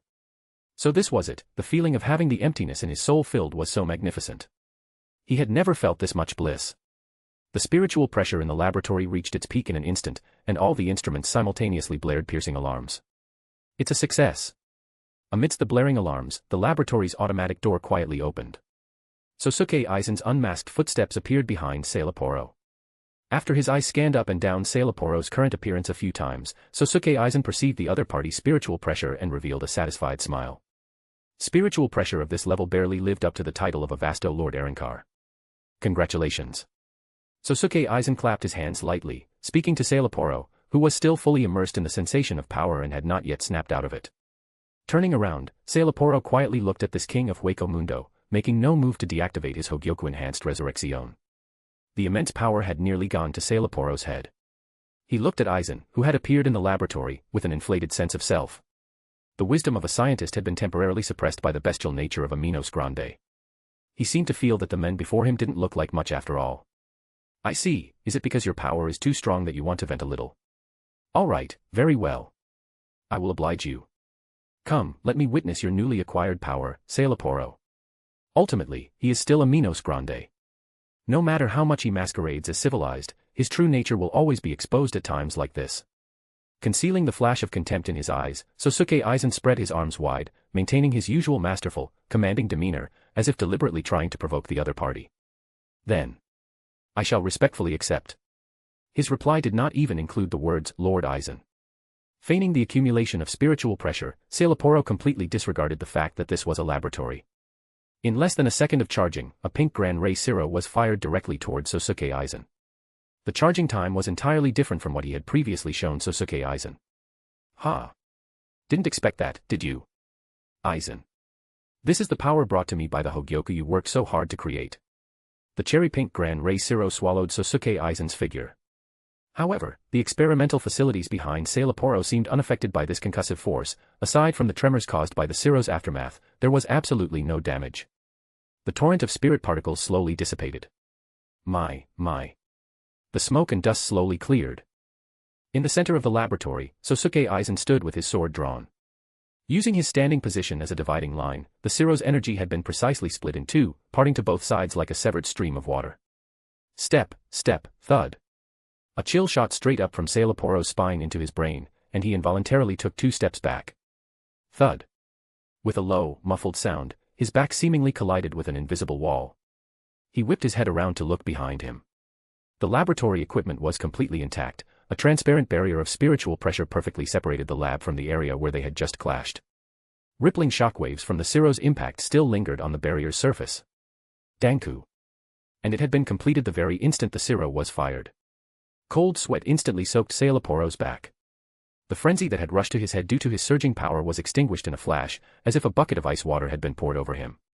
Reason reclaimed the high ground. In the next second, Sailaporo made an instinctual choice. Instantly deactivating his Resurrection form, he abruptly lunged forward, executing a highly practiced flip in midair before falling to his knees in front of Sosuke Aizen. Please, forgive my insolence, Lord Aizen. It was the power of the Hogyoku that eroded my mind. I was momentarily blinded by the power, which is why I committed such a foolish act. My loyalty to you has never changed, the heavens are my witness. His voice trembled out of fear. Enough. Aizen's voice interrupted him. Sailaporo's body stiffened. He maintained his kneeling posture, not daring to lift his head. He could feel Aizen's gaze land on him, devoid of killing intent. Then, he heard Aizen's soft sigh of amazement. Fascinating. Sailaporo froze, then cautiously raised his head. Aizen had already sheathed Kyoka Suigetsu and was examining him with great interest. Stand up, Sailaporo, Aizen said. Let me see how you look now. Sailaporo stood up hesitantly, subconsciously pushing at the glasses-like mask on the bridge of his nose. But he pushed at nothing but air. Where is my mask? Did it fall off? Such an absurd thought echoed in his mind, only to be dismissed with self-deprecating mockery. You've got to be kidding. An Arrancar losing their mask. You might as well say they died. No matter how much they Arrancarified, an Arrancar would still possess a mask. It was their physiological trait as hollows. At that same time, Soifon arrived at the scene with the 2 female espadas. Walking at the forefront, Soifon's gaze landed on Sailaporo, her eyebrows twitching. The 2 behind her also paused in surprise upon seeing his appearance without the glasses mask. Neliel blinked her large emerald eyes, curiously observing Sailaporo's new look. Mr. Sailaporo, you look a bit different.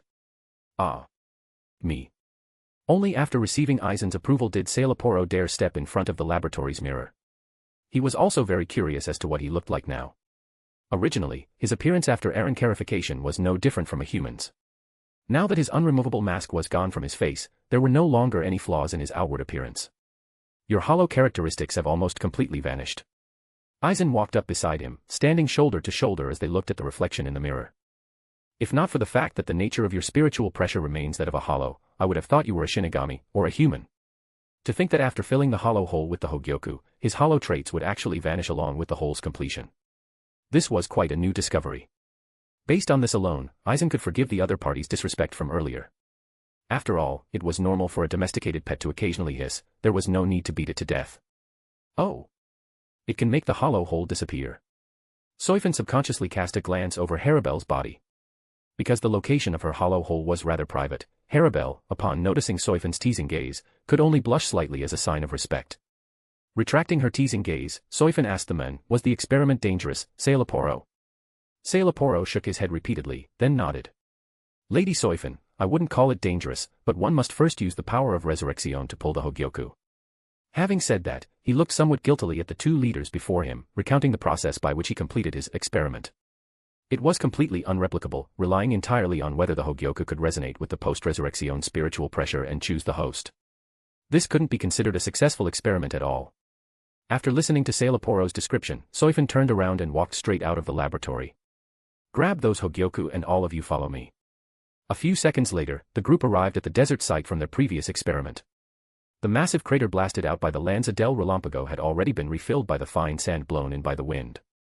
Raising her hand, Soifon used Tentikura to call Stark, Ulquiorra, and Grimjow.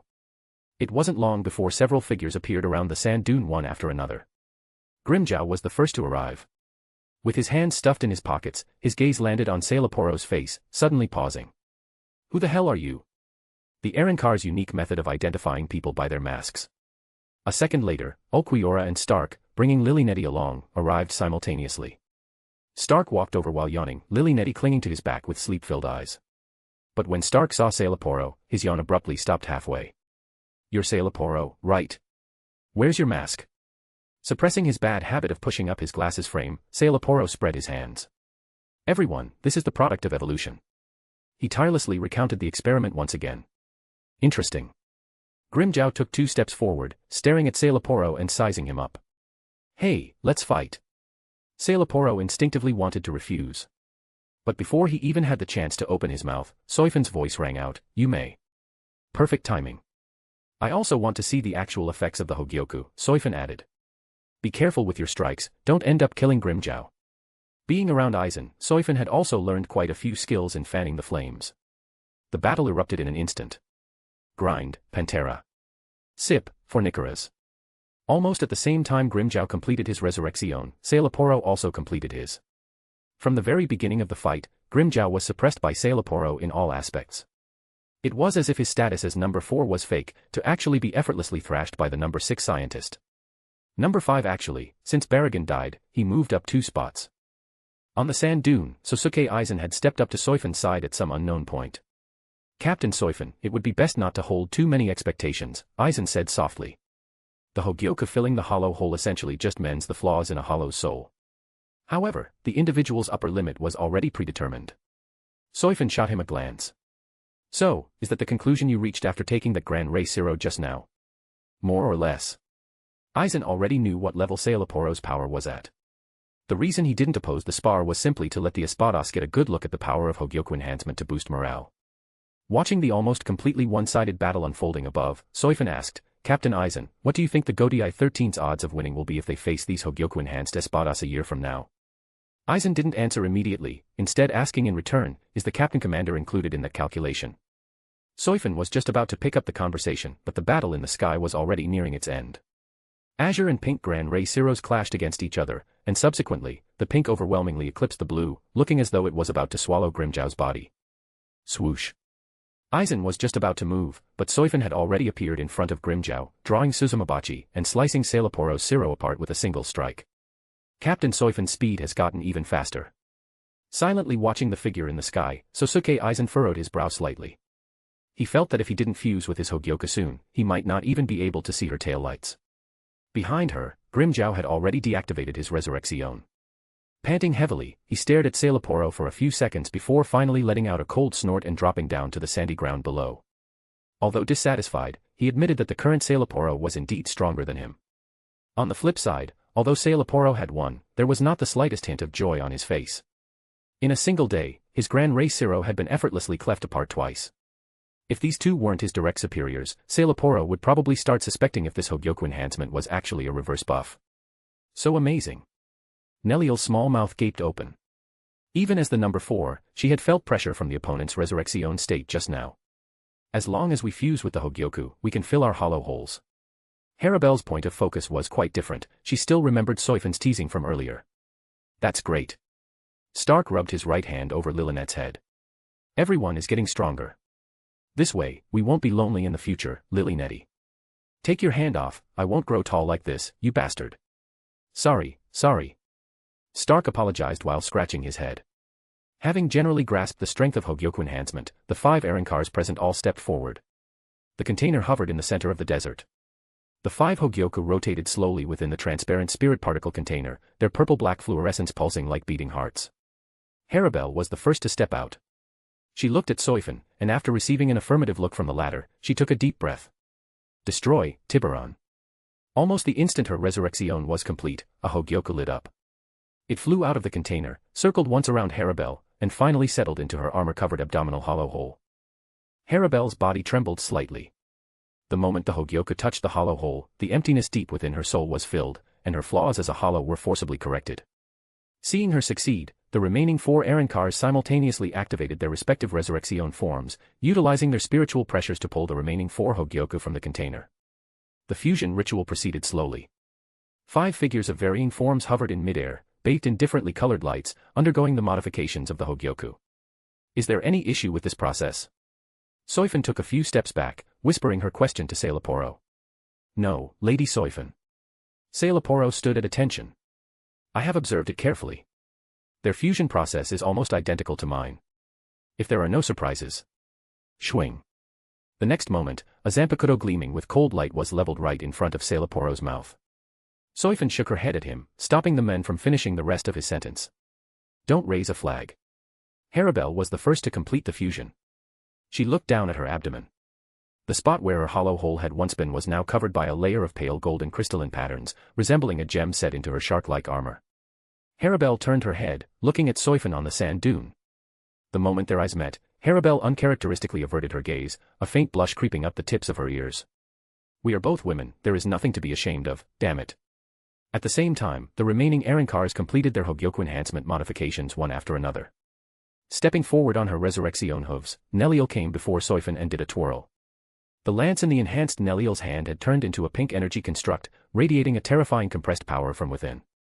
However, she didn't maintain her resurrection state for long, quickly reverting to her human form as she returned to Soifon's side. Lady Soifon. My mask really disappeared. Neliel spun around in front of Soifon, then raised a hand to touch her own head, looking completely thrilled. With that said, she lowered her body, presenting her mask-free head in front of Soifon. Pat pat. Nell, you're supposed to be an antelope, right? Nothing. Seeing how much the other party enjoyed her head pats, Soifon couldn't bring herself to retort. Seeing this, Harabel also deactivated her resurrection. She brushed her fingers against her cheek, discovering that the mask that had once covered it had vanished as well. Lady Soifon, thank you. She pulled down the zipper of the collar that always covered the lower half of her face, revealing her mysterious visage. Why are you thanking Soifon? Is there any possibility that I was the one who made the Hogyoku? Standing to the side, Aizen held back a sentence he didn't dare speak out loud. The joys and sorrows of humanity are not shared. Sosuke Aizen could only silently walk over to the male Arrancar side and casually suppress Grimmjow, who was trying to find someone else to spar with. Although you've gotten stronger, you still must yield under my spiritual pressure. Looking at the prostrating Pantera, Aizen's mood improved considerably. Right at this moment, a long unheard voice drifted over. Aizen, Soifon, what exactly are you doing? The voice was very soft, yet it rang out clearly in the ears of the two. Soifon and Aizen turned their heads simultaneously. They saw that on the other side of the sand dune, a person had appeared at some point, Azuhiro Kenpachi. Azuhiro Kenpachi, who had only recently completed his fusion with Las Noches, was currently furrowing his brow as he observed the Espadas, whose strength had been enhanced yet again. Why are you bestowing such immense power upon the Arrancars? Azuhiro's voice carried a hint of incomprehension. This makes them inconvenient to manage. Power breeds ambition, and ambition triggers rebellion. Do you two not understand? Ghost Fire He. Walnut-chan for more chapters, Fire Ghost. Fire New History, Group Chat of the Dead. White heavy checkmark unlock a 40-chapter backlog for all my series. White heavy checkmark receive exclusive content and regular updates. Help us reach these goals. Direct hit 100 Power Stones equals +1 universal bonus chapter. Rocket 140 members equals +5 extra chapters for all stories. Ghost P, Walnut-chan. Chapter 103, Are We Special? What Azuhiro Soya was currently facing were the Espada Arrancars, whose strength had just been enhanced and who were right in the middle of an inflated sense of power. Even Neliel, who had a better temper, cast displeased glances at this mysterious watcher. Opening and closing his mouth with words like manage and rebellion, he afforded these hollows absolutely none of the respect and courtesy they deserved. He was simply incredibly unlikable. Because of Oz's hero Soya's appearance, the spiritual pressure Aizen had been using to suppress Grimmjow was retracted, allowing the latter to stand back up from the ground. Grimmjow shook his arms, which had gone numb from the suppression of Aizen's spiritual pressure. His gaze bypassed Aizen and landed on the suddenly appearing Oz's hero Soya. "Hey, you." He strode right up to Oz's hero Soya, sizing him up from head to toe. Oz's hero Soya didn't reply. He was somewhat disgusted by the dense hollow power radiating from Grimmjow's body. Restraining the urge to strike was already giving Aizen and Soifon a tremendous amount of face. Although the two leaders gave you the position of Hueco Mundo Watcher. Grimmjow chuckled disdainfully. "Why do I get the feeling that you're the weakest guy in the management tier? You really don't live up to the title." After saying this, Grimmjow tilted his head slightly, glancing out of the corner of his eye at Soifon and Aizen, who were standing side by side on the sand dune. Neither of them spoke, nor did they show any reaction. As if having received tacit approval, Grimmjow's smile grew increasingly feral. He took a step forward, his spiritual pressure beginning to leak out uncontrollably, blowing the sand beneath his feet into a rippling circle. A hollow is a hollow, in the end. Oz's hero Soya furrowed his brow. Even if you attain power, you cannot change your barbaric nature. The spiritual pressures radiating from their bodies erupted simultaneously, colliding and tangling in the air above Hueco Mundo's desert. The other espadas present couldn't help but step back a few paces, giving the two enough space. All of them harbored the thought of watching Oz's hero Soya eat dirt. The climbing spiritual pressures reached a tacit peak, and then, the two moved at the exact same time. Heido number 88, Hiryugekizoku Shinten Reiho. Oz's hero Soya's incantation was completed almost the instant he raised his hand. Golden lightning surged from his palm, and a thick pillar of thunder shot toward Grimmjow with a devastating aura. The lightning collided head-on with the blue figure, blasting a massive crater into the desert. As the light dissipated, Grimmjow stood up from the sandy pit and patted the dirt off his body. Those scorched black marks were fading at a visible rate. He panted slightly, looking up at Oz's hero Soya in the sky with a mocking expression. "Is this all you've got?" Oz's hero Soya's Kido was enough to suppress Grimmjow in his Hogyoku-enhanced Resurrection state, but inflicting heavy damage quickly was still difficult to achieve. Their fiery tempers flared brighter as they fought, the fierce melee lasting for several minutes. Finally, after one particular clash, the two leapt back simultaneously, pulling dozens of meters apart. Both were accumulating power for their strongest strike. Suddenly, a powerful spiritual pressure erupted from Soifon's petite body, interrupting the charging attacks of both Oz's hero Soya and Grimmjow. The two plummeted from mid-air in unison, crashing onto the sandy ground. A trail of blood leaked from the corners of both their mouths. "Enough." Soifon intervened, halting the escalation of the situation. "Stopping before things go too far is sufficient. Are you two trying to fight to the death?" Then, without looking at anyone else, she turned and walked in the direction of Las Noches. "Neliel, Harabel. Follow me." The two who were called out paused slightly before immediately following her. Neliel jogged a few steps to catch up to Soifon, walking slightly behind her at her side, while Harabel followed silently on the other side. Just like that, the three of them left the desert, leaving the others who were still locked in a standoff behind. On the way back to Las Noches, the atmosphere was somewhat heavy. Neliel kept her head down, her emerald green hair hanging down to obscure her expression. Harabel remained silent as well, a few more complex emotions welling up in her eyes. Oz's hero Soya's words from earlier were still echoing in their ears. The undisguised discrimination and condescending judgment felt like a thorn piercing their hearts. Sure enough, Shinigami all had prejudices against hollows, even if they had become Arinkars. They wondered, did Lady Soifon view them the same way? Harabel pressed her lips tightly together, quietly raising her eyes to look at Soifon walking ahead of her. Her footsteps slowed down. She stared at Soifon's back, conflicted for a long time, so long that the silhouette of Las Noches had already appeared in the trio's field of vision. Gradually, Harabel's footsteps came to a complete stop. Step. Standing firmly on the sand, Harabel finally mustered the courage to speak to Soifon. "Lady Soifon." Neliel whipped her head around. Just one look was enough for her to know what question the other woman was about to ask. Soifon halted her steps and turned to look back at them. Harabel took a deep breath. Her verdant eyes gazed directly at Soifon as she asked the question that had been swirling in her heart for a long time. "Do you also believe, just like that guy, that hollows are existences that should be guarded against and managed?" She was someone who spoke her mind directly. She disliked beating around the bush, and she disliked suspicion. If Soifon truly felt that way, then Harabel would consider drawing a clear line between them, removing Soifon from the realm of her friends. Neliel's eyes widened. She looked at Harabel, then at Soifon. Her lips parted, but ultimately, she said nothing. She wanted to know too, but she didn't have the courage to ask Soifon like the other woman did. Soifon looked at Harabel quietly, weighing her words in her mind. If it's you and Neliel, I consider you to be existences on equal footing with me. But, it must be admitted that the Hollow race still has many individuals lacking in intelligence. In the end, Soifon didn't use any pretty words to sugarcoat her thoughts. Taking 10 million steps back, if there was no need to manage and guard against Hollows, the Soul King would never have been born into this world. Is that so? That is what Lady Soifon believes. Receiving Soifon's honest answer, Harabel still felt very gratified. At the very least, Soifon hadn't deliberately spoken pretty words just to win their loyalty. Besides, she herself didn't harbor any fond feelings for those barbaric and crude Hollows either. In the very next second, Neliel blurted out, "So, what Lady Soifon means is, Harabel and I are special. We are special." Less than half a second after Neliel's words fell, Soifon turned around and started walking toward Las Noches. Don't ask such boring questions anymore. With that said, Soifon's figure flickered, disappearing from before their eyes. Harabel, tell me.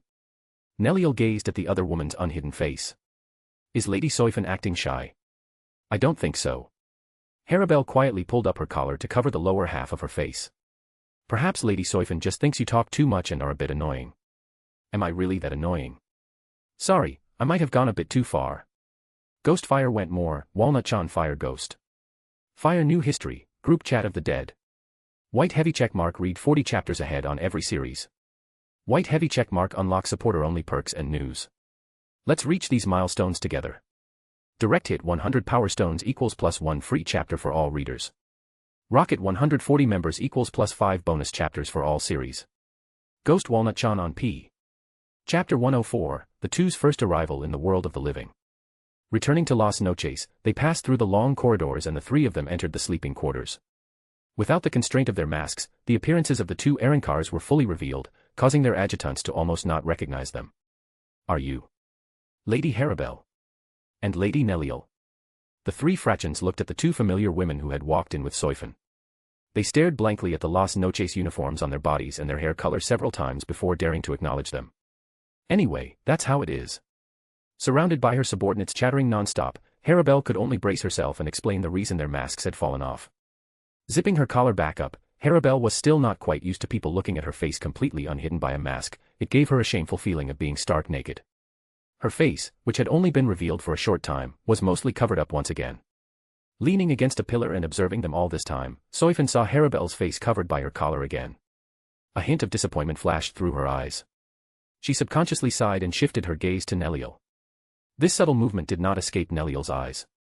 Lady Soifon. Being stared at made Neliel feel a little creeped out.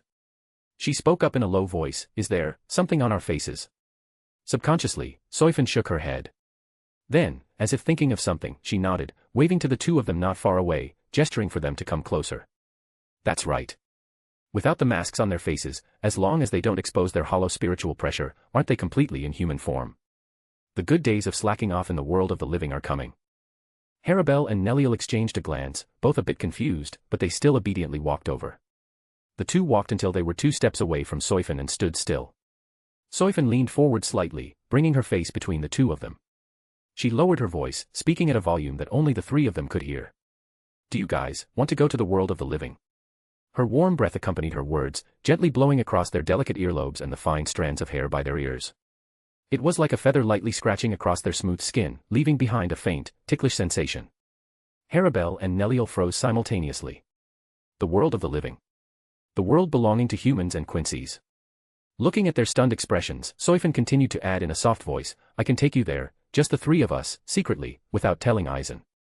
Harabel was somewhat tempted, but the thought of the three of them running off to the world of the living to slack off made her feel it wasn't quite right. Having seen through the other's thoughts, Soifon cleared her throat and added, actually, the great me, Lady Soifon, is also going to the world of the living with a mission this time. Taking the opportunity to relax in the world of the living and visit Lady Yoruichi and Ichigo Kurosaki or whatever, was also on the mission list. On the rooftop of a certain high-rise building in Karakura town, a garganta opened. Soifon led Neliel and Harabel, both dressed in their white Las Noches uniforms, out of the garganta. The wind on the high-rise rooftop was strong. The slightly warm air currents, mixed with various scents, blew past the trio's hems and hair. They almost simultaneously raised their heads and looked towards the sky. A massive sphere radiating warm light hung in the azure sky. The sunlight cascaded down without any obstruction, enveloping the entire city, as well as enveloping them. The sun. It's so warm. Subconsciously, the two raised their palms, letting the warm sunlight fall onto them. Neliel's gaze shifted from the sky and landed on the city below. The crisscrossing streets extended into the distance like blood vessels, and the high and low clusters of buildings resembled a forest made of steel. Unable to contain her curiosity any longer, Neliel approached the edge of the rooftop. Placing both hands on the metal railing, she leaned out, widening her eyes as she peered downwards. However, in the next second, crack! A faint, crisp sound rang out from the railing in her hands. The metal railing caved inward under the force she had unconsciously applied, clearly imprinting the outline of her palms. Seeing this, Soifon helplessly clutched her forehead. I almost forgot to mention, the spirit particle density in the world of the living is not as high as in Hueco Mundo, so the creations here are not as sturdy as those in Hueco Mundo. Be careful. Oh right, remember to conceal your spiritual pressure. Harabelle also reined in her expression and nodded, indicating she understood, as she quietly withdrew the right foot she had been about to step forward with. After switching to her human form, Soifon changed into a set of ordinary casual clothes and decided to take the two of them to the Kurosaki house first, to get familiar with Ichigo and Isshin. The three of them turned the street corner. Straight ahead was the location of the Kurosaki clinic. Just then, two small figures approached from the opposite direction. It was Karen and Yuzu, looking like they had just gotten out of school. When they drew close to a distance of about 10 meters, Yuzu suddenly looked up, her gaze landing on Soifon. Behind her, Neliel and Harabelle almost immediately noticed the human girl's gaze. After hesitating for a few seconds, Yuzu mustered up her courage and trotted forward. Are you Sister Soifon? So she was recognized after all. Yes, it's me. There was no expression of surprise on Soifon's face, she simply looked down at the two little girls and nodded. After all, when she visited the Kurosaki house, she had also brought gifts for these two girls. Soifon estimated that the honey she had gifted them hadn't been finished by the Kurosaki household to this day. Timidly glancing at the two aloof and beautiful women behind Soifon, Karen hid behind Yuzu and also followed up with a greeting. Soifon asked straightforwardly, are Ichigo and your father at home? Yuzu replied, Dad should be at home. Ichigo has club activities today, so he might be back a bit late. We're just about to head home. Do you want to come along, Sister Soifon? Immediately after, Karen warmly invited her. Club? No need, we're just walking around randomly. Soifon shook her head, patting the hair of the two little girls. You two hurry back now. Only after watching the two little girls, hand in hand, walk toward the familiar clinic did Soifon withdraw her gaze. Suddenly, Soifon's footsteps paused mid-stride. The trio's gazes coincidentally looked towards the other end of the city. That was the direction of the outskirts of Karakura town, the area near the riverbank and the abandoned factories. It was Ichigo Kurosaki's spiritual pressure. Soifon changed direction, advancing towards the location where Ichigo Kurosaki's spiritual pressure had erupted, with Harabelle and Neliel immediately following. Lady Soifon, this spiritual pressure. Can humans in the world of the living also possess such powerful strength? The two behind her asked curiously. This is the mission that I came to the world of the living for this time. Did you guys really think I just brought you out to sneak away and play? After emphasizing the pronunciation of the word mission, the corners of Soifon's mouth curled up as she shot them a teasing glance. It actually wasn't. Neliel's worldview suffered a shock. Ghost Fire read more, Walnut-chan Fire Ghost. Fire New History, Group Chat of the Dead. White Heavy Checkmark access up to 40 advanced chapters of all stories. White Heavy Checkmark receive exclusive content and updates. Help us hit our community goals. Direct hit 100 Power Stones equals +1 bonus chapter for everyone. Rocket 140 members equals +5 extra chapters of all stories. Ghost P, Walnut-chan. Chapter 105, Soifon single-handedly challenges the Vizards. Update patch, fixed the bug where the Vizards would jump at her face, fixed the knockback effect of the time-type Zanpakuto, and fixed the bug where the Vizards' health bars were too long. An abandoned factory in the outskirts of Karakura town. This is the place. Soifon stopped outside a dilapidated outer wall, her gaze falling on the factory's entrance. In the perception of the three of them, a translucent barrier formed of precise spiritual power enveloped the entire factory area. Lady Soifon, Neliel stepped forward defensively. There seemed to be many powerful spiritual pressures inside. Please proceed with caution. I suggest letting Neliel and me scout the way first. Harabelle placed her hand on the hilt of the short sword behind her waist. Soifon shook her head. She stepped forward, walking up to the barrier. She gently placed her hand on it, causing rings of orange ripples to undulate outward. There's no rush, Soifon said. We can wait until Ichigo Kurosaki finishes his training for the day before we go in. It won't be too late. Harabelle and Neliel exchanged a glance, both feeling somewhat puzzled, but they still nodded and stood quietly behind Soifon. Subsequently, Soifon closed her eyes. Her powerful perception passed through the barrier without any obstruction, probing into the interior of the factory. Beneath the factory was a massive modified space, similar to the underground training ground at the Urahara shop. Ichigo Kurosaki stood there. His face was half covered by a white bone mask, but his ominous pupils, resembling those of a Minos Grande, harbored an unusual calmness. And surrounding him were 4 individuals. Shinji Hirako, Mashiro Kuna, Hiyori Saragaki, and Lisa Yadamaru. They all wore their respective hollow masks, their spiritual pressures fully unleashed as they stood ready for battle. To think he's actually undergoing holification training. Soifon was inwardly startled. She had thought that the Ichigo Kurosaki of this timeline was already able to master White's power. Ha! Ha! Ichigo's panting echoed through the mask, muffled and heavy. Continue. I can still. Spinning the ring pommel of Sakanade in his hand, Shinji Hirako kindly advised. Don't push yourself too hard, Ichigo. Your holification time has already exceeded 3 minutes. If you keep going, that guy White Ichigo might completely pop out. Mr. Hirako, if you don't shut up, I really won't be able to suppress him. Ichigo growled softly, swinging Zangetsu forcefully. A miniature crescent moon tore through the air, hurtling toward the group. Hiyori held her Zanpakuto horizontally in front of her, forcefully blocking the strike. However, her entire body was pushed back several meters, the soles of her shoes grinding against the ground with a harsh screech. Hey! Baldy. Didn't we agree on 1 hour per round? Hiyori cursed loudly. It's been an hour and a half already. It can't be helped, Shinji Hirako spread his hands helplessly. Ichigo's enthusiasm for learning is simply too high. Just now, Shinji Hirako's advice for Ichigo Kurosaki to rest was genuine, he wasn't trying to use reverse psychology.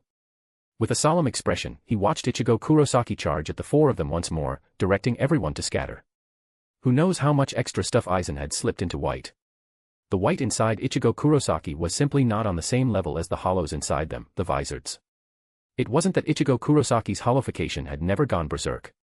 After White appeared, he would always curse and violently attack the few of them. If Ichigo Kurosaki hadn't reined him in at the critical moments, the Vizards would have already suffered casualties. Outside the perimeter, Soifon withdrew her perception and opened her eyes. The sky was gradually darkening. Soifon looked up at the night sky, rendered a colorful myriad of hues by the neon lights, and decided that it was now time. She tilted her head slightly, instructing Neliel and Harabel to hide to the side for now. Lady Soifon, this is too dangerous.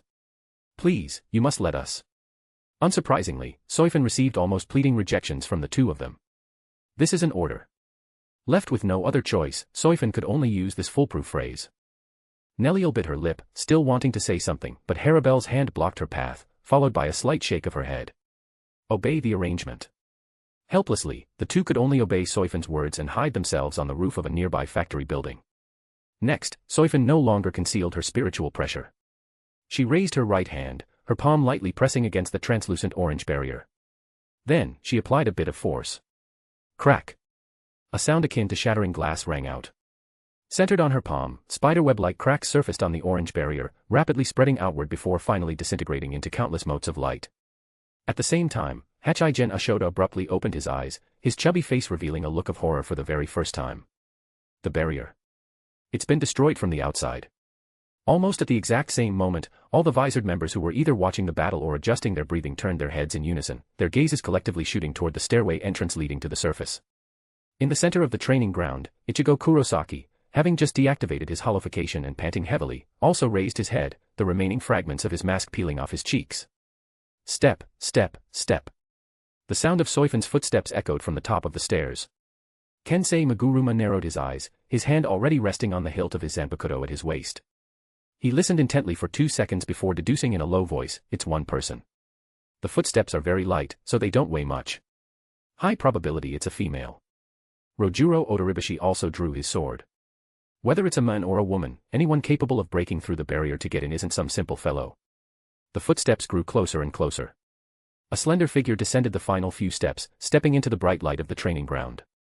Soifon's face held no expression. She calmly swept her gaze over everyone present, before finally resting her eyes on Ichigo Kurosaki. Sister Soifon. Ichigo Kurosaki's pupils shrank drastically. He had come here to train his holification powers while keeping it a secret from his parents.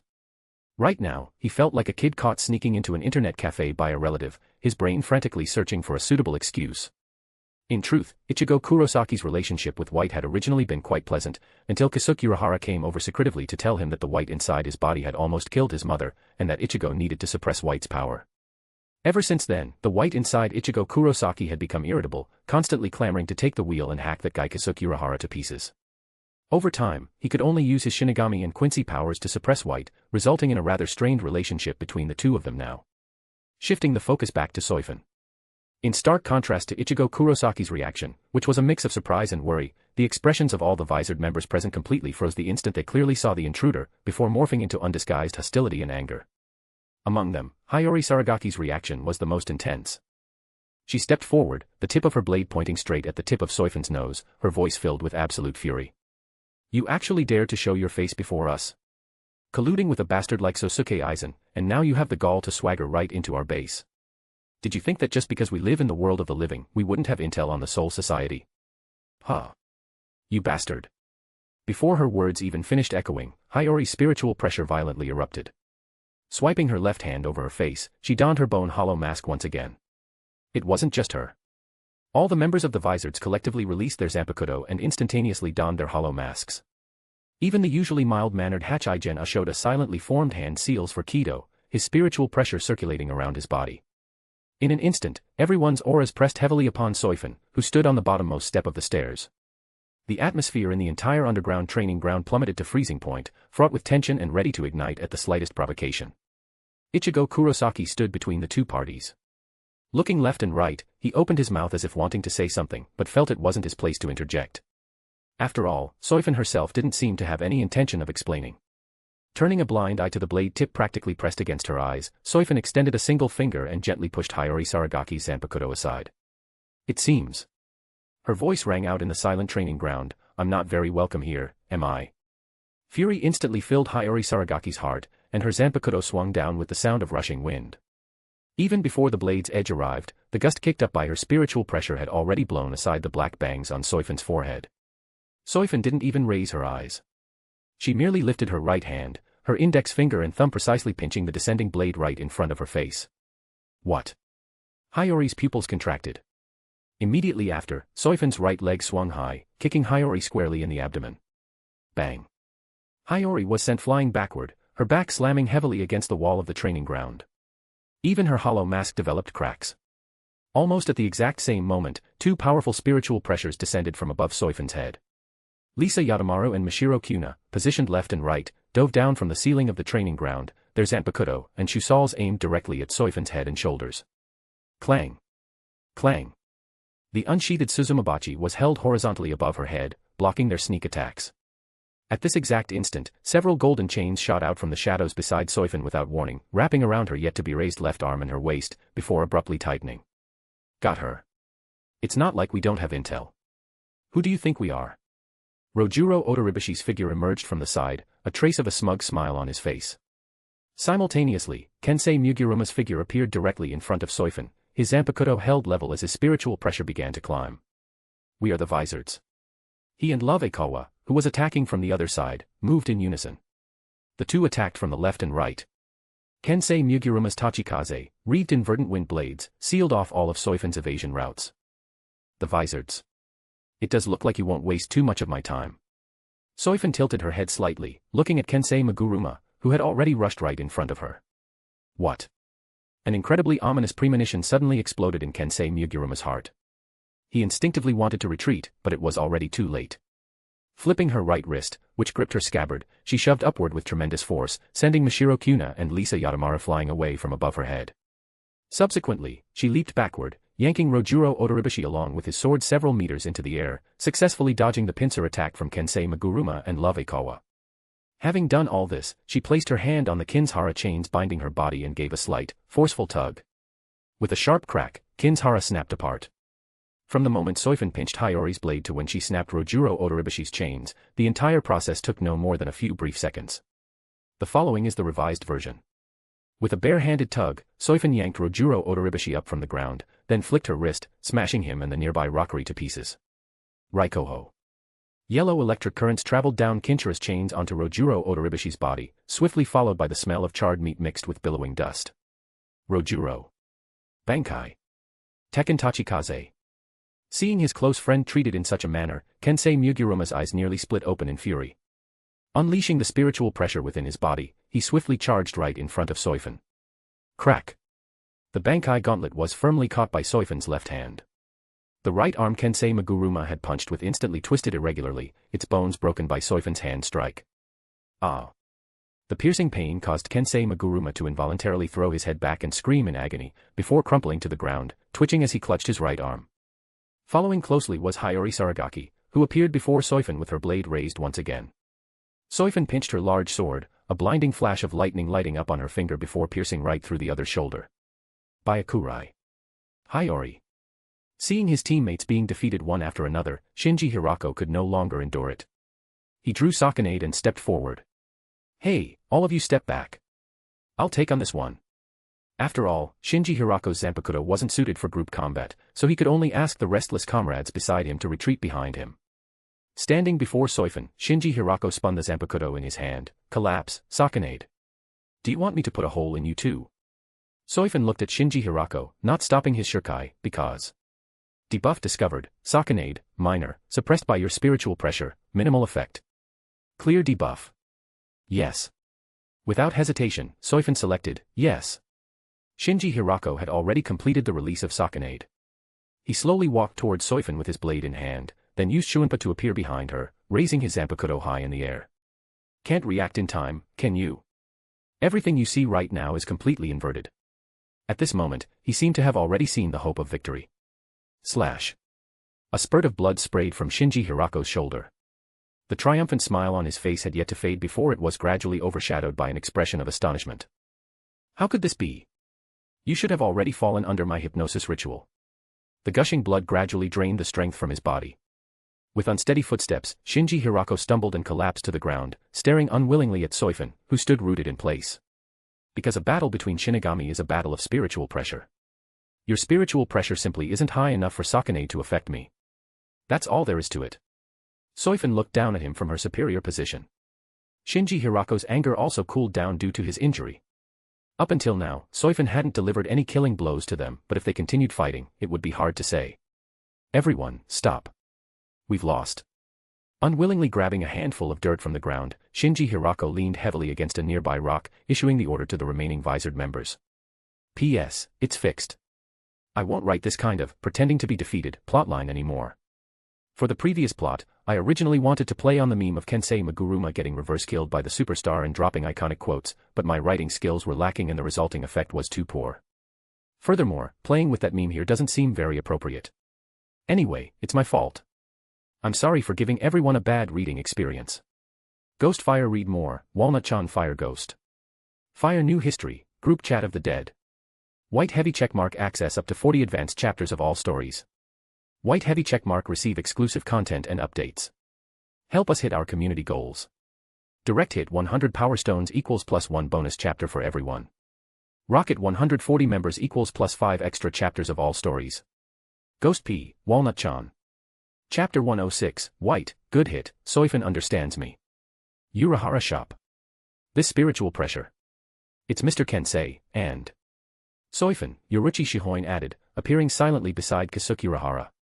The duration of Soifon's spiritual pressure eruption was very brief, but Yoruichi Shihoin certainly didn't believe that Soifon would be instantly killed by those guys from the Vizards. Then there was only one answer. The battle is already over. I hope that group from the Vizards hasn't been killed. Kasuke Urahara and Yoruichi Shihoin stepped out of the shop's doorway, their figures flashing as they disappeared from the spot. Inside the underground training ground. Soifon ignored the wary gazes of the Vizards, her eyes landing on Ichigo Kurosaki in the corner. Ichigo. Why are you here? Yuzu and Karen told me that you went to club activities after school today. Ichigo Kurosaki opened his mouth, one hand unconsciously scratching his short orange hair at the back of his head. Actually. His voice grew quieter and quieter, his eyes darting around, not daring to meet Soifon's gaze. At this moment, an abrupt voice came from the top of the stairs. Excuse the intrusion. Accompanied by the crisp sound of wooden clogs stepping on the concrete stairs, Kasuke Urahara's figure appeared in everyone's line of sight. And almost simultaneously with Kasuke Urahara's appearance, Yoruichi Shihoin also stood on the steps, her burning gaze locked onto Soifon in the training ground. She took a few deep breaths, forcing herself to calm down, but her hands hanging by her sides remained tightly clenched into fists, her nails leaving red marks on her palms. Perhaps Kasuke Urahara had already told Yoruichi part of the inside story, preventing her from impulsively rushing up to confront Soifon again. Could you tell me what happened? Kasuke Urahara looked around. Miss Soifon, Mr. Hirako, little Ichigo. The training ground was quiet for a few seconds. Immediately after, Shinji Hirako spoke up awkwardly. Soifon came looking for little Ichigo, but we overreacted a bit on our end, and some happened. Minor friction. He was referring to the people on his side being unilaterally pressed against the ground and rubbed into the dirt by Soifon.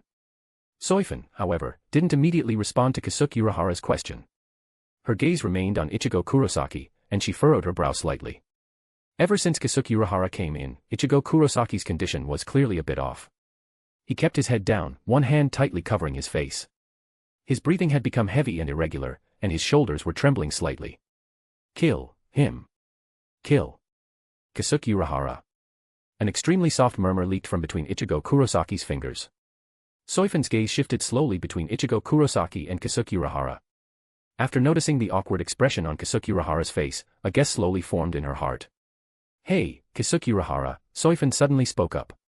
It seems the hollow inside Ichigo has a particular grudge against you, doesn't it?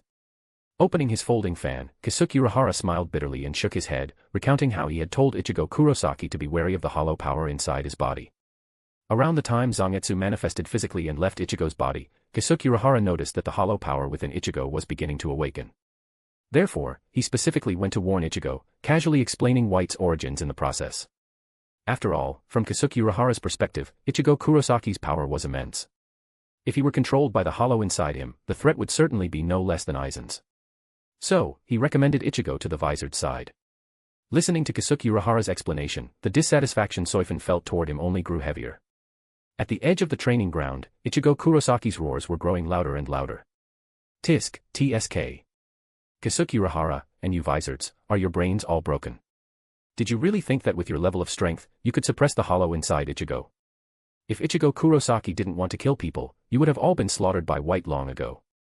Sneering, Soifon watched as Ichigo Kurosaki was about to enter his hollowified state, and she walked forward without looking back. As her words fell, the expressions of everyone present, aside from Yoruichi, turned rather ugly. Seeing that Ichigo Kurosaki's hollowification was nearing completion, Soifon couldn't be bothered to explain things to them. Her majestic spiritual pressure crashed down like a waterfall onto every single member of the visoreds. It seems you all aren't capable of listening properly. Boom. In an instant, the underground training ground gained 8 extra rugs flat on the floor, along with Kasuke Urahara, whose hunched figure was supported by his Zanpakuto. What kind of spiritual pressure is this? Were we just fighting this kind of monster? With this kind of strength, why are you even hanging around with Aizen? In a few years, even the captain commander will have to step down for you. The visoreds, pressed flat against the ground by the spiritual pressure, managed to lift their heads with difficulty, glaring unwillingly at the petite figure standing not far away from them. At this moment, the only ones left standing in the arena were Yoruichi, Soifon, and Ichigo Kurosaki. At the top of the stairs leading to the surface, Harabel and Neliel sensed Soifon's erupting spiritual pressure and concealed their figures as they quietly peeked down. Yoruichi could feel the terrifying power hidden within Ichigo Kurosaki's body. Watching Soifon walk toward the hollowified Ichigo, she instantly appeared beside Soifon and grabbed her wrist. Soifon. Yoruichi tugged on her to halt her steps. Don't go over there. He's very dangerous right now. Soifon stopped her steps and turned her head slightly to look at Yoruichi. The moment their eyes met, Yoruichi Shihoin subconsciously averted her gaze, avoiding locking eyes with Soifon for too long. Soifon curled her lips into a smile, her other hand gently covering the back of Yoruichi's hand to comfort her. It's fine, Lady Yoruichi. Trust me. Having said that, right in front of everyone, Soifon leaned forward, bringing her face close to Yoruichi's, and lightly pecked her moist lips, separating after a brief touch. Soifon's sneak attack was successful once again. What? Yoruichi Shihoin's eyes widened perfectly round. Before she even had time to react, the kiss was over. She completely hadn't expected Soifon to forcibly kiss her again in front of so many people. You, Soifon, are really going too far. The 2 female Arankars lying prone at the top of the stairs and peeking down were struck as if by lightning. They stared blankly as their Lady Soifon and a purple-haired woman kissed brazenly. Hiss. Neliel couldn't help but glance at Harabel beside her. Could it be that Lady Soifon likes dark skin? Beside her, Harabel stared blankly. So, women can also do this kind of thing with each other. After all, before meeting Aizen, Harabelle had always taken in female Ajuchas. At this moment, she seemed to have opened the door to some kind of new world. Hey, Harabelle. Neliel elbowed her friend, who was peeking from the side and already drooling. What? Wiping the corner of her mouth with the back of her hand, Harabelle's face flushed with a faint, inconspicuous blush under the cover of the night. Is your skin naturally that color? Obviously. Inside the arena, White had completed taking control of the body.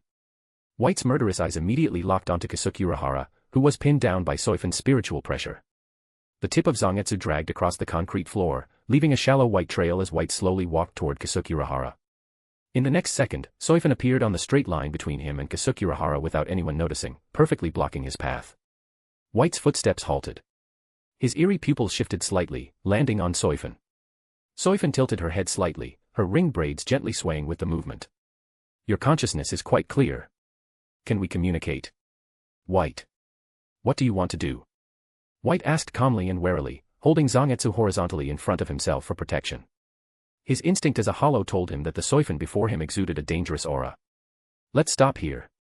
Ichigo doesn't want to kill anyone. Are you really going to use his body to do this kind of thing? Taking a step forward, Soifon raised her hand and touched the thick blade of Zangetsu, gently pushing the sword in White's hand down. Perhaps these words resonated with the Ichigo Kurosaki inside, as White sensed Ichigo's will not to hurt anyone, and he didn't refute Soifon's words. The tip of Zangetsu touched the ground once more. However, this guy Keisuke Urahara really is quite annoying. Without even turning her head, Soifon suddenly slashed out several sharp gusts of wind backward with a hand chop. Thwack. Thwack.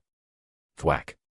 The Vizards lying prone on the ground, along with Keisuke Urahara who had just barely managed to stand up, were all struck flying by the blade wind and slammed heavily against the concrete walls surrounding the training ground. Keisuke Urahara's bucket hat flew off. He knelt on one knee, barely supporting his body with his zanpakuto, while his other hand tightly clutched his chest, blood seeping from between his fingers. Yoruichi Shihoin sensed everyone's injuries and, after realizing they weren't fatal, closed her slightly parted lips again. Forget it. It wouldn't be good if Soifon forcibly kissed her again later. Oh. White's voice, accompanied by an electronic effect, rang out. Are you standing up for me, Soifon? Keisuke Urahara really did do wrong, actually making Ichigo suppress his own sword spirit. Soifon nodded. Has your anger subsided now? White. Who knows? Forget it. This guy Ichigo is so annoying. I'm heading back. As he spoke, the mask on White's face began to crack, seemingly about to exit the hollowified state voluntarily. Wait, White. What else is there? White looked at Soifon, the speed of the mask peeling off slowing down a bit. Soifon met his gaze. You will become Ichigo's power, right? Do you even need to say that? White smiled. The remaining mask rapidly peeled off Ichigo Kurosaki's face, shattering and turning into specks of light before dissipating. The ferocious spiritual pressure quickly faded away, and Ichigo Kurosaki reverted back to the orange-haired youth wearing a high school uniform. Ichigo Kurosaki swayed, dropping to one knee with both hands supporting himself on the ground, gasping heavily for air. Waiting until he caught his breath, Soifon finally poked Ichigo's shoulder. Did White appear when Zangetsu materialized? Ichigo Kurosaki nodded. Yes. After Old Man Zangetsu left, that guy said he was also Zangetsu, and my sword didn't lose its abilities just because Old Man Zangetsu left. Soifon patted Ichigo Kurosaki's shoulder earnestly. Can you try turning back into a Shinigami right now? Release the suppression on White, and try utilizing the 3 types of power within your body. Hearing Soifon's words, a look of hesitation flashed across Ichigo Kurosaki's face, but then he nodded seriously. Compared to Keisuke Urahara, he was much more willing to believe Soifon's words. Moreover, when White first came out, he was actually quite easy to communicate with, aside from his temper being a bit irritable. In his inner world, Zangetsu sensed Ichigo's will and no longer spared power to suppress White, choosing to let go and reconcile. In the next second, spiritual pressure lifted Ichigo Kurosaki's orange hair as Ichigo Kurosaki once again entered his Shinigami state.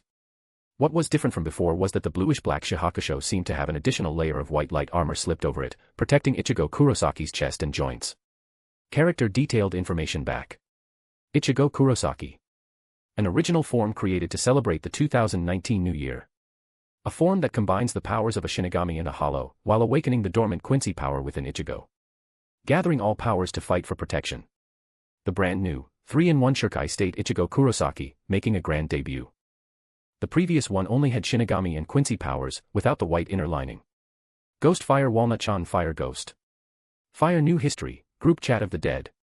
White heavy checkmark new releases are dropping, plus get exclusive content and updates.